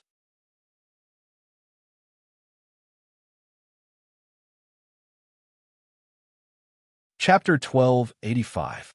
Whoosh, whoosh, whoosh, whoosh, whoosh. Amidst the tearing sound of the wind, the treasures that belonged to the famous godhead weapons in this world flashed across the space like lightning and shot toward Arjur like raindrops. Chirp, chirp, chirp, chirp. Arjur let out a shrill cry that sounded like he had gone mad. He kept swinging his huge palms that were as rough as a bear's paw at the treasures that were shooting toward him. Clang, clang, clang, clang, clang. Amidst the clanging sound of steel, the treasures that were shooting toward him like lightning were smashed away by Arjur's huge palms. Even so, many treasures still managed to penetrate Arjur's defense and landed on his body. Poochie, Poochie, Poochie. Amidst the tearing sounds, the sharpest treasures pierced through Arjur's body one by one. Green blood that resembled venom flowed out of Arjur's body as he screamed in agony. Not long after, the Astral Elves, who was one of the strongest Astral Elves in the box court, were pierced by the Astral Elves. Not only were his body riddled with holes, but he was also pierced full of weapons. Under such circumstances, the mana surging from Noah's body, which was filled with golden ripples, became more and more intense. The glint in his deep, pitch-black eyes became brighter and brighter. He raised one of his hands, and one after another, precious artifacts emerged from the golden ripples one after another. They turned into flashes of light that shot toward Arjul's direction. It was a scene that was like a reenactment of a myth. On one side was a human who possessed all the legendary treasures from ancient times. On the other side was one of the most powerful species that was born in a stellar-level planet. It was as if the two of them were trying to write a new myth. They were trying their best to sing the praises of the legendary power. The entire night sky seemed to have become the background of the battle stage. Every star in the sky bloomed with unprecedented brilliance. Once upon a time, in the world of Type Moon, during the Holy Grail War, the hero King Gilgamesh, who appeared in the form of a servant, and the great hero Hercules had written an identical myth. The difference was that Noah had more treasures than hero King Gilgamesh, who claimed to have all the treasures of an era. Arjul, on the other hand, did not have 12 lives like Hercules. Even so, the legendary weapons that pierced through Argyl's body did not slow down the movements of the Celestial, who was one of the strongest species.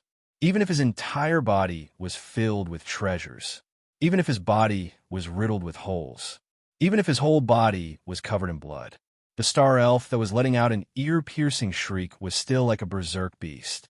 It was unrelenting as it swung its huge palm, smashing away the treasures that were attacking it. Judging from this scene, it was no wonder that Argyl was known as one of the strongest beings in the box court. Not only did it possess a terrifyingly strong life force, it also had an indomitable will. It swung its arms like a madman and continued to move forward in the rain of precious artifacts. If Argyl could persevere, he would be able to reach Noah sooner or later and unleash another earth-shattering attack. It was a pity that Argyl's perseverance was not inferior to his own title, but his master did not have the same ability. "You? What are you doing?" Argyl. Luos, who had long been dominated by fear due to Noah's endless supply of divine spark equipment, couldn't help but let out a shameful cry. "He's just a human. Take him down for me." Before he could finish his sentence, a luxurious long sword pierced through the void like an arrow and shot towards Luos. Luos' expression changed abruptly. He raised the side-shaped sword in his hand and blocked in front of him. Clang! The noble phantasm collided with the side-shaped sword in Luos' hand. A crisp sound was heard, and the unparalleled force of impact shook Luos' arm. In a hurry, Luos could not exert much strength. After being hit by such an unexpected attack, his arm went numb. He groaned and could not help but let go of the side-shaped sword in his hand.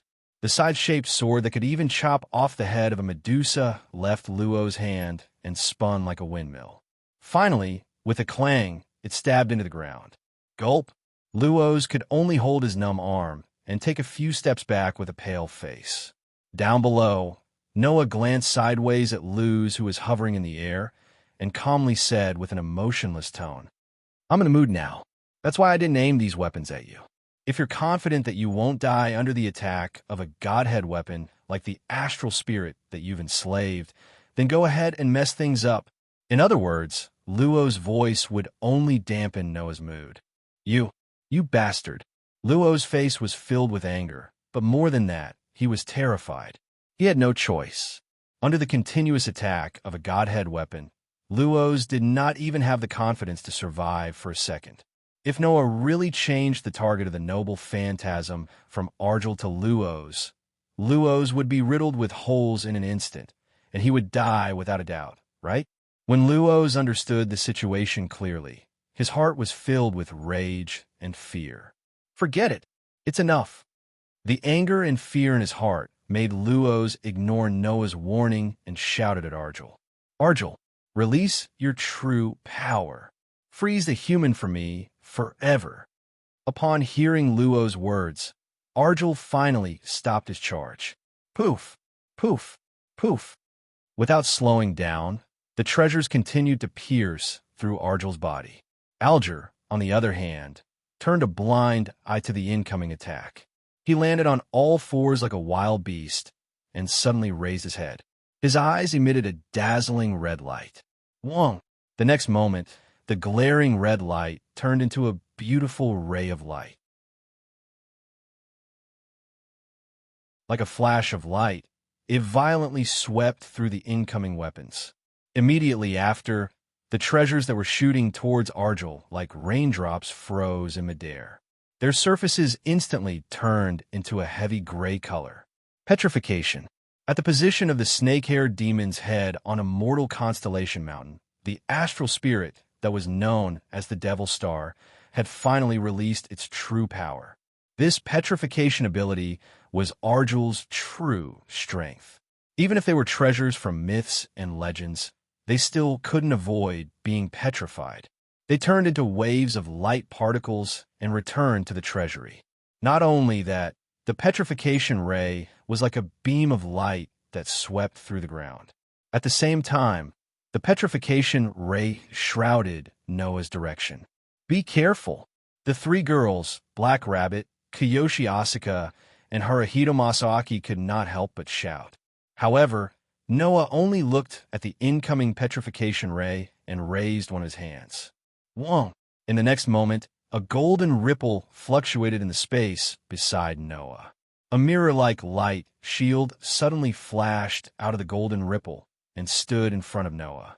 The petrification ray that swept through like a beam of light landed directly on the mirror-like light shield. In fact, there were a few versions of the legend of Perseus killing Medusa. Among them, there were two versions that were the most popular.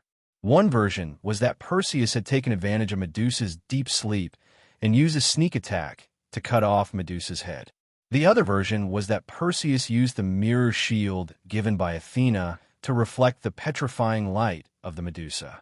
Only then did he cut off the head of the Medusa, who had lost her petrifying power. Now, Noah had simulated the second version of the legend. Buzz!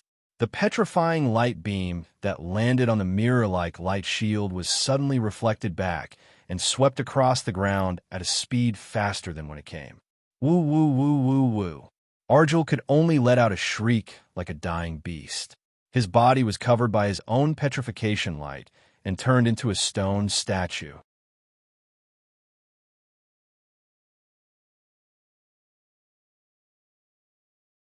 Chapter 1286. In this abrupt situation, Arjul's ear-piercing shriek vanished without a trace, causing the entire space to fall into an indescribable silence. Translator, Endless Fantasy Translation. Endless Fantasy Translation. When everyone regained their senses, they could only see the petrified ground and Arjul standing in the middle of the petrified ground. Luos, who was hovering in midair, witnessed the petrified scene with his own eyes. Blood drained from his face and his lips trembled. A golden ripple appeared beside Luos in an instant, accompanied by the sound of space trembling. A sharp longsword slowly emerged from the ripple and pointed at Luos' head. Luos felt a fatal sense of danger surging in his heart, causing a horrified expression to appear on his face. At this critical moment, Luos tried his best to tilt his body to the side and tilted his head back as though he wanted to break his neck. The sharp longsword sliced through the air with a faint whistling sound, brushing past the space less than 5 centimeters in front of Luos. Just now, if Luz had been a second slower to raise his head, then this profligate's head would have been directly pierced through. By then, even if Luos had half the bloodline of the gods and was considered a high-level life form, he would still die on the spot. Sweat dripped from the tip of Luos' nose as he understood this point. At this moment, another golden ripple appeared on the other side of Luos. Seeing this scene, Luz's face turned ghastly pale in an instant. Fortunately, this time, what emerged from the golden ripple was not a lethal weapon, but a silver chain with golden light flowing all over it. Whoosh! The silver chain with golden light flowing all over it swept across the space and turned into the shadow of a whip that struck Luos' waist heavily. Bang! Amidst the muffled sound, Luz let out a blood-curdling scream. His entire body shot down from midair, rubbing against the atmosphere, bringing about a sharp, piercing sound as he crashed heavily onto the ground. Cough, cough, cough. Luos could only clutch his waist and cough out some blood foam as he struggled to lift his head. Luos saw at the moment he lifted his head. He saw a side-shaped sword pointing at him, a scene that was imprinted in his eyes. It was the sickle-shaped sword that Luos had sent flying. Noah held the sickle-shaped sword that he had pulled out from the ground and pointed it at Luos while looking down at him from above. Although you're one of the strongest astral elves, you're still a slave to a spoiled brat. Is this all you've got? Luos's face contorted slightly. However, Noah's words were not wrong. As one of the strongest astral elves and the strongest astral elves among the 3 strongest astral elves, even if Arjul's strength was not comparable to White Yeksha's, it was definitely not at this level. Unfortunately, as an astral elves, Arjul was enslaved by Perseus. His spiritual lattice had shrunk significantly, and his strength had decreased exponentially. Furthermore, he was enslaved by Luos, an ignorant, spoiled brat. Thinking about it, the restraints on Argel's body must have been locked onto Luos' body, because Luos was unable to control his enslaved target. This restricted Argel's strength and allowed Luos to control him successfully. As one of the strongest astral elves, his strength was weakened over and over again, which led to Argel's defeat. Otherwise, Noah believed that he would not have been able to defeat one of the strongest astral elves without taking any damage, without releasing the relic's true name from the treasury. The famous astral elves have fallen to such a level. How pitiful! Noah sneered. However, it's over now. As soon as he finished speaking, Noah's eyes turned cold. He suddenly raised the side-shaped sword in his hand above his head and slashed it down heavily at Luos' head. Luos would definitely die if the sword slashed down. Luos, who understood his fate, did not even have the time to scream. The slash that tore through the air was imprinted in his eyes. Clank! Just when Luos thought he was going to die, a crisp sound was suddenly heard. It was the sound of Noah's side-shaped sword being blocked. It was a paper fan that blocked the side-shaped sword. It was an ordinary paper fan that could not be any more ordinary. "All right, kid, that's enough." As he said that, Bayasha appeared beside Noah without anyone noticing. He extended his hand and used the paper fan in his hand to block the side-shaped sword that could kill a deity. He stared at Noah and said, "No matter what, I'm still the ruler of the East District, the manager of order. This guy is also my comrade in the same community. It's not good to kill him in front of me, right?" Before Noah could respond to White Yiksha's words, Luos, who still had a lingering fear in his heart, shouted out in anger from embarrassment. "Do you still know that you're the ruler of the East District? This guy is brazenly preparing to kill someone. I request that you punish him." It had to be said that Luos, the spoiled brat, did not know how to appreciate favors. Bayasha took the initiative to save Luos' life, but this guy vented his anger on Bayasha. He was the best example of a spoiled brat. In response, Immerse 16 Knights, who also came over, said with a smile, "I remember that the one who attacked first was this spoiled brat, right?" "That's right," Gio and Asuka said without hesitation. Noah was only defending himself. What crime is there? Or rather, the one who attacked first should be punished, right? Haruai Biao tilted his head and said, "Then, should we be the ones asking for punishment?" "That's right." Black Rabbit nodded heavily. "Lord Bayasha, Mr. Luos attacked a member of our community. We should have the right to ask him to apologize, right? You want me to apologize to a mere John Doe?" Luos was about to explode from anger. "Don't even think about it. Did you hear that, Bayasha?" Noah cast his gaze on Bayasha and said with a faint smile, "Tell me, what should we do about this?" "Don't worry. I've been watching this from the side. I know very well who's right and who's wrong." Bayasha glanced at Luos and snorted coldly. "The one who attacked first was indeed Luos from Perseus. I accept your request." What? Luos widened his eyes in disbelief. "What? Do you have a problem with that?" Bayasha looked at Luos, and a boldness that was even stronger than Noah's surged from him. "If you can't accept it, then I can also hold a meeting and publicize what the leader of Perseus did today, including the fact that he was beaten up by the opponent he looked down on, to the entire East District." Luos's face twitched, but he could not say anything else. If news of him being beaten up in the name of self-defense after attacking first spread throughout the entire East District, then Perseus would be utterly humiliated. Even if they were to retire from the 5-digit ranking, they would still have to accept other people's disdain. However, it was absolutely impossible for Luos to apologize to Noah. As if he saw through Luos's thoughts, Noah raised the side-shaped sword in his hand and suddenly said, "Forget it. There's no need for an apology. I'll just ask for this bestowed weapon as compensation." "What?" Luos cried out. "Impossible. Absolutely impossible. If the bestowed weapon passed down by Perseus was given a no name because of Luos's personal battle compensation, then Luos would not only be humiliated, but he might even be impeached by the members of the community. Most importantly, if he lost the gift of the side-shaped sword, Luo's strength would greatly decrease. This was something Luo's could not accept. What? You can't accept it? Noah turned his head and looked at Luo's, then suddenly smiled. Then, why don't we use the bestowed game to decide?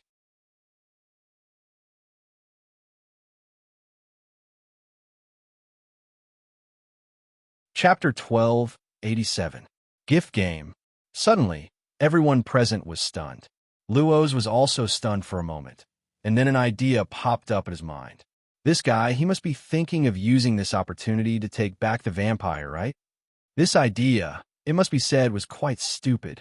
After all, if Noah's goal was only this, then he should just let Luo's hand over Letitia's ownership to him as compensation.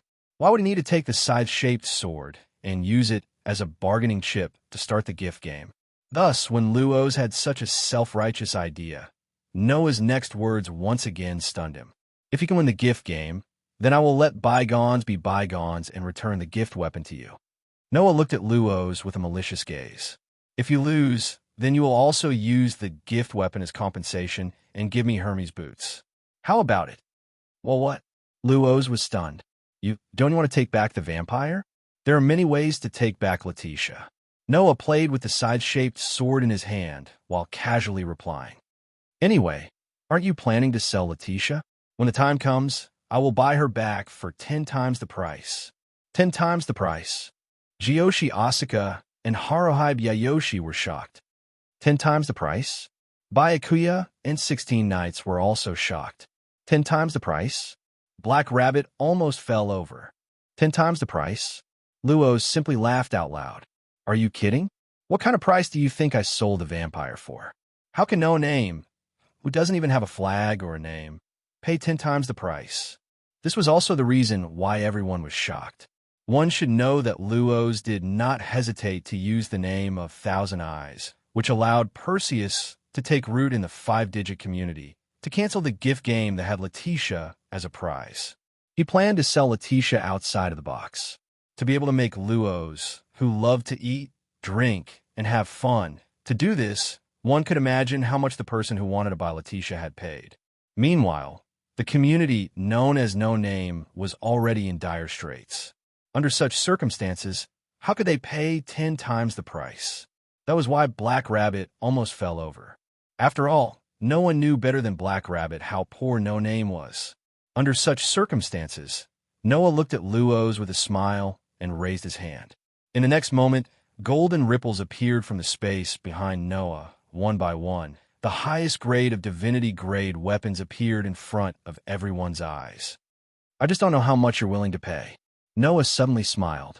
But I think, no matter how expensive it is, it can't be more expensive than the divinity-grade gifts that I have, right? Also, no one would be willing to reject my divinity-grade gifts in exchange, right? Luo's stopped breathing. The spectators were also stunned on the spot. That's right. In the box, gifts were undoubtedly the most expensive things. Among all the blessings, the Godhead was undoubtedly the most precious. With so many divinity-grade gifts, who wouldn't be willing to trade with Noah? 10 times the price? Perhaps Noah only needed to take out 1 or 2 divinity-grade weapons in exchange for a vampire.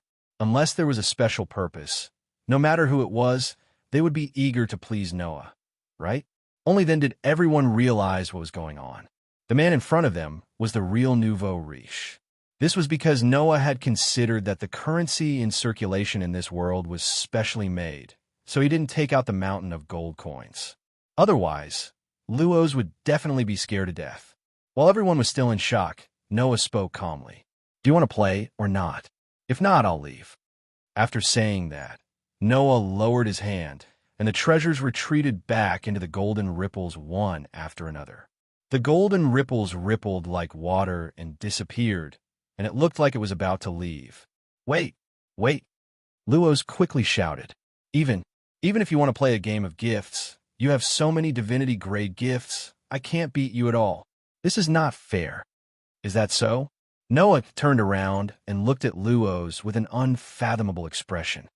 If that's the case, how about I give you an advantageous condition? After saying this, Noah stretched out his hand. A golden ripple spread out and spat out 10 gold coins, which fell into Noah's hand. The content of the game of gifts is purely to test one's luck by tossing gold coins. You can't use any factors other than luck, including gifts, to influence the outcome. Noah raised the 10 gold coins in his hand. As for these 10 gold coins, if all of them are heads, I'll win. If one of them is tails, you'll win. How about that? Noah's words shocked everyone. Mr. Noah? Hey2 quickly asked. Isn't this too disadvantageous for you? It's purely to test one's luck, and you can't use any factors other than luck. All 10 gold coins must be heads for you to win. Jiyuan Fei was also shocked. It's not disadvantageous anymore. It's almost impossible, right? I think it's very difficult. Heruai Biao looked troubled. If I were to do it, I wouldn't have the confidence to win either. Brat, are you serious? Even White Yiksha's brows furrowed. No, I should say, do you really want to win? Only 16 knights didn't say anything. He just looked straight at Noah. When he saw that Noah maintained the highest level of calmness, he laughed. What? Isn't it interesting? What's wrong with trying? Hey2, Jiyuan Fei, and Heruai Biao didn't expect 16 knights to agree. They were all at a loss. At this time, Luos finally reacted and stared at Noah. You really won't use factors other than luck to interfere? What are you worried about? Noah shrugged. There are Hakata nobles here who have the right to judge. If Hey2 is the judge, then it's impossible to cheat, right? Fine.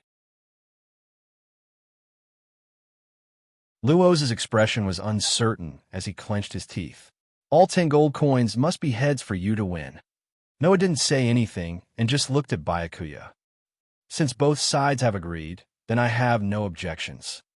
Byakuya sighed and took out his gift card. In the next second, Byakuya's gift card flashed and turned into 2 pieces of parchment paper that fell into Noah's and Luos's hands. What appeared from Byakuya's gift card was a gift called a contract document. It was a necessary document for the gift game. Not only did the document record the organizer, participants, game rules, winning conditions, punishment, failure conditions, and other game-related information, but it also had a certain degree of power. For example, when the contract document said, "Can't use gifts to harm participants," then the power of the contract would protect the participant.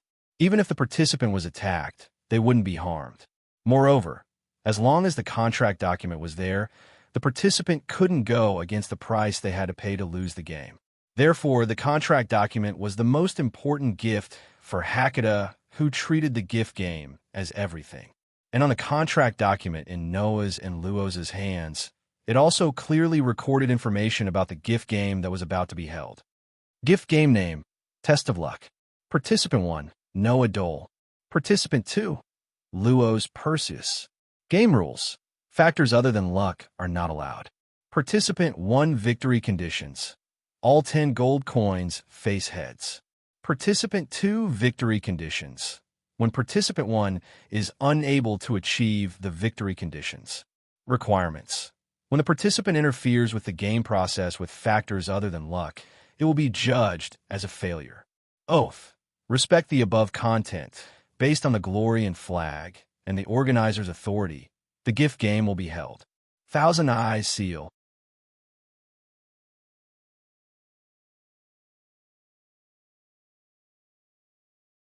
Chapter 1288. Bestowment Game Name. Test of Luck. Contestant 1, Noah Dole. Contestant 2, Luos Perseus. Game rules. Factors other than luck are not allowed. Contestant 1 victory condition. 10 gold coins, all face the front. Contestant 2 victory condition.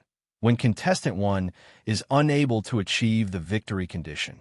Requirements. When contestant uses factors other than luck to interfere with the game process, it will be judged as a failure. Oath. Respect the above content. Based on glory, flag, and the host's authority, the bestowment game will be held. Thousand Eyes Seal. After confirming that there were no problems with the contents of the contract, Noah and Luos handed the contract to White Yiksha at the same time and looked at each other. Noah directly threw the 10 gold coins to Black Rabbit. Black Rabbit, you will be the judge. I know. Black Rabbit held the 10 gold coins nervously as he walked to the middle of Noah and Luos. Then, let's begin the bestowment game between Noah Dole and Luos Perseus. Black Rabbit, will be the judge. Do you two have any objections? Noah naturally shook his head and expressed that he had no objections. Even Luos did not express his opinion and agreed with Black Rabbit's decision. Logically speaking, Noah and Black Rabbit were companions. If Black Rabbit were to be the judge, it was very likely that the other party would be biased towards Noah and help Noah cheat to win the bestowment game. That shouldn't have made Luos feel so assured. However, the ears and eyes of you Rabbit, who is known as the Box Court Aristocrat, were connected to the Box Court's central hub. In the bestowment game, you Rabbit could determine the loser and choose the chips. If Black Rabbit wanted to use his personal selfishness to forcefully influence the decision, he would directly explode and die. It was not a joke. His entire body would explode and turn to minced meat. He would be deader than dead. Because of this, Luos was not worried that Black Rabbit would secretly side with Noah. Then, Black Rabbit tightly held the gold coins in his hand. The game begins. After saying that, the Black Rabbit threw the 10 gold coins in its hand up at the same time. Everyone's eyes followed the 10 gold coins that were being tossed into the air, and then lowered their heads to follow the free-falling gold coins. Clang, clang, clang, clang, clang, clang. With a crisp sound, the 10 gold coins fell to the ground and rolled for a while. Not long after, the 10 gold coins all stopped rolling and lay quietly on the ground. At this moment, everyone present widened their eyes in shock. This was because the 10 gold coins lying quietly on the ground were all facing the front. That's right, all of it. In other words, Noah had won with a pitifully small probability. That's impossible, Luos yelled. How could such a small probability appear? Not to mention Luos, even the rest of the people were stunned as they looked at each other. Only 16 Knights had a pensive look in his eyes. As a combat power type, 16 Knights reverse naturally did not believe that such a pitifully small probability would appear only once. However, Noah's calm demeanor told 16 Knights that he had absolute confidence that he could make this pitifully small probability appear. Then, why was Noah so confident? Undoubtedly, other than luck, other factors were not allowed to be involved, right? Could it be that Noah is really confident that he can win this game that seems to have a pitiful chance of winning by luck alone? No, impossible. No one could have absolute confidence in the illusory concept of luck. Noah must have used some method to do it, and it wouldn't violate the rules. What method could it be? In an instant, 16 Knights fell into deep thought. Unfortunately, 16 Knights could not figure it out no matter how hard he thought. This was because 16 Knights didn't know that Noah had a skill that originated from his ability value. It was a skill called Protection from the World. Protection from the World, a permanent skill, equivalent to luck. Events that were directly related to luck would eventually lead to the most favorable outcome. It was this skill that gave Noah the confidence to win in a game that relied purely on luck. Of course, in fact, Noah was not as confident as he looked. After all, this skill that came from his ability points, in the end, should be considered as a gift. And the rules of the game were that other than luck could not interfere with the game. This included the use of gifts. Therefore, Noah himself did not know whether Protection from the World would be effective or not. However, the nature of this skill was the blessing that the world gave to Noah. Therefore, rather than calling it a gift, it was better to call it the world's preference. Noah was gambling. He was gambling to see if the world's preference for him would win over the judgment of the central hub. He was gambling to see if the skill Protection from the World would be judged as another influence. Now, it was up to the central hub to judge. Anyway, if he lost, he would just have to return the scythe sword. For Noah, it was not a big deal at all. However, this way, it would be troublesome to take back Letitia. Noah would also not be able to teach this ignorant and incompetent second generation a lesson. Yes, the reason why he wanted to hold such a game was to let this nouveau riche and the second generation have a taste of what it means to be a nouveau riche and the second generation. What was it like to be a prodigal? Therefore, Noah calmly asked Black Rabbit for confirmation. Black Rabbit, did the Central Hub judge that I cheated? Hearing this, Black Rabbit closed his eyes. A pair of long ears trembled slightly. After a while, he opened his eyes and looked at Noah. That pair of eyes was filled with shock and surprise. However, Black Rabbit still gave the answer truthfully. The Central Hub of the Central Hub believes that Mr. Noah did not cheat in this game. It was completely based on luck. The game's conditions are met, and the game's results are still valid. As soon as he finished, the way everyone looked at Noah changed. He became extremely confused and startled. Was it really just luck that achieved this result? How is this possible? On the other side, Noah also let out a sigh of relief. Seems like the world's preference for me is greater than the Central Hub's judgment. But Luos shook his head in disbelief. Impossible. Impossible.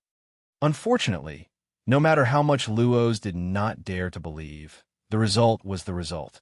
Then, young master of the five-figure community, please follow the rules of the game and give me the reward. Noah's lips curled up. It's Hermes' boots. Don't try to cheat.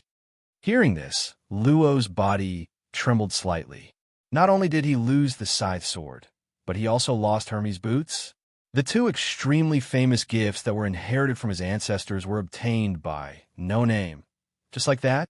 In the future, how could Perseus establish a foothold in the box? If it was any other reward, then so be it. However, the scythe and boots were the founder of Perseus, the famous hero Perseus left behind the legend of the community. If Luos really lost it, then it was easy to imagine what kind of infamy Luos would have to bear. With this thought in mind, Luos finally walked on a path of no return. Wait, wait, Luos shouted. I still want to bet. I still want to bet with you. Hearing Luos' words, Noah smiled. That smile was as if everything was going according to Noah's plan. With the smile on his face, Noah asked in a seemingly kind manner, I don't mind, but this time, what do you plan to use as the bet? I'll use this. Luos seemed to have completely turned into a gambler. He took out his gift card, and in the flash of the gift card, he took out a helmet. Hades' helmet of invisibility. I'll use this to continue the bet with you. Okay. Noah agreed without hesitation. This game I accept. As a result, a one-sided gamble that had no suspense, and the most unbelievable and hilarious unfolded silently on the petrified field. You're tuning into the Romance Rendezvous YouTube channel. We're so grateful for your support, and don't forget to subscribe to join us on this incredible journey through captivating stories. Your generosity through donations truly makes a world of difference, as it's the primary source of revenue that allows me to expand and enhance this channel for you. Thank you from the bottom of my heart for being a part of this adventure.